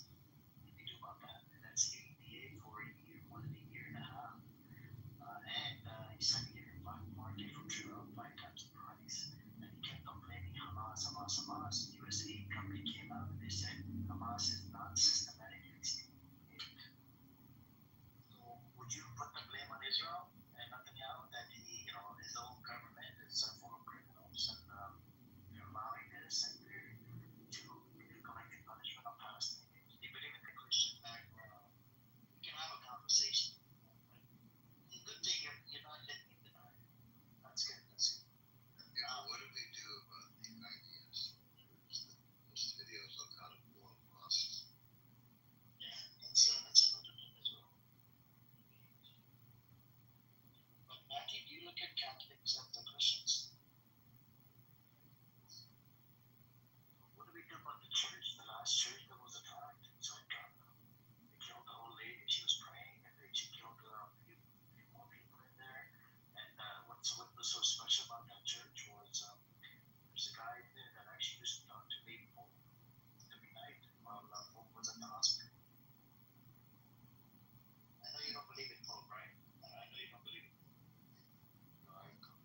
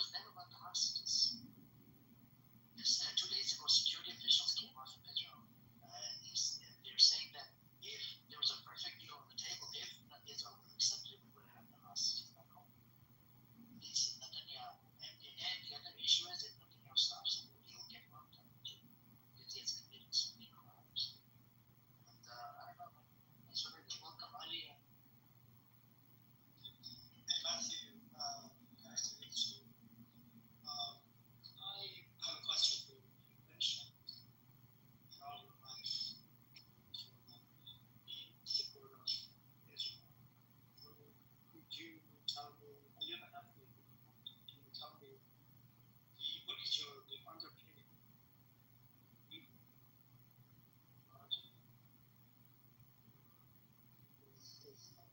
is in this country. We've learned it in Sunday school.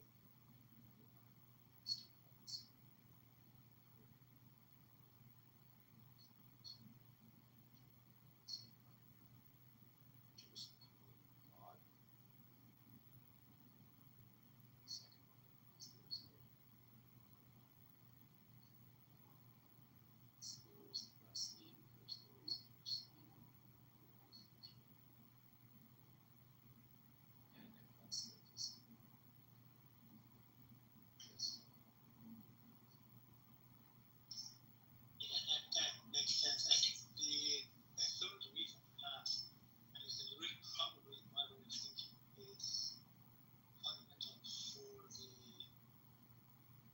reason for supporting Israel. It's really a theological belief. Actually, numbers are not actually probably more. And they believe that the return of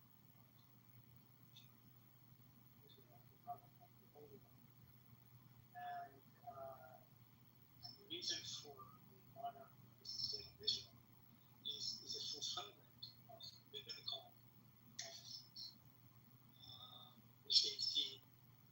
So I think this is probably central in the movement, which is interestingly enough is called Christian, right?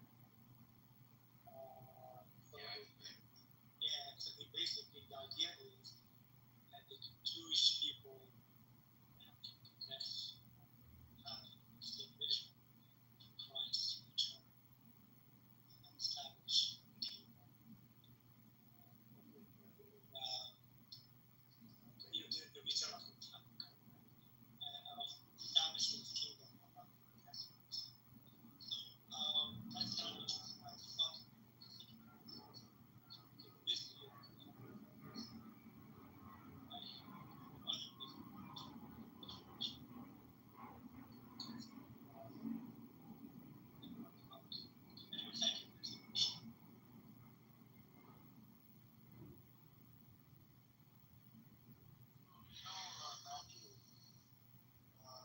Now, the way we look at the genocide, there's a lot of scholars of foundations that come out and say it's a genocide. The case that's going on in ICJ, the Supreme Justice, saying that it's a genocide. ICC, the National Court, has arrest warrant out now and the commandments of the Hamas leaders. The Hamas leaders are there on the side. They were assassinated. There's no Hamas. ICC and a lot of these soldiers, what they've been doing is they've been not only killing people, what they'll do is they'll go into a building, right? They would first go in there, steal your money, your food, steal diapers and everything. And guys would actually go into the closet, put on the underwear, go on the court themselves, put it up on TikTok and on the certain dating website.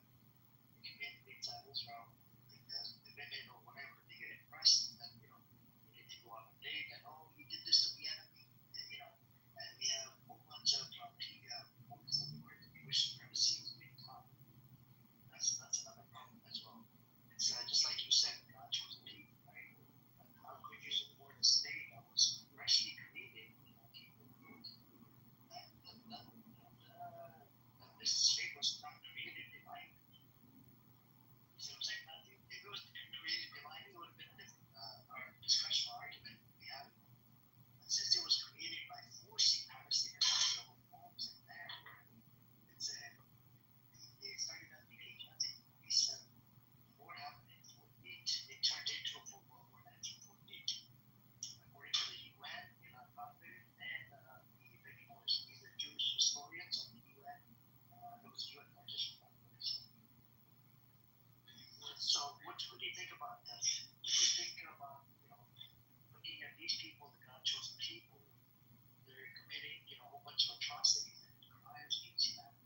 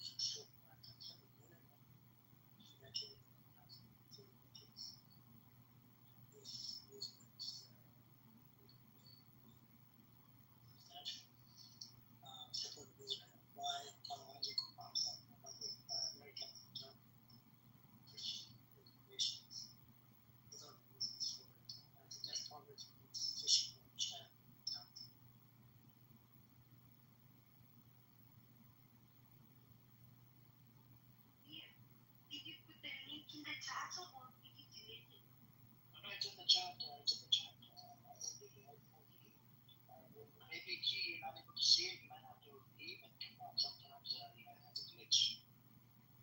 Leave the room, and then come right back, and then you'll be able to see the minutes in the chat.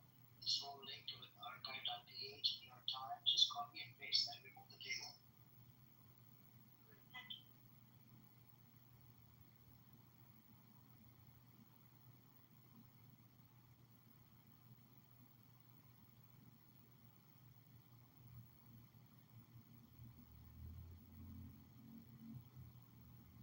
That's where we're at.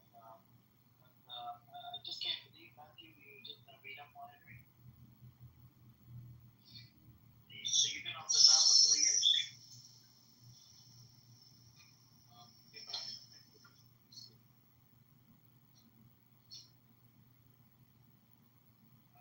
So you were on here after that, I guess during COVID or something, right? And then you're like, I don't need to use it anymore. I'm busy with work, and that's it, right?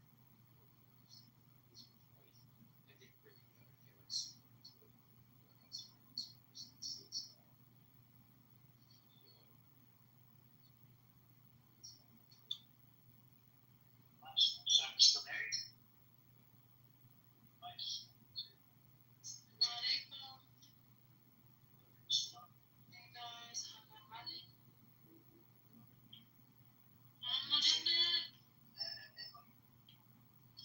You said you've been married to the Sam. Yeah, that's interesting. You left the Sam, you weren't really invested into it, right? Are you going to come back?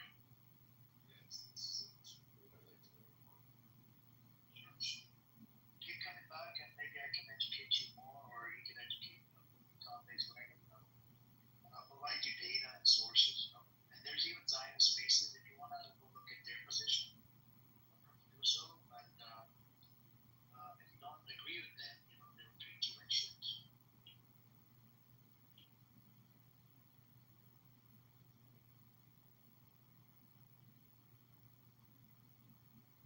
If it has happened to shape, we have shape here. He's a shapeshifter, so they're targeting him. They're targeting him a bunch of times. On the Israeli side, and Valley, and back and forth, and now the Kitover Valley.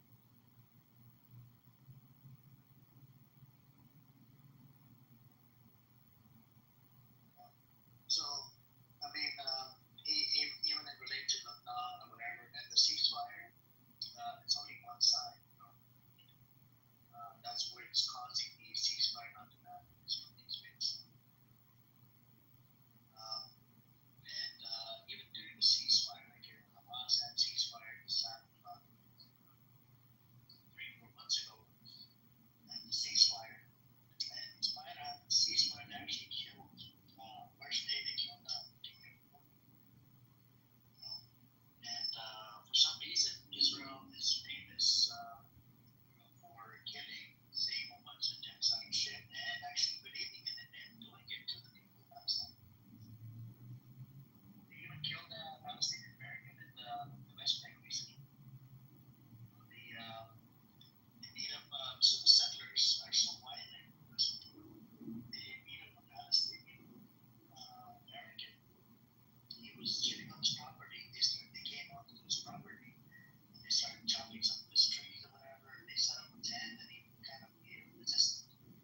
They beat him to death. The medics couldn't even get there on time, even and actually, it's called, and in the West Bank, West Bank is a proper example of apartheid. They have two sets of walls, two groups of people: the Israeli settlers versus the Palestinians. And literally a whole bunch of organizations that come out and said it's apartheid.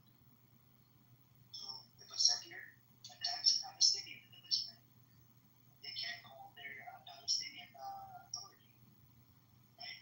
Because they would not want to deal with the settler. They only call the IDF. IDF would come in and arrest the Palestinian and protect the Israeli settler that's committing crime against them. This is the disgusting thing that goes on in the West Bank.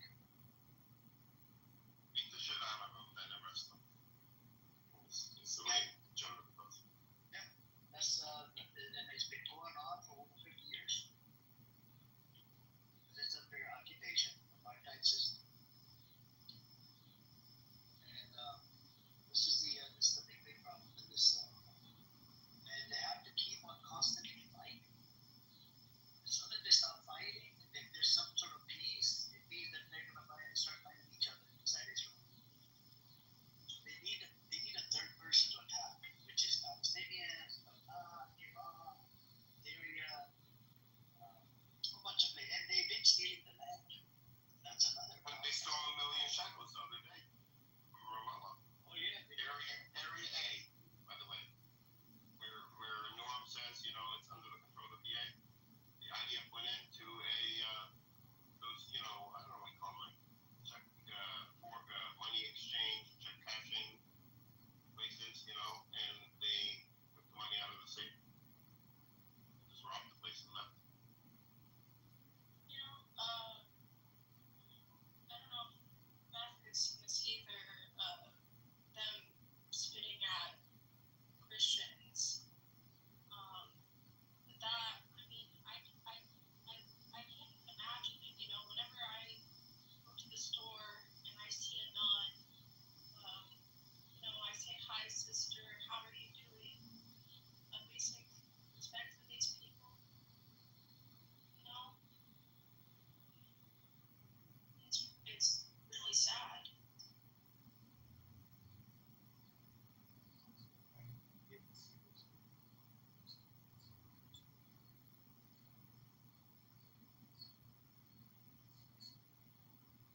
Matthew, may I ask you a question? I'm Palestinian. I wanted to ask you, and this is something that, you know, I thought of not too long ago, actually, to someone else, something that brought it up, or partially brought it up. You know, Bethlehem is very important to Christians. And why aren't Christians helping to take care and the town itself protect it? Because right now it's, you know, it's got walls around it. It's got a gate to get in. You know, the Israelis put up gates to segregate it, and harass people all the time, and have even shot and damaged the Church of the Nativity. About 20 years ago, 24 years ago. So I just feel like if we Palestinians are defending, you know, Christians' holiest sites, and most of us are not Christian. Most of us are Muslim. I think it's just not fair for Christians to sit back and not just not participate, not speak out, but also speak against those that are protecting your holy sites. Does that make sense?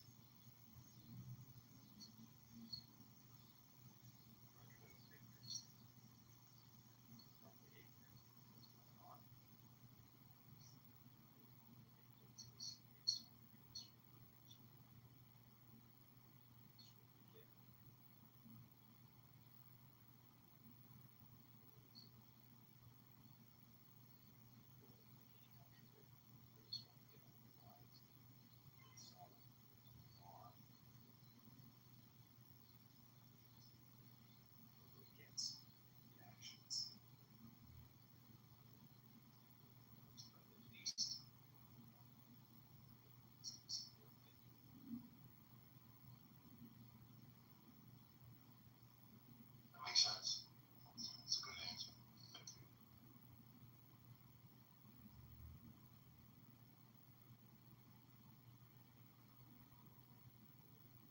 Once again, awareness out there for, you know, for Christians to step up and, you know, help instead of, you know, pointing fingers.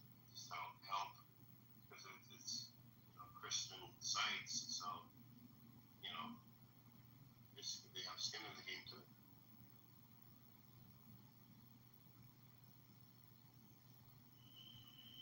You know, just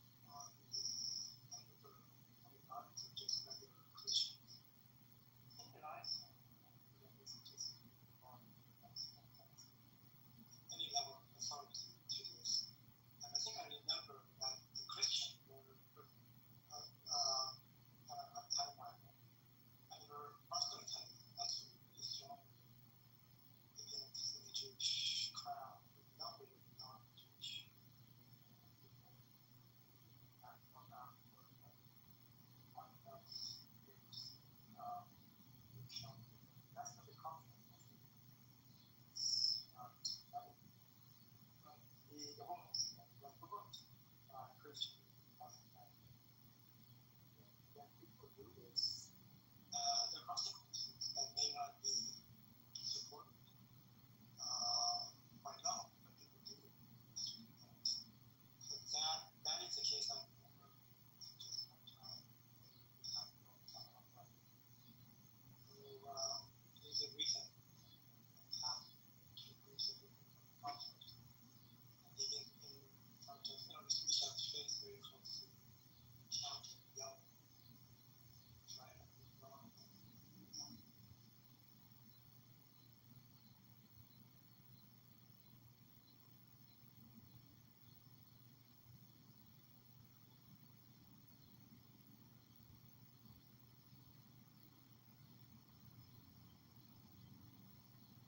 But I think Canada is a majority vote.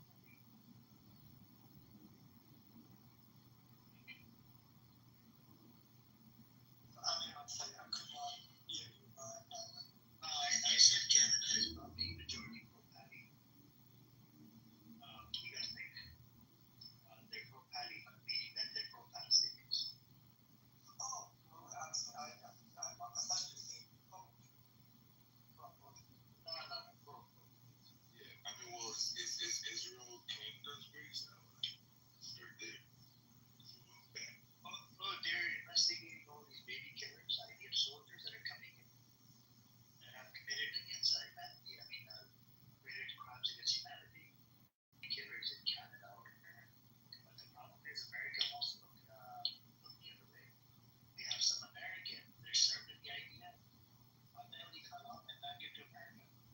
They probably killed babies and whatnot over there.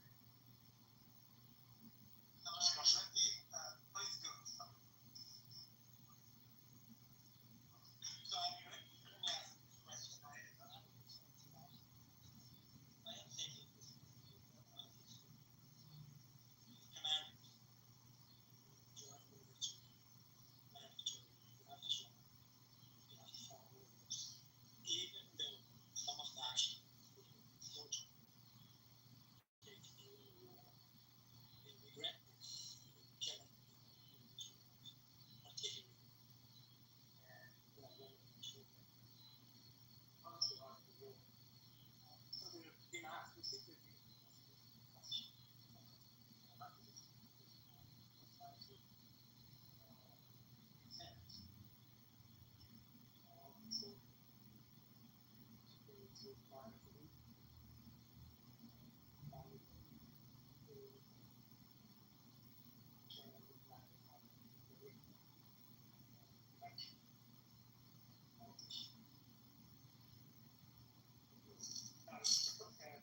Like this when the war happens, this is family.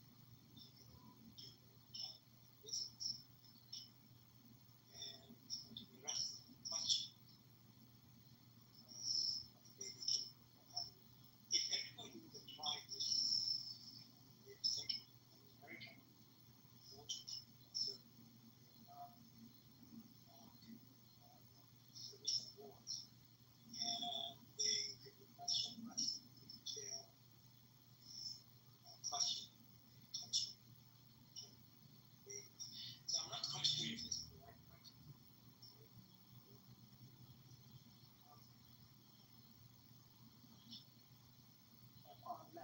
Unless it's over ignored.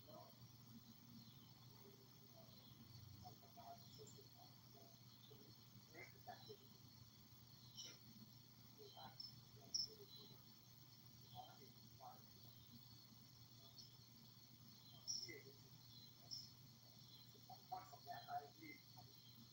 Just because once you get the idea, generally, you have to close and all the soldiers just participated in various wars and it's got to be common somewhere. No, I hear you, but right now we have access to everything. Social media. Before we didn't have. I'm not saying you should, they should go after the idea. This is why America parted ways with ICC and ICJ. Because they didn't want any of their soldiers getting prosecuted by the International Court. You know what I'm saying?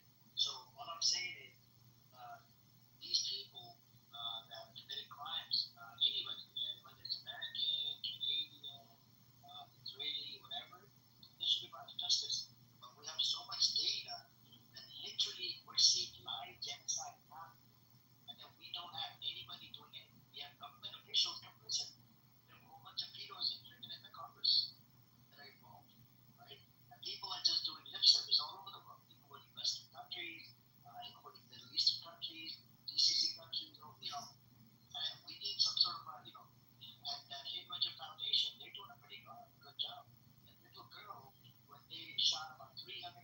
find bullets into her body, to the car that she was sitting in, and they killed her. They killed the medics as well.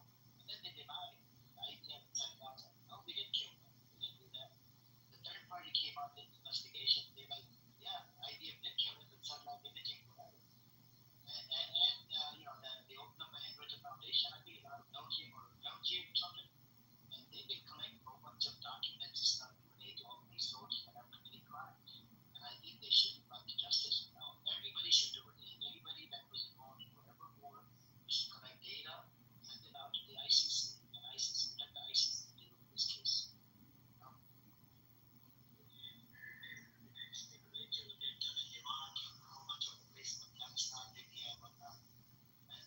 ICJK is what it did. It opened up can of worms for all of these Western countries that have been involved in genocide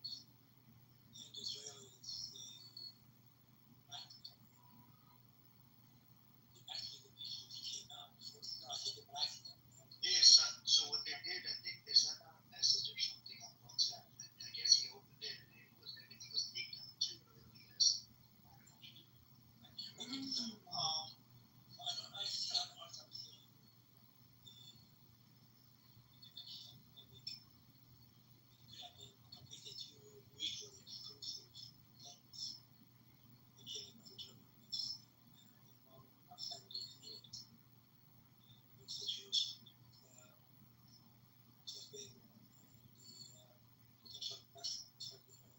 I'm not sure the information, but maybe there is. So Saudi Arabia invested money under the table. There's actually a pipeline. Let me see if I can find that before. There's a pipeline that goes from Saudi Arabia to a bunch of other countries. That they sold liquid oil to Israel. The back roads of Saudi Arabia being used to deliver aid or whatever to Israel.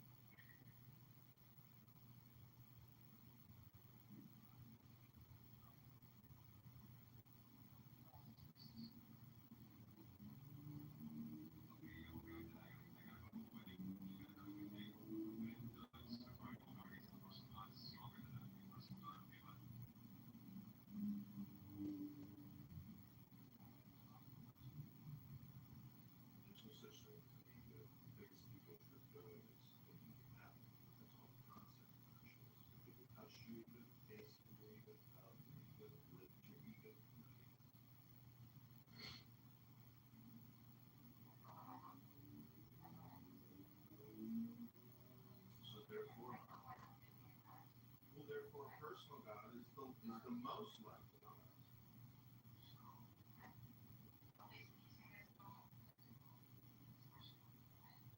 No, it's within. I would say that it's inherently. There's an aspect. So you are the product of the whole universe, all time, the precedence of now. So like apples, apples, different peoples. Here you are now.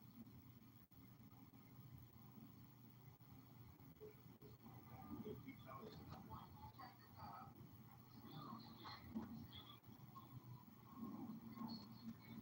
human woo woo. You woo woo. Let's hear you woo woo. Go ahead, woo woo.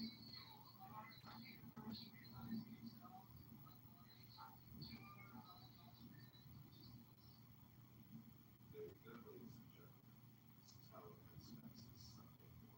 I'm gonna make it up. You guys fight about it yourselves.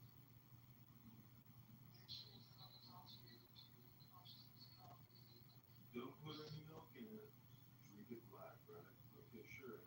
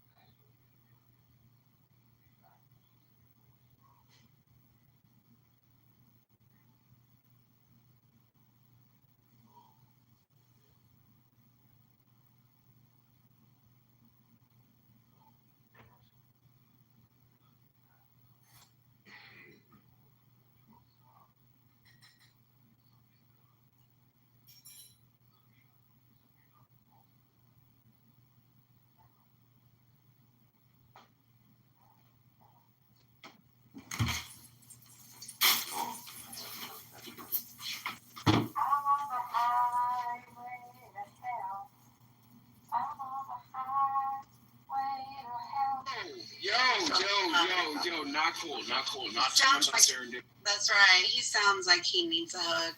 Oh, you talking about okay? There goes that come here, Pickle. You I look know. friendly. You need a cheeseburger. Die Weiger. And he needs an African So we malaria were shot. talking about. No, she would be one of those African. No, she would be one of those missionaries in Africa, wouldn't she? Serendipity would just come to Africa and help all the African children. Okay, so we're talking about replay rooms and what the topic should be. Let's talk about that. Thank you. Oh, he doesn't get me in my peepees, Monica. I'm sorry. It's okay. What about what Christian said? Should women be allowed to vote? Question mark. Well, yeah, I'm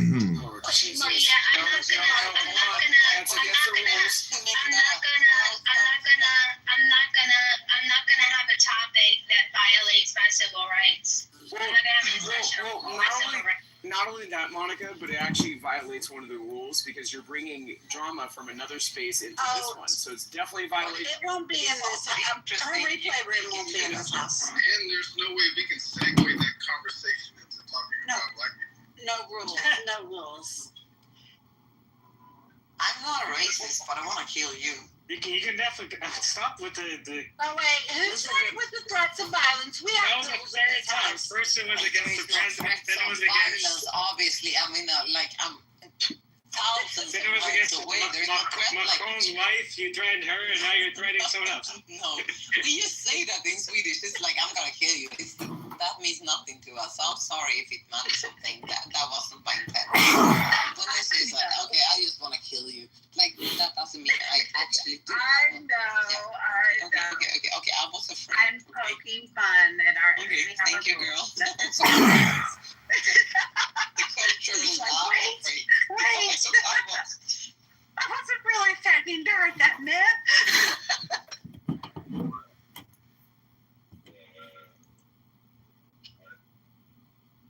Oh my goodness. The same. So why can't you just take your headphones off, speak on the speaker, do something? We can't hear you. Maybe he's on a We want to train. hear you. Is he on a train? Is that something? What's that to the people around you? I'm sorry, I have to make this call. And then you speak to us. You obey everything they do. Get on the quiet train. No, Harry, Get on the quiet train. I'm the dominant. I am the dom. You are the dom. You are the sub, and I'm the dom. Okay, so if I'm Harry's dom and you're my dom, does that make you Harry's dom? How does that work? No, I'm not the dom. Harry's my bitch, right? I push him around. No, you cannot push no Jews around. Because you are an Arab whore.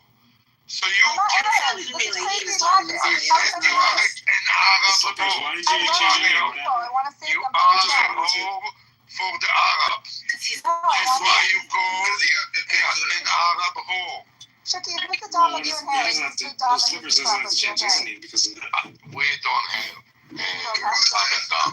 Well, What are you talking about? Harry's my I just bitch. got onto So if this I'm app. your bitch, then he's your Harry bitch. is not your bitch. It never happened. It will never gonna happen. It already happened. Already Did not exist until 2 hours ago. married. My room. That's why. I'm the new kid on the You're the new kid on the block. You know, I'm your dominatrix. More like you're my bitch. Shut the fuck up. I'm here to humiliate you as requested.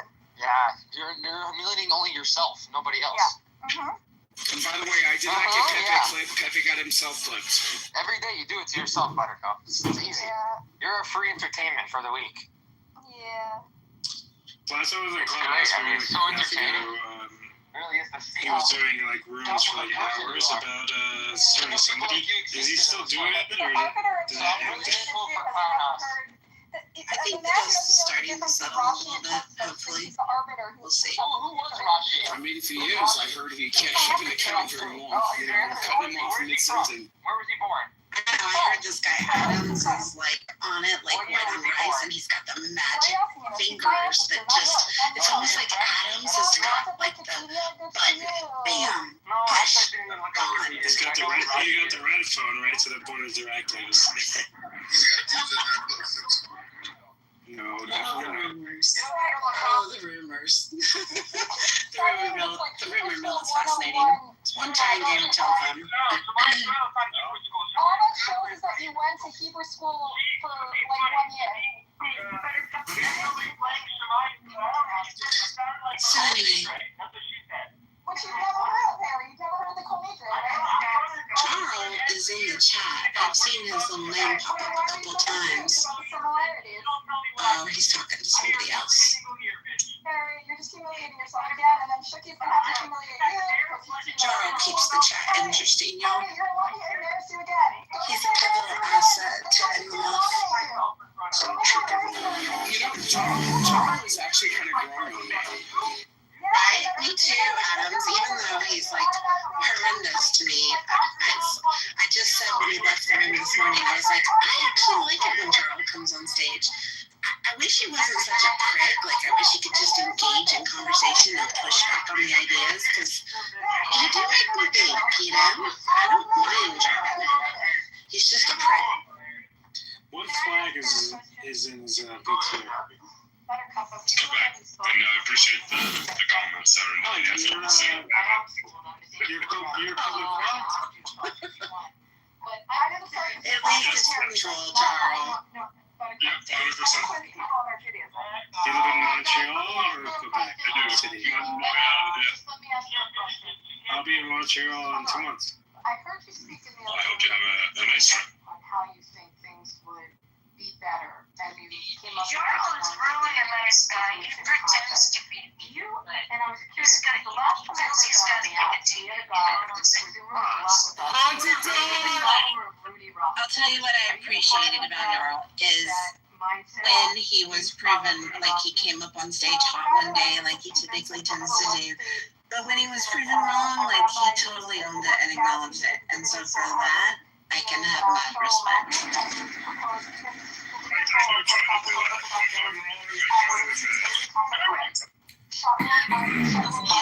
you're wrong like 75% of the time.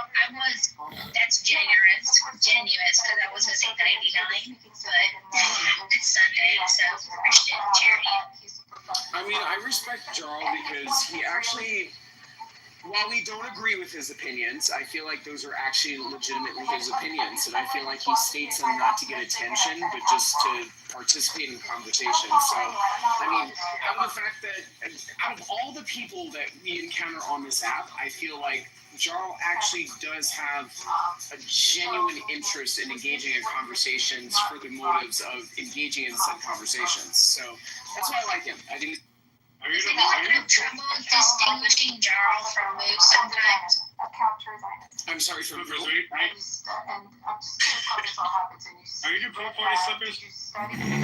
Are you like day school? Do you come from? Yeah. Oh. Same with you.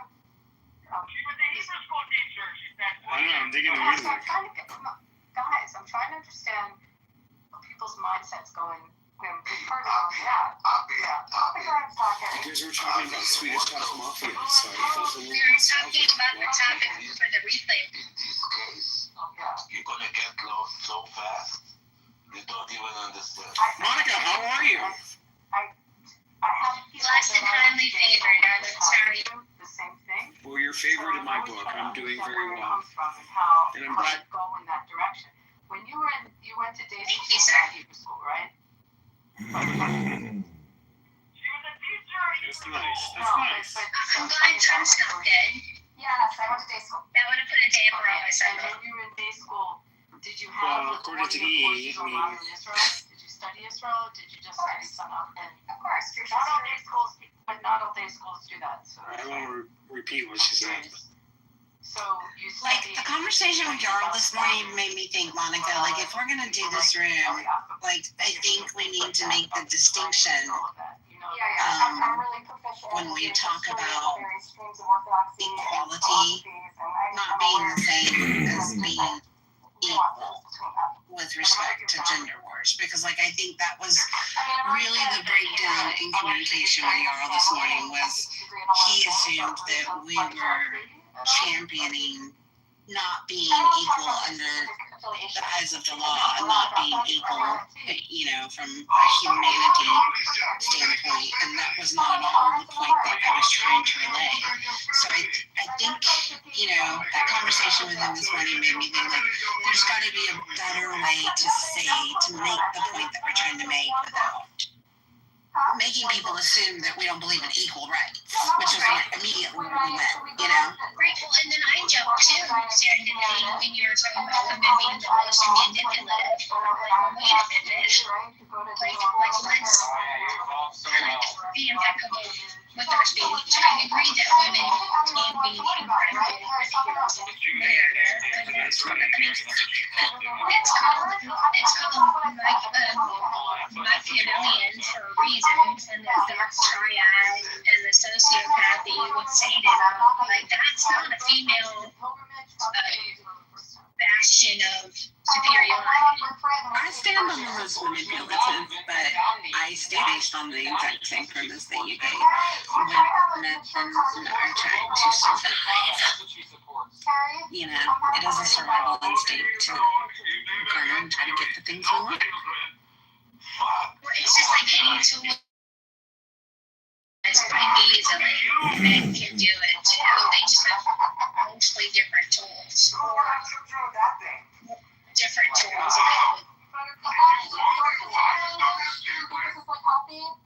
Behavior that we're seeing? I think it's very healthy, yeah. I think so. Are you like my mom to tell me what's healthy behavior and what's not? Respectfully, Does this resemble Judaism that you and I were raised with?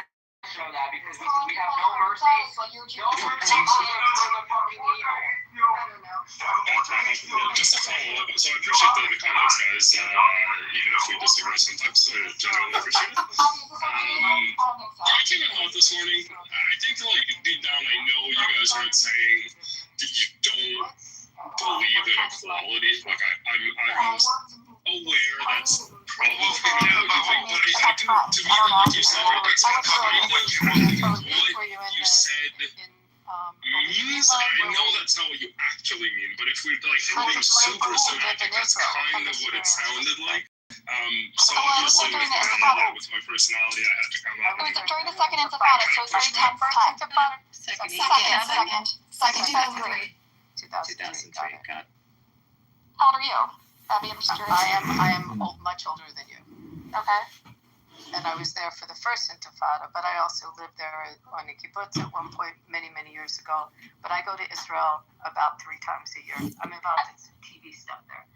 So let's. I have family in Israel too, so I just want to point out that I'm not naive. And what kind of experience there? Were you living in a city or were you living, in a town? So like in Tel Aviv, that kind of city? Or were you more from? I wasn't from, but I lived I lived in Tel Aviv and then I lived in Jerusalem for a bit too. And was the experience good there? Right. It wasn't a spiritual. It was like I was like a year of just sort of. I participated in like a seminary or whatever. Exactly. A year of being a shomra. Did you fall in love? It was a process. Yeah, I did. I met my boyfriend at the time there, and I stuck around for a bit. He said, "Let me pimp her out instead." I had a very spiritual spirit as a Sharmita in Israel. I'm sure about that. And then back to the U.S. Did you? And then I moved back to New York once I finished college. Yeah. And when you were back in New York, did you get involved in? Were you involved in Jewish organizations at all? Like mainstream or even? Yeah, Jewish Voice for Babies. No, before JV. I mean, it sounds like she's in that now, but prior to that. Abby, I want to talk to you a little bit about how my perspective evolved, because I am a rational person. I don't just follow spiritual movements. I'm not asking in an antagonist way. I'm really trying to understand how people go in that direction. So let me explain it to you. Let me explain. So when I grew up with the Zion, believing Israel has the most moral army in the world. A lot of narratives about what happened in 1948, I believe. And when you had that perspective, was that perspective a labor Zionist, or was that perspective a Beitar Zionist, a Jabotinsky Zionist? What kind of Zionist? I don't know. I just know that is the narrative. Buttercup. There's a reason. That's very significant.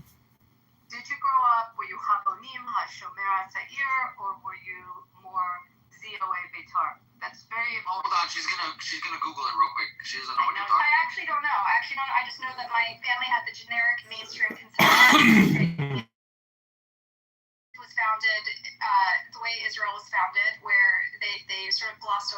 the atrocities that happened, which I've already moved past. I don't really care. Israeli historians agree about this. When your family had that, were they involved in Jewish organizations? Were they Yes. involved? Okay. And the Zionist background that you got, again, did they send you to like anything Zionist as a kid? So, because we're on the internet and people hear weaponized personal information, I'd rather not give out personal information. I'm not meaning I know you're not, but there's people here with bad intentions. My question. Let me rephrase my question. I'm gonna go search about name Buttercup and try to find out everything about you.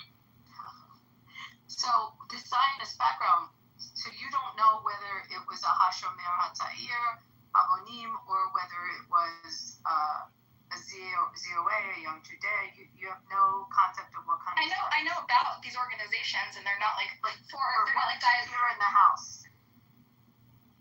The mainstream Zionist narrative that's promoted by ZOA and Young Judea and all those folks about the founding of Israel and the justness of its occupation and about what's happening currently in the Middle East and the future of Israel. And then it was only when I made Palestinian friends in college that I learned that I wasn't lied to. I never claimed they lied to me, but they told me half the story. On the East Coast, you don't have to dox yourself. College on the East Coast? What's the difference? Big difference. There's absolutely a reason I asked that. Well, tell me the reason, then I'll answer. It has to do with what kind of professors, what kind of influence, what kind of student body. You feel that on the West Coast they are more liberal? I didn't say West Coast, by the way, because I don't live on the West Coast. So, definitely a difference in universities. Absolutely a difference, and also with the student body. And you haven't justified the question. I absolutely, most certainly have qualified my question by asking you specifically, was it an East Coast older university? Was it a university with a diverse foreign student population? Was it one that had specific professors that were also maybe monetized and there are chairs within the department that came from certain influences? Or was it a university in the middle part of the country, or a university in the South, or a university perhaps in a Western city? So it sounds like a sociological survey you're doing. No, it's like fishing. I'm really trying to understand how people get influenced. I'm trying to understand also what their backgrounds. And when I asked you, you said you grew up in a Zionist house. That's why I asked, were they labor Zionists? Because if you grew up with labor Zionists, there's a good chance you like Amos, and you can understand why he went in the direction he went. Or if you grew up in a family that was a Beitar family, you may have gone in Shuki's direction. There's a reason I asked those questions. There's a very good logical reason. If I was Dan Gordis giving you these questions, you would understand. They're mainstream, like liberal Zionists, okay? They think that they manage to conflate. Yeah, they conflate Zionism with liberalism. Yeah, those two words don't go together. Yeah, I know. I've discovered that. Or were they more like Mohammed Abbas, your professor from Egypt? And you'll understand. Okay. Were they like Muslim professors, or were they like American professors? Yeah, I mean, I actually, my particular field. We would have one conversation. You told me you went to Brandeis. We'd have a conversation. If you said you went to, I'm not comfortable sharing where I went. Penn, you're around my daughter's age. If you went to Penn, we'd have a conversation about who taught her at Penn.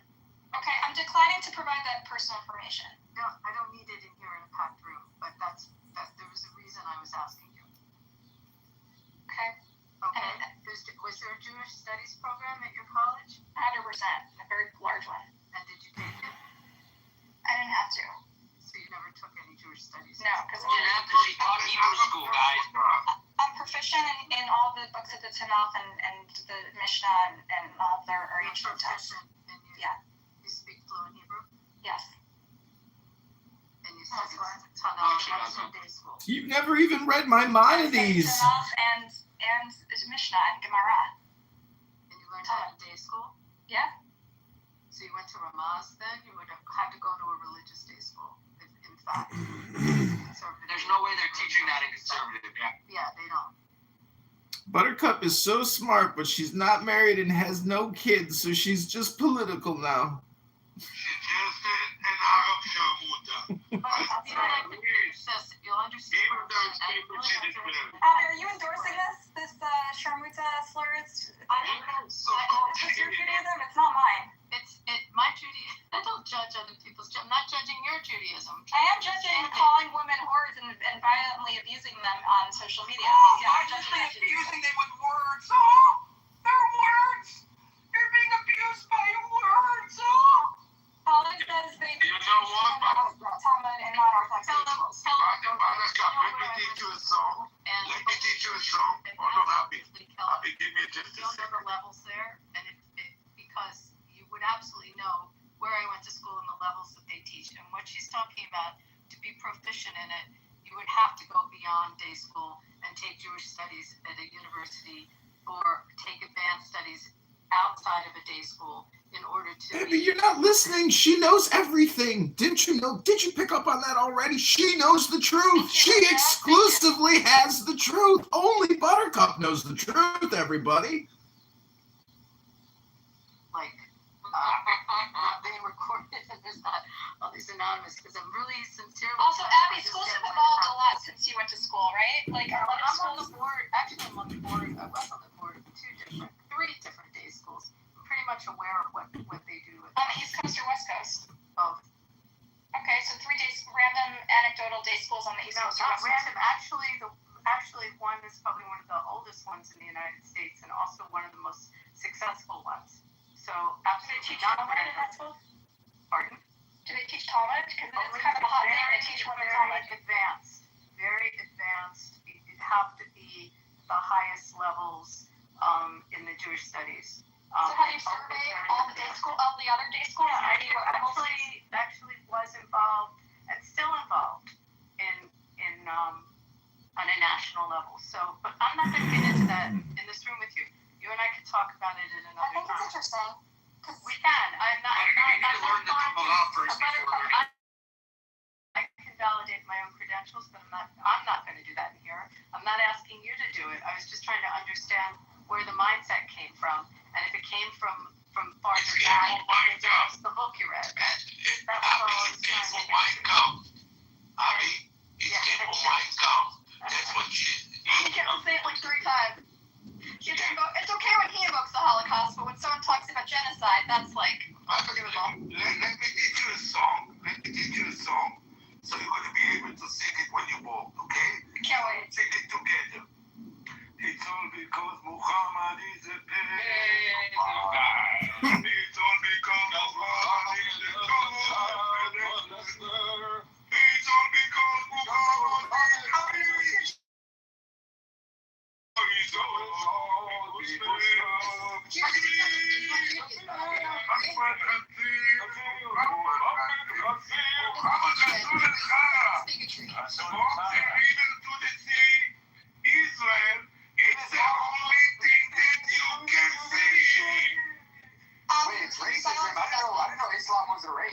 Islam is a race?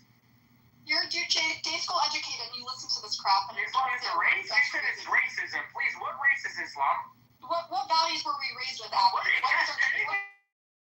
I didn't know Islam was a race. To me. It's disgusting. It's weird to call Islam being against Islam racism. When it's not a race. Abby, say something, anything. This is not No, this is repulsive.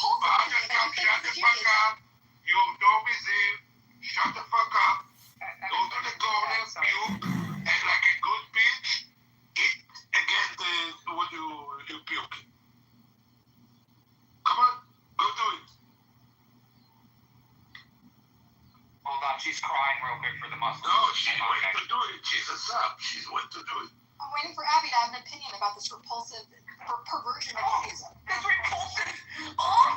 Buttercup, I'm not passing judgment. You're not passing judgment on this? The things you say can be repulsive also. So everyone has their level of what they think is repulsive. What's repulsive to one is... You're a leader, an educational leader. You run boards for educational leader. I'm not an educational leader. I just happen to know a lot about it. And She's not the clubhouse police. And then you wonder why we feel so divorced from Jewish institutional Judaism. Because you support this Because of people like you, Buttercup. I don't like what you I don't like any. Why would I participate in institutional duties if you support this kind of mythology? Buttercup, I would prefer that the conversation be about trying to understand where people's perspectives come from. You think a clubhouse room is Jewish institutional?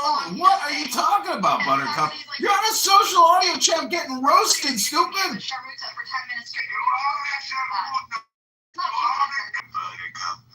Buttercup, boom, boom, boom. For my education, I'm very proud of it. I'm very grateful for it that I'm Jewishly literate. I feel very confident in my Jewishness because of it, and I'm sad to see that Jewish people like you, Abby. She's so Jewish. I want to read one sentence to Buttercup. This is from the IHLC, the definition of anti-Semitism. It's point number 3. Accusing Jews as a people of being responsible for real or imagined wrongdoing committed by a single Jewish person or a group, or even for acts committed by non-Jews, is considered anti-Semitism. So when you ask Abby, for example, is this Judaism for you for something that someone else said? Basically, you are accusing. Basically, this is the definition of anti-Semitism. I would suggest that you We're in a room and you're all singing a song about Muhammad, right? And she won't sing nothing to do with it. It has nothing to do with the point I'm making. The point I'm making is that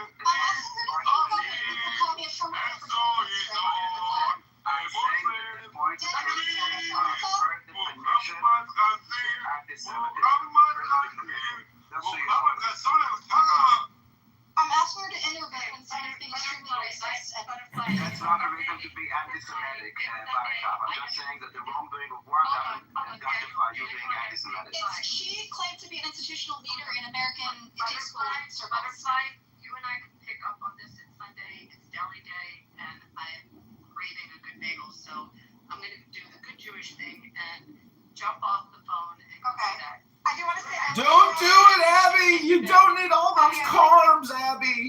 Just go to the gym and have a cup of coffee. Skip the bagel, Abby. Abby, I really appreciate you having a reasonable, coherent conversation with me, and good luck. Sharmuta, how are you, Sharmuta?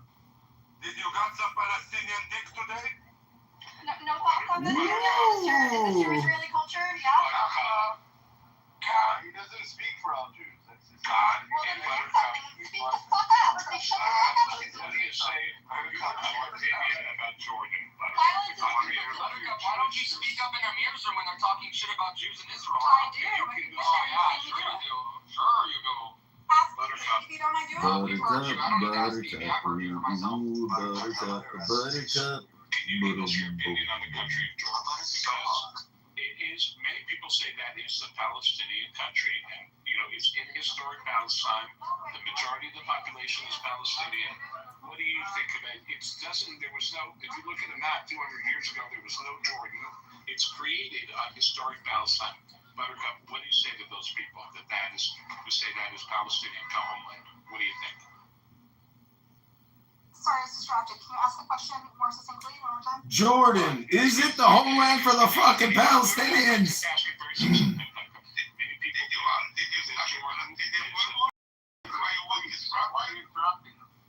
Some people say that Jordan is Baby, go leave some bastards and shut the fuck up. majority of Jordan's Go leave some bastards and shut the fuck up. The majority of Jordan. So why? And there's no country in Jordan. Baby, go leave some bastards. It was created by do your job. Why is Jordan not a Palestinian country? Tell us, Buttercup. I mean, isn't it kind of a Palestinian country? People kind of see it as sort of Palestinian. So there is a Palestinian. So Palestinians have a country. So I don't know. Listen, my focus is more on the future, not welcome back, Buttercup. I think that's something I very want intelligent, less Jewish Buttercup. people to die, less Palestinians to die. My goal is for less bloodshed to happen. I honestly think that we come somewhere. You're acknowledging that it kind of is a Palestinian country. That's what you said, right? George, what's wrong with you guys? I just want her to fill in the blank. No, well, fuck, he's talking to her. This is what you care about, that people will not die. So how about the plan to, for example, move the Palestinians somewhere else? Then your goal is no one dying is... Like Jordan. Jordan would be a logical place. What do you think about that? If this is what you care about, then it If it would be... wasn't a crime against humanity under international law, which would turn your soldiers into war criminals. Well, yeah, but for you, forget about us. You said that all you care about is that less Palestinians and less Israelis will die, right? This is a solution. Let's say that we are willing to be the war criminals.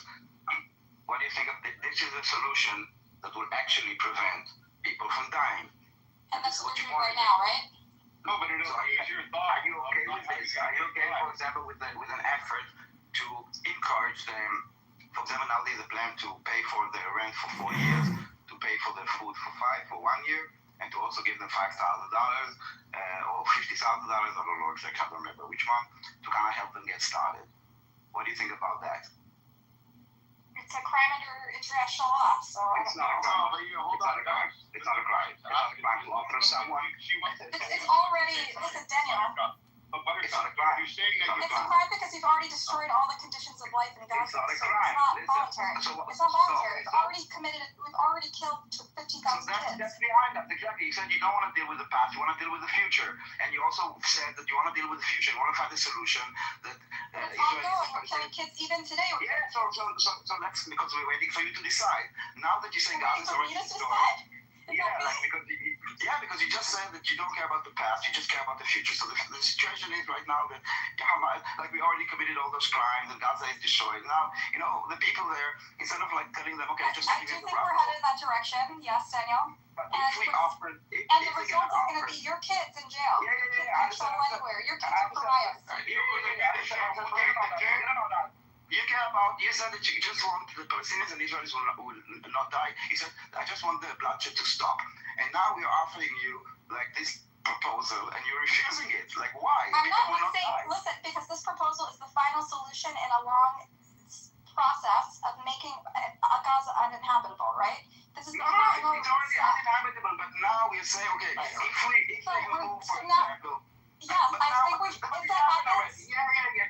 You are right. We are criminals and everything, but it happened already. Now you said a minute ago. And now they're going to take accountability for it. Yeah, all of that. But right now, the most important thing for Buttercup is that stop the bloodshed. All you want, as a humane person with your high morality, that you come here and advocate for us. You said, I want the bloodshed to stop. Okay, this is what you said, and I'm offering you. Great. For example, now that Gaza is already destroyed, all those crimes were committed, you just want it to stop. You don't want to reverse back. They haven't found anywhere for them to go, though. Okay, so let's advocate for like... There's millions of Syrians. Millions of people went from people Syria to Gaza. Did anyone pick up what she said? Did anyone actually pick up what she said? Because they keep figuring some idiot She just said she was talking about the final solution.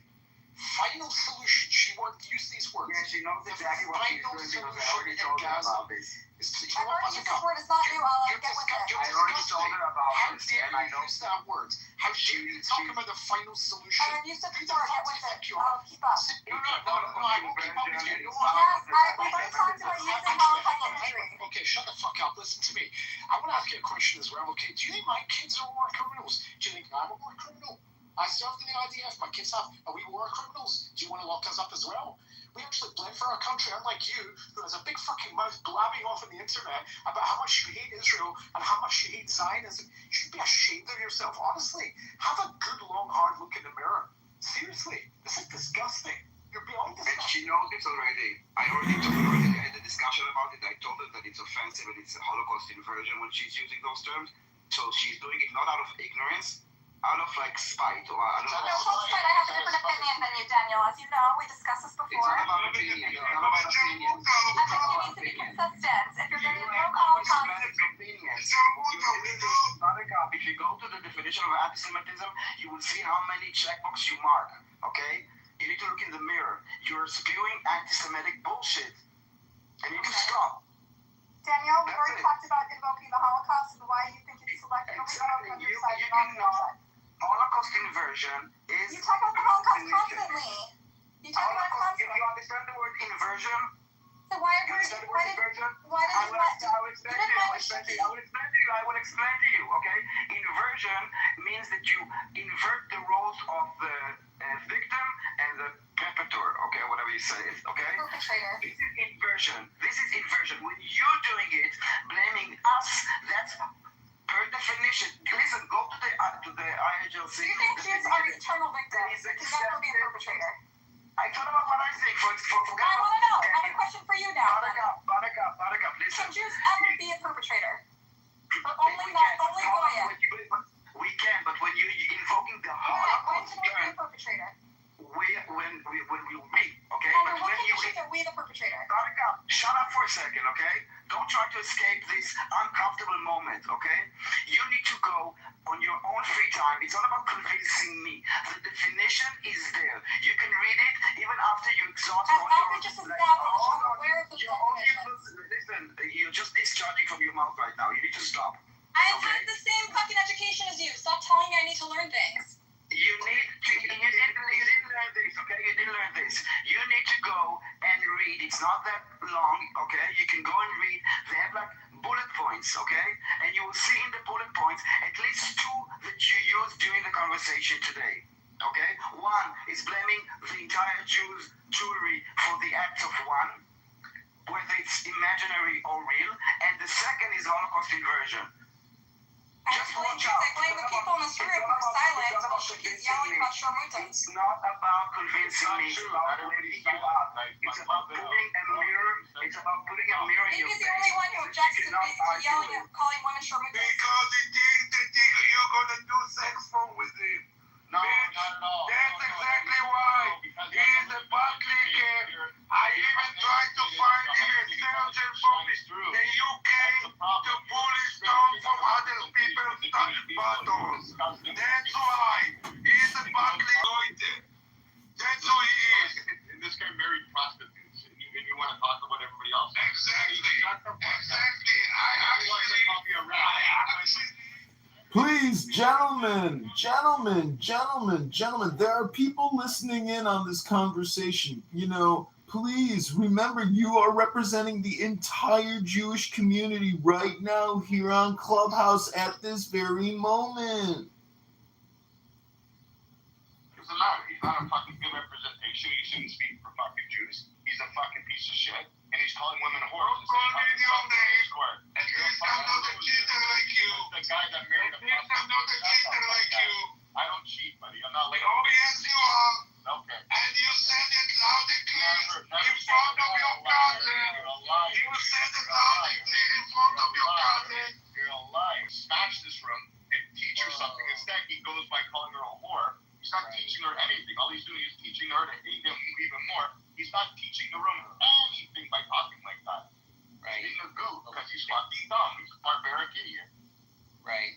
Talk shit about every fucking Jew in this fucking... Well, I hate to say it, but welcome to Clown House, where no one has ever done an academic conversation as if it's a classroom. No, that's not what Clown House is. Clown House is wasting your time with people like Buttercup because she's got a cute girl voice and she says nothing for weeks now, months now, and you guys keep having conversations about nothing, wasting all your time. Congratulations on wasting all your time. Like, we're not gonna teach her anything. She's not willing to learn anything. That's the thing. It's not about her, though, guys. They don't care either. They need to take away things and learn things, because there's people that are on the fence that aren't vocal themselves, and they don't give fuck. I can actually research that. Actually, I do. Now I'm a Zionist because I actually learned something today. Oh yeah, that happens all the time. Don't you know that she discovered that the Zionist narrative is all a lie, and Buttercup knows the truth about everything. I want to ask Buttercup a question. Buttercup, why are you retarded? What's the spot? She's not retarded. She's a female Jewish politician. You guys haven't met them yet, but Buttercup is one of the first female Jewish anti-Zionist politicians on the app. I love the arguments on this room. Why are you retarded? That's your argument? Come on, guys, do better. What happened to you as a baby? We had it in our Super Bowl. We had like South East women that were like, yeah, we should convert to the news man.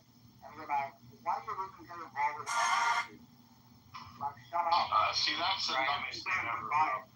That's the dumbest thing. Obviously, should be earlier. Why are you getting involved? You're just fucking sexist. You're an idiot. That's it. Honestly, you're dumb. The most intelligent room on Clubhouse. I doubt it. It's terrible. Like, it's terrible.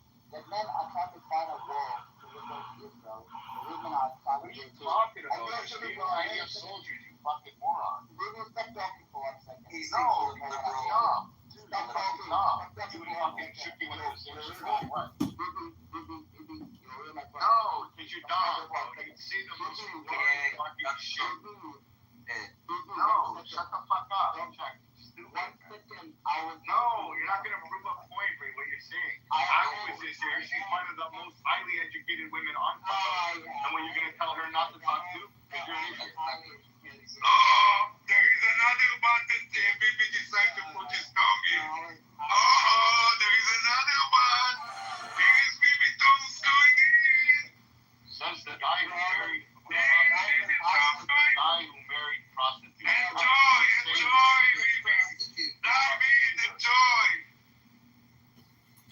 Well, technically, BB, if he married a prostitute, she's not a prostitute anymore, BB. You know, get in the now, BB. Well, now she's in jail, actually.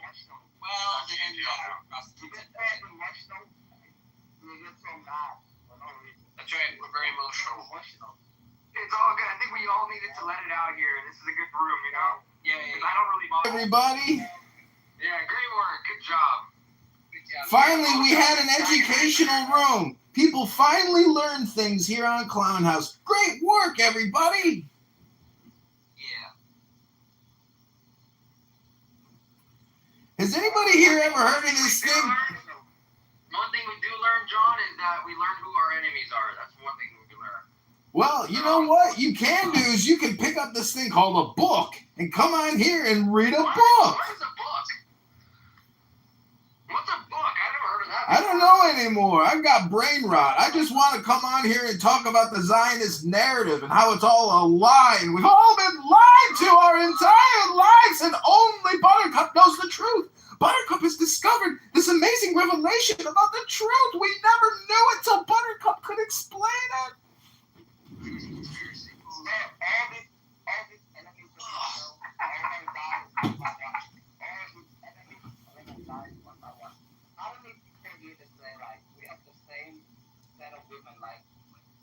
You have lots of white liberal women, all of us standing up for like minorities and all this bullshit.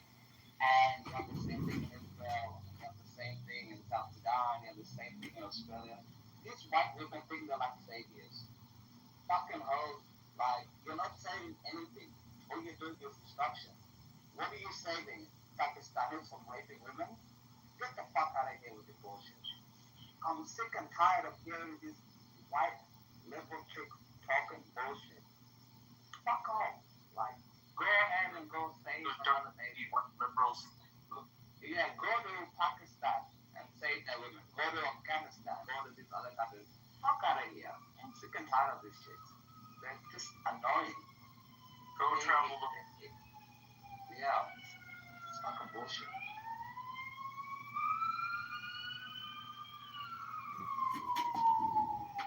Well, congratulations, everybody. You did it again. An amazing, successful clubhouse room full of education, life-changing moments, revelations, and truths revealed. Great work, everybody.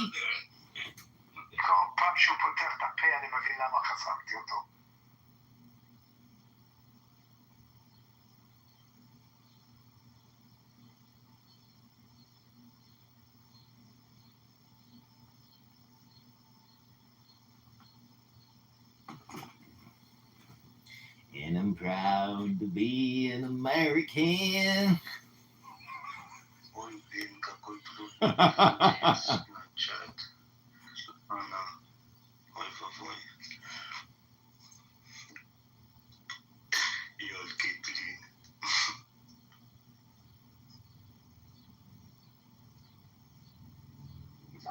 Next is going to be talking to the state solution on the Palestinian state. Okay, yeah. I want some of the terrorists in the bottom to come up. I think they're just so scared. They're very scared. I don't know what they're scared of. They're power bottoms. I want the terrorists to come up and talk. We want to hear. Now, this one, the Nazi. Oh yeah, you want me to invite him? Let's do it.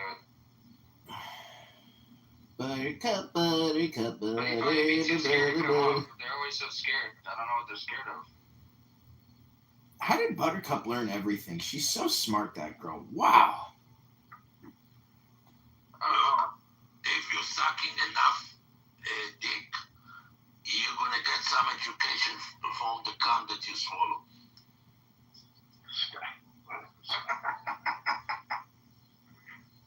Oh my god. Bibi, when did you, I mean, not Bibi, Shuki, how did you figure out, this form of politics of being crude, vulgar, disgusting? Like, where did it come from? Where did your knowledge come from? Actually, from the field, from seeing who the fuck they are. So you learned it from the excrement that you were observing? Absolutely. And is it bigoted and is it racist to essentially reject Muhammad the pedophile? I'm not rejecting, I'm just stating fact. You want to sing with me? Let's sing together. Whoa. Because Muhammad is a pedophile. It's all because Muhammad is a child. It's all because Muhammad is a piece of shit. And so is all the Muslims. Takbir. Muhammad Khanzir. Muhammad Khanzir. Muhammad Rasul al-Khara. From the river to the sea, Israel. It's the only thing that you will see. That's amazing that you can learn so much here in just such a short amount of time. Thank you, Shuki. You're very welcome.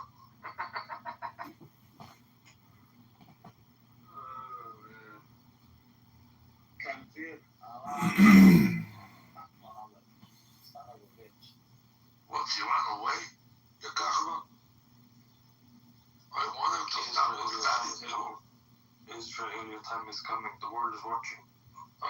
Free Palestine, free Palestine. We free Palestine. Wow, you felt very brave coming up here and saying this. Whoa. We free Palestine. What a fucking terrorist he is. He must feel so proud of himself. All his brothers now they're all gonna go in the room and say, "Wow, did you hear Swoosh? He went up to the Zionist stage and said free Palestine." Well, you're all brainwashed. We're not gonna kick you, idiot. We love people like you to play soccer with them. We're not gonna kick you, idiot. He's coming and going, thinking that we're gonna kick him. Oh, I know how. So funny. Another Arab Sharmuta. There's like 4 or 5 of them down there. Yeah. If it wasn't for Buttercup, I never would have known the truth about the Zionist narrative. It's all a lie. Let's bring him up here. Listen, you need to stick to one thing. If you're sucking too many dicks, you're gonna be confused. Noha, it's for you.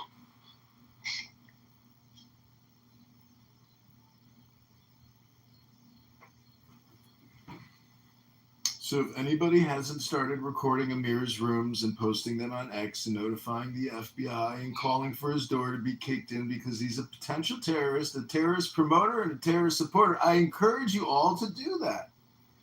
Does anyone have a sauce?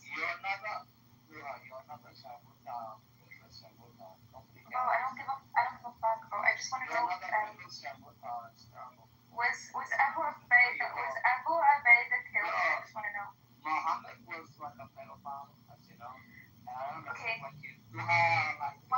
couldn't you just answer the question? Like, Esther was like, what was she like? Terrible thing. I'm not gonna listen to this, bro. What are you worried about? Let's study the song together.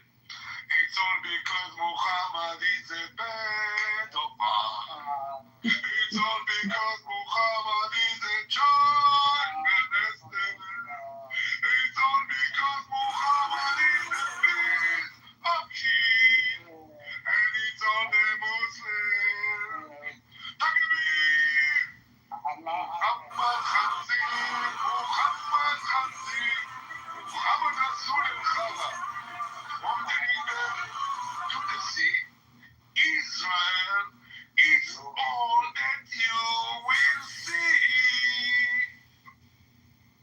I can't believe in just Israel. I like this damn scenario. What are you gonna cry about then? Huh? No food? It's funny that you guys tell people to come up from the gulag and to speak up and everything, and you act like this. You interrupt people, you don't let them finish, and then you talk like this. How are we gonna have like a normal conversation when you act like this? How many Muslim bulbul did you sack already? How old are you? How many Muslim bulbul did you sack already? I'm having your Apple version, my routine. I know that you virgin, but not in your mouth. Don't listen to these, girl. You don't fuck, but you suck. Shruki, how old are you, sir? You could be my You don't fuck, but you suck. You're embarrassing yourself. I'm trying to be serious. I'm trying to be helpful to you. Listen, I'm younger than you and I'm teaching you. Come on, sir. You need to go to a mosque. Why you're so obsessed? Why are you so obsessed? You're so obsessed with Islam. Inshallah, you will become Muslim. I pray to God every day you will become Muslim because the way you're obsessed with Islam is insane. Why are you obsessed? It's all because Muhammad is a child molester. It's all because Muhammad is a pedophile. It's all because Muhammad is a piece of shit. And so is all the Muslims. Takbir! Muhammad Khanzir! Muhammad Khanzir! Muhammad Rasul al-Khala! Muhammad Rasul al-Khala! From the river to the sea, Israel, it's all you will see. Good for you. I'm happy for you. So basically, the claim in the title that it's eliminated, I just want confirmation of that because I don't find any official confirmation.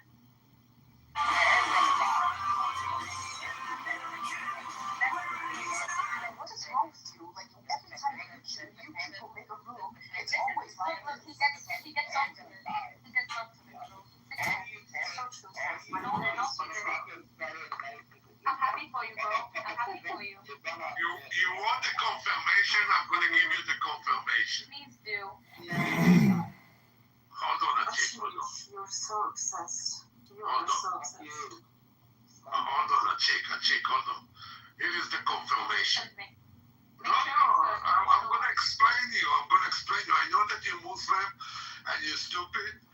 And the problem is that you're sucking too much of a Muslim dick. So the sperm does not develop your brain. It's actually doing the other thing. It's destroying your brain. So, but I'm still gonna try.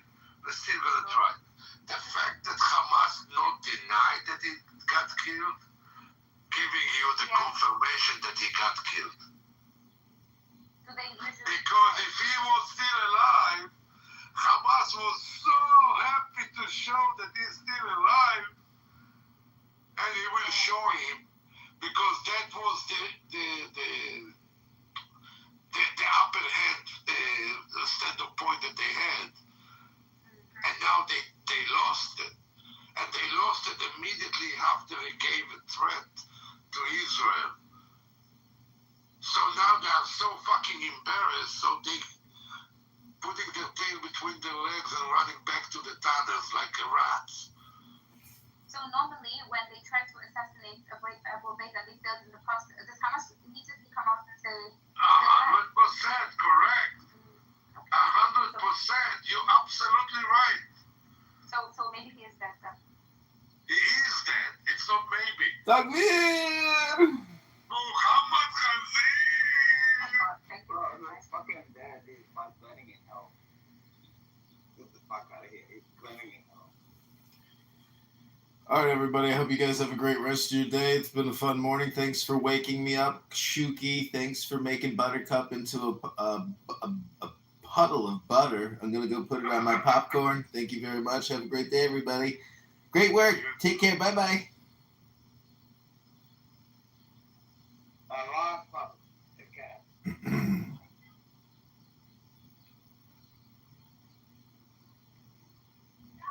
Chanel, I think you're the one that's actually obsessed because you're always in our. You're my favorite too. Aww, besties. That's so sweet. Oh, there's my all-time favorite. All-time favorite. That's what I like to hear. I say friends for life. Yeah. Well, I need your help on X. Just retweet all my stuff. Go to John Kitover IL. I already did, so don't ask me anymore. Great work, Abby Goggins. You're welcome. So, guys, can you sign this petition so you can become a congressman? I want him to be president. Okay, do it then. Wow. Well, first we gotta get to Congress, then we're gonna get to the Senate, then we're gonna get to the executive office. Jeez, you gotta take one step at a time, boy. Wow. Yeah, one step at a time. Right? Are you canvassing on the streets? Yeah. I told him too. I just tell everybody download Clown House and sign my petition. No, don't. Imagine Clubhouse just become Chicago. Yeah, Ryan. I put the link on. Can you guys sign a petition for him so he can become a congressman? That's not a link. That is a picture. Yeah, but if you go down to the comments, it says, Craigslist? Really? That's a Craigslist posting. Can I get a direct link? God damn it. Yeah, John Kitover. She gave you the link, you fucking F word. Jesus. Click the fucking link. Yeah, no shit, it's a link, stupid. Click it and retweet it. Alright, you're fired. You're no longer working for the campaign. You're terminated. You talk too much. You don't do shit. You're a talker. We need doers. Bye. So, rockforce.craigslist.org/ Yeah, that's a job posting. So you have to respond to that. Then he'll send you a fucking link to maybe he'll send you something else. I'm out of here, Abuela. You're wasting everybody's time. I got other Clubhouse rooms to get to work in. Stop talking. Just click and do. Retweet. This is the problem with people. Retweet it. Just post. Just click it and post it. Just stop. You can't sign it. I need your digital media support here. I don't need your signature. Jesus. Get me all worked up over nothing. I should go stretch in the other room and do yoga. I was asked to sign a petition, not to retweet anything. This is the first time. This bitch doesn't speak English. This is an ESL room for her. She's just learning English, Abuela. There we go. It's retweeted. Wow. All right. Finally, we got some work done for the campaign this morning. Great work, Abuela.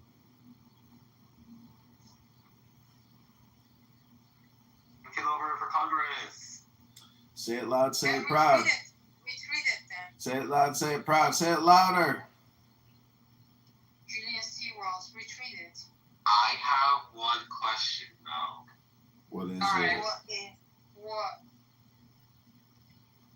What's your opinion on Luigi Mangione and what do you expect from his trial?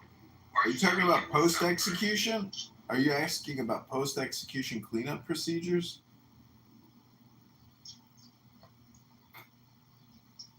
What do you mean? I'm saying that after we execute him, how are we going to clean up the mess and dispose of the body?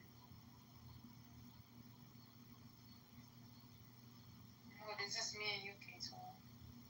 You don't understand what I'm saying, Julian? No, I don't think he does. That's okay. I got work to do anyways. What do you think of the protest that will happen after this accused man to death? I know. I just want to quote Shuki and say, Muhammad was a pedophile. Shut up, Ryan. Who's this beautiful woman next to you?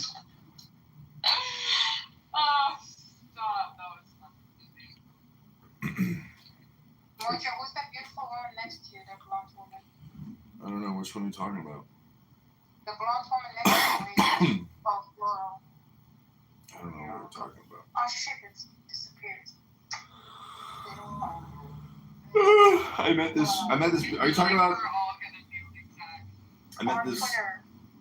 I'm not sure. Oh, that chick is a chick that I met through politics. But she doesn't. She's hot. You should date her. I did, but then she dumped me. So she's like, you're crazy. Why? She's like, you live stream everything. You're on YouTube all day long. Like, you're crazy. You just live stream YouTube all day long. There you go, see? But I had. That woman is beautiful. Wow. Like, imagine. Yeah, she's a beautiful woman. She's got breast implants too, which is. Oh, no, that's nice. No, I gotta say that aesthetically they look amazing. It's like, whoa, wow, amazing. Here, I put it in the chat. Yeah. If she has breast implants, how is she gonna breastfeed your child? I don't think she's gonna have children because she's like, over 40. Yeah. Really? Oh, she looks younger than Lisa. Well, Issa's fat. It's like you. Oh my goodness. I mean, you have nothing to say. You're gaining weight, John. You're right. I should get out of the hole and go to the gym.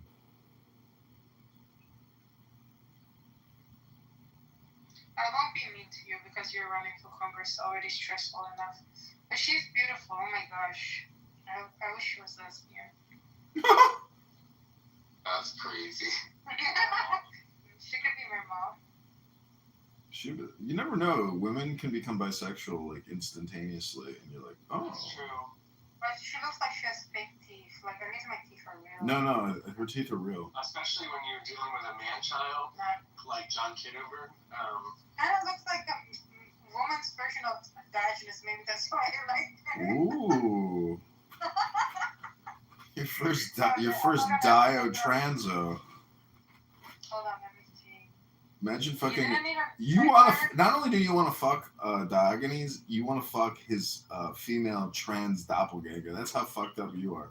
She's trans? She's trans? No, I'm saying that Abby would fuck a trans Diogenes because she thinks the Diogenes is No, I hot. won't do. I'm saying it's a female version. Listen, I'm saying I gotta take the Cosby kids to the beach. You can look at that woman and see what I mean. What woman? It's in the chat, in a room chat before you lash out. The last link that I put. She actually does look like she's trans. Really? Yeah, she kind of does. See. Oh, maybe that's why I like her too, because she looks like See, a I man. told you. What about her looks like a man? Her jaw, she's got a fucking sharper jaw than. Oh my god, is she transgender? I don't know. No. Look at that thing. It's a Look woman. how square that thing is. Actually, This is a really bad angle for her, though. I feel like I need a more. Yeah, we need more pictures. What's her name?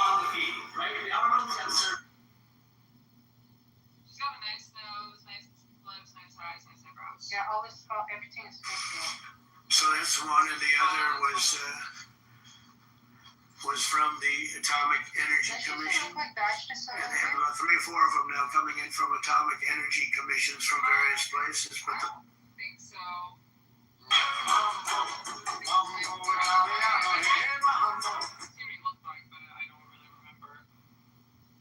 I think the eyes. Maybe. Look at the. Oh no, it's not.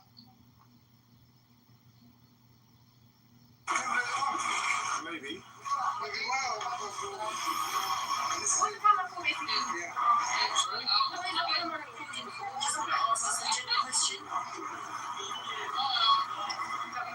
Answer your question? Yeah, I want the answer because it's somebody else asked permission to mingle.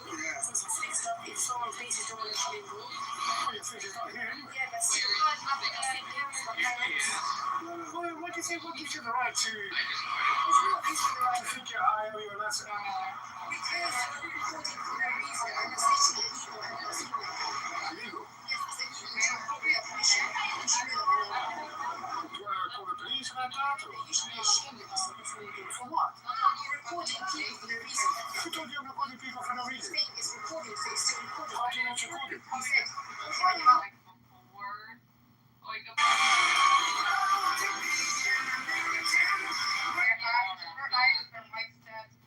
this one is narrow stack.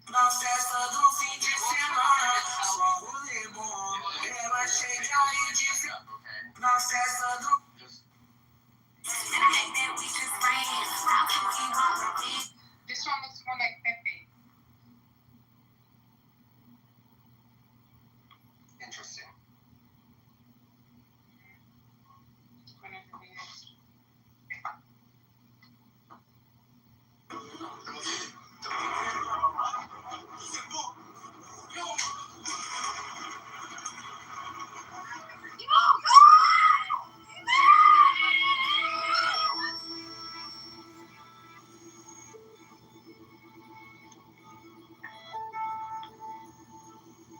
Congressman John Kitover.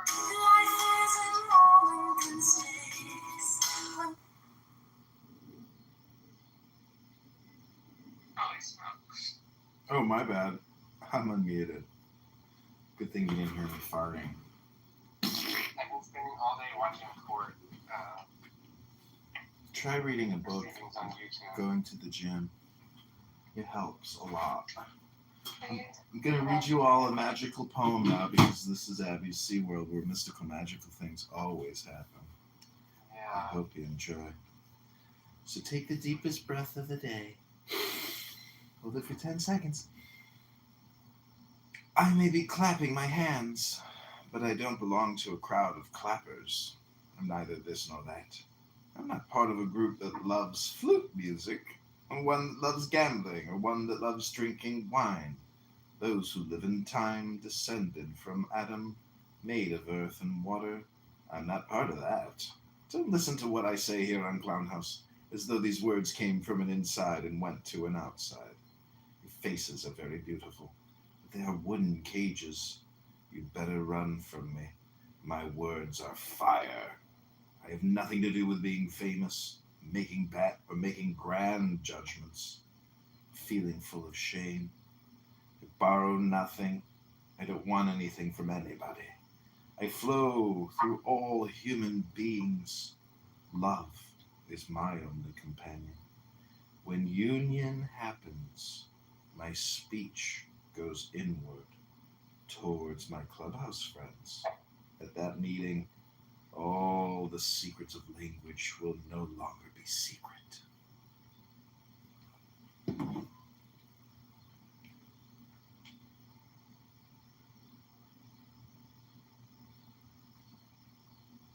Why are border collies so intense when nothing's happening?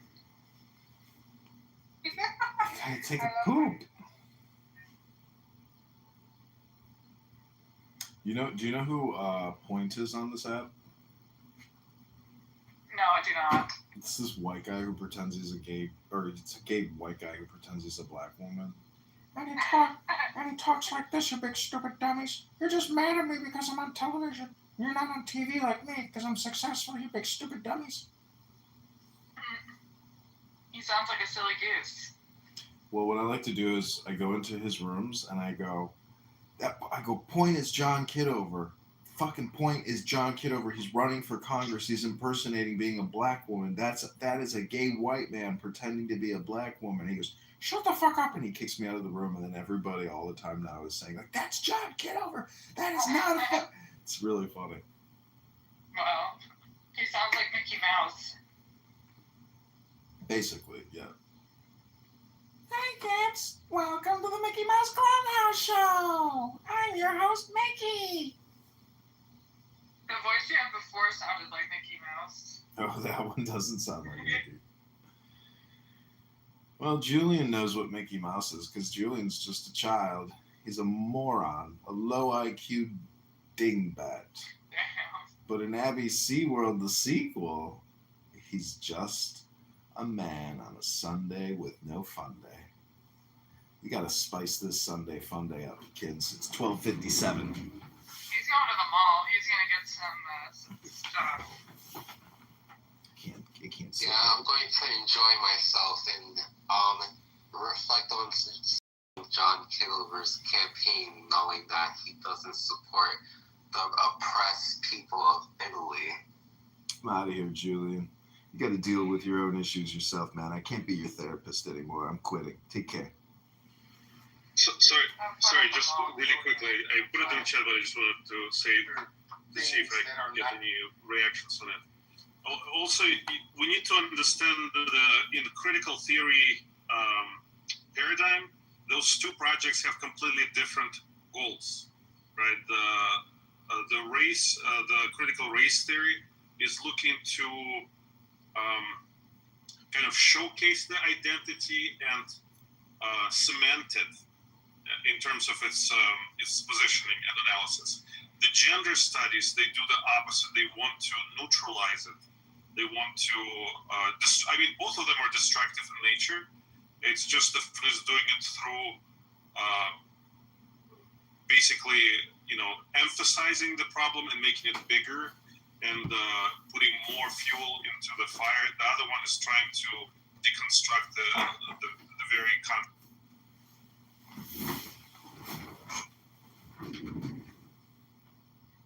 I missed some of the conversation. I had to drop something off, but there's 1,000 reasons to wear this PTR. Andre, what do you see when you see this PTR?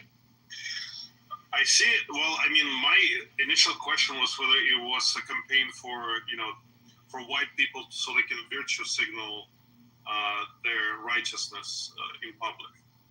But what's interesting, if it's a Alibaba type of outlet, it's most likely that AI is doing the marketing, and AI is doing it regardless of skin color. It's doing it by demographic, and it's the propensity of people actually seeing it and getting offended over it. So without any kind of motivational backbone. But in our current climate, if it's done intentionally as a PTR or like somebody wears it in public, I see it more of a troll than anything else. Unnecessary troll. Yeah, Andre, that's why my first question was like, which fashion house, put out this T-shirt, right? Because there's plenty of fashion houses that do crazy stuff. But yeah, it wasn't. It was just like, that's why it's just like a like you said, like an Alibaba, a Temu, a Shein. It was like just like a cheap T-shirt with a crazy saying with an AI model, basically. But fair enough to Monica. If she wants to post it, fair enough. It's free country. So, Andre, you said unnecessary troll. Yeah, because things are already at the boiling point. I don't think people need to. I think everybody kind of understands where the opposition stands, and I think it's time to reconcile, somehow find common ground, find people who are not so infected by this toxicity that they can still be kind of pulled out. And the more people get aggravated, the more they try to stand their ground, dig their heels in, and be unmovable. So I'll agree that it's a troll, but I'll fight you on the unnecessary, because when you show me a black model wearing a T-shirt that says "I love being a white woman," and show me the reactions in our culture to that, then I'll say it's an unnecessary troll. When you show me that, then I'll say, oh, okay, I'll ease up, I'll back down. Because the issue is that internally that ideology does not accept the reciprocal vector in both directions. It's just saying it can go only in one direction. So you sort of have to start on their ground and work them back to the middle in order to find any kind of consensus. Otherwise, it's just going to be fight. So show me also a white model wearing a shirt, "I love being a white woman," who wouldn't be equally harassed or harmed. But that's the whole point, Monica. There is no shirt that says I love being a white woman. Correct. There is no fashion brand. There's no actual fashion label that's doing that. Exactly. Should there be or should there not be? And if there shouldn't be, why? I mean, the fashion houses have been doing crazy shit for a long time. I mean, I wouldn't put it past them, but as of right now, it doesn't exist. Yeah, I think to Andre's point, unnecessary troll is, for me, from my perspective, I agree. I don't think that it's the way to engage in conversation that is going to be productive in people understanding. I mean, is it provocative? Sure. Will it start conversation? But you can't be surprised when people misjudge you and believe all of the racist trope stuff about Monica when you have that kind of PTR. Yeah. I don't think that What's the upside? What's the upside? What's the upside to my trolling behavior? No, what's the upside to the PTR? There's like 5. I think it's hysterical. I think it mocks the left's insistence that people can be whoever they want to be. And we have to honor their lived experience as rainbow-colored people. I think that the only people in our society who can't be insulted or offended by racial tropes are white people, and I think that's unfair. I think it's pretty cool to be a black woman. So I'm actually not insulting black women because I think they're pretty awesome for the most part. Yeah, but with all due respect. The fifth one, That's not what the shirt says. The fifth one is I can. That's very and I'll true. take the consequences. Yeah, Monica. With all due respect, what would you know about being a black woman? With all due respect. I don't think you're catching on to any of the reasons I listed for the upside of having this PTR of a white man. See, this is what you got green beans. They just want to cut you off. You're going to have to deal with the fact that it's the moderator preference thing. I mean, I'm a black man. I kind of... Yeah, that's not all you are. Well, you can. Next. It's a great you have a white dude. I love being a black woman. Why are you laughing if you're offended? Why you're laughing if you're offended? Because if you're offended, why would you be laughing? So you're really not offended. You're just trying to enact powerful. No, I'm offended, but no, you're not. Because you're laughing. Okay, let me ask you something. Are you a white woman? None, yeah. Next question. Are you a white woman? It's none of your business, Bruce. Next question. Okay, so you could be a black woman or a white woman, but you feel that this is okay, a white man where I love being a black woman. Sure. Or you think it's a problem to love being a black woman, you bigot? He's a white man. He's a man, period. And then he's a white man putting a shirt that I love being a black woman. He's not even a black woman. Yes, this is totally like nuts. Why is that offensive? I don't Technically, you don't know if he's a man. You didn't ask him. What? She has or her or they. Okay. See, this is where at a level we just need to calm down. Maybe take a breath. You just need to calm down. Start thinking about what you do. You mean you just need to calm down? So everything a white person do, I just need to be happy about it. Well, all right, yes, go ahead and do it. Do it. But if that's the case, then everything a black person does, y'all need to calm down too. Whoa. How do you know that just that do it person that way? Is not a black? Have you looked at their genitals? Dude, that is not okay. So you just trolling. All right. I'm not trolling. Yeah, no, you're trolling, dude. That's ridiculous, man. Chris, Come on, man. Chris, hold on a minute. I think you're missing a little bit of context about the rest of the conversation in this room. We've been talking about the shirt and people's reactions to the shirt and good, bad, or ugly, like the premise behind the advertisement that's in the PTR. Don't make assumptions that anybody's thinking any sort of way. Like, the whole purpose of this room, I think, is just to have the conversation about why some people may find the shirt triggering, and is it one of those things that is culturally appropriate or not? See, with me, I just think white people just don't give a fuck. And so black people do, because of slavery and all that shit. No, listen. I just think white people, y'all just don't give a fuck. Y'all just do what you want to do. And laugh at everything. Y'all laugh at being called a cracker. Y'all laugh at being called a hunk. Y'all just don't care. And then y'all have motherfuckers that do care in the black side or whatever, Hispanic side or anything. And like, yeah, that's kind of offensive. But maybe we shouldn't just give a fuck then.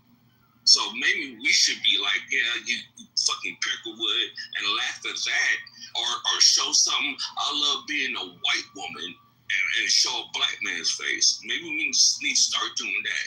Maybe we need to learn from you guys. Maybe you should do it. All right. I'm serious. I'm cool with it. I'll call you crackers all day. I don't give a fuck. I don't care. But the whole point is offensive to other people. I really don't give a fuck. I'm a talent manager, dude. I have white fucking actors. I have black actors. I really don't give a fuck. Like, I'll call you crackers all day. Tell me again how much you don't care while you're talking about how much you care. No. If you guys gonna start doing that, and just, I mean, it's I guess we evolving or whatever, and nobody wants to care about racism. Then that's what we're gonna start doing. So if black people call you a nigger, a cracker, or whatever like that, then you can't get mad about it. I don't mind being. I'm just saying. Like what? No use of the N-word on stage, y'all. No use of the N-word, please. Oh, now don't use the N-word. It's a house rule. It's a house rule. It's a house rule. Oh my God. Anyway. Not my house. It's a house rule. We like to be consistent. So I can call y'all Peckerwoods, crackers, rednecks, all day. Yeah, you can call me a fucking white bitch. I don't care. Like, but that's you can't say the N-word or the K-word. Y'all just don't care. So maybe we need to start not caring. Fuck it. Maybe it's just a whole No. We're having the conversation. I'll let y'all say the N-word. We're having the no, it's not permitted in the house. It's the house owner's rule. Here's the thing. We're having the conversation because we care. Like that, you're missing the whole point. The whole point of the conversation in this room is because we care. We care about, the offensiveness or whether or not we should or should not be offended by the shirt. That's the point of the conversation. That's so offensive. It's super offensive. But you know what? I'm 50. I don't care no more. It's just I'm numb. Like all the races I've been through. No, listen. All the races I've been through and stuff like that, dude. I don't care no more. Y'all can do what you want. Dude, all I think about is my actors, getting my actors fucking money. And I don't care. Y'all can do what you want. Yeah, regardless, y'all can say shit. I don't care about. I've been called nigger 100 million times. No. So it doesn't really matter to me. I might even care about it. Go ahead. All right. Say have a good day, huh? Ifra's been trying to talk for a minute. I'm sorry if I mispronounced your name. So let's give the floor to Ifra for a minute. Okay. Whoa, you went on mute. Was that a Clubhouse audio thing? Can you hear me? Now I can. Yes. Where'd he go? Can you hear me now? Yeah. Yes. Yeah, we can hear you. Okay.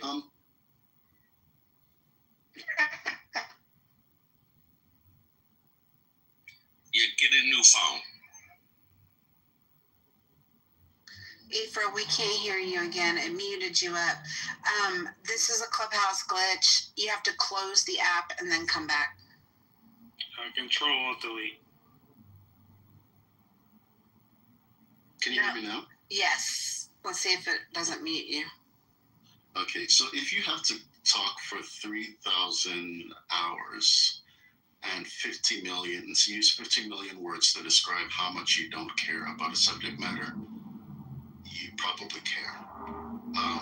So the reality is you care a lot because you have a hypersensitivity due to your perceived oppression, not real oppression, but perceived oppression, the perception. No, I don't care anymore. Bruce, don't interrupt. I'm telling you, I don't care anymore.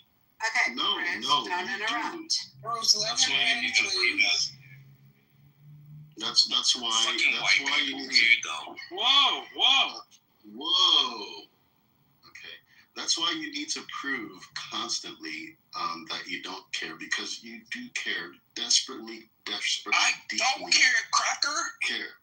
No, you do care. You care so much about this thing, and the fact that here we have a black woman on Monica's PTR, clearly a black woman wearing a black T-shirt, and you have not examined the that's a black woman? It's a white because dude.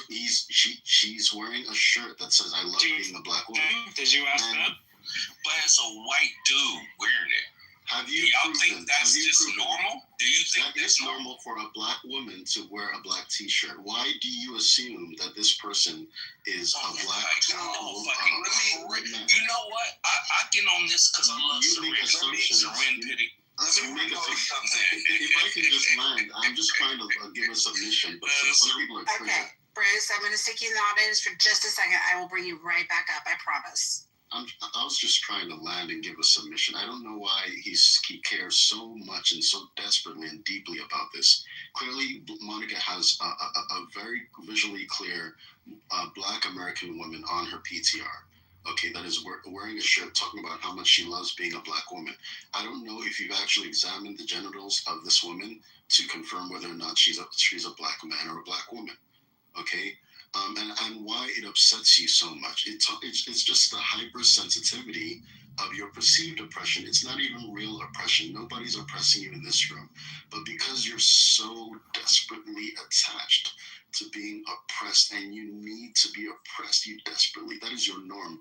If you wake up in the morning and you go through the entire day without feeling racism or oppression, you will not be able to live. It's like your oxygen. You need to be oppressed, so you choose oppression in your day. When the person okay, so I'm depressed. I'm oppressed. Bruce, don't feed the trolls. Yeah, he's a troll. He's a troll for real. That's one of my five. That's one of my five serendipity. So I actually thank Ephra for that. Let me off. No, he's a troll. But see, this is what I'm saying. So it really makes y'all look bad. It makes y'all look bad for the ones that are really cool with black people and stuff like that. These trolls come on here and say some ignorant ass shit. Let me offer something. I can cut the black man. I'd like to hear from Dr. Jordan for a minute. So I don't know if this is comparable, but when the Hebrew Israelites kind of jumped on the app, I don't think, and I'm Jewish, but I wasn't personally, I didn't faze me. I think the Jewish, and I'm not saying the Jewish community is a model here, but what happened was, I live in a Jewish community. Oh my God! Yeah, let him finish. Let Dr. Jordan finish. So the Jewish community on here, we seem to. Some people were very offended, but they were only offended, I think, when the Black Hebrew Israelites, because it was specifically Black Hebrew Israelites, that contingent started to deny the fact that the Jews, and it was mostly Ashkenazi and Sephardic Jews, were not Jewish. So, and again, I'm not saying that we're a model group or or anything, but what we did do was, I think we were accommodating of anyone can call themselves whatever they want, but when they start denying someone else the opportunity to identify as such, that's when I believe it became most controversial, and I could be a little wrong. So I guess my question is, I'm not sure that, like, well, it may be, I guess, it may be bothersome. If people want to identify as a cat or a frog or whatever, I guess the way we look at it typically in America is that unless they're bothering you, what does it mean? But if Bruce feels it and he's entitled to feel this way, if he somehow feels that it's diminishing or oppressive in some way, he's also entitled to feel that way. But I'm not sure that it accomplishes anything. All right, let me tell y'all this right now.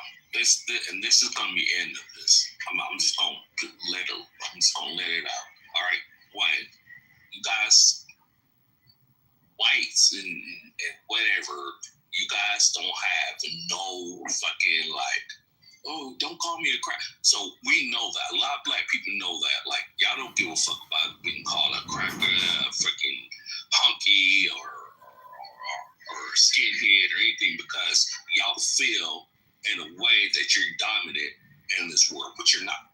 Just gonna let that go. We all equal. But the whole point is the insecurity is a bitch, Bruce. Okay. But I'm not insecure. The whole fucking thing, I know shit. And so the whole fucking thing is you guys just feel you can come on this app, whatever. And I try to really, as being a manager, and I manage all kinds of races, but I try to come on here and connect with people, not fucking like hear the ignorance that's coming out your mouths. And it's a bunch of ignorant ass shit. So, I mean, it's cool, and you want to do that, I'll leave. But the whole fucking thing is have respect for races, dude. Bruce? You gotta have respect for black. Listen. No, you listen. Because you're making statements about my room, and I want you to hear me from there. See? That's what I'm saying. You don't have respect. Wait. I'm not arguing you. No, Bruce, listen to me.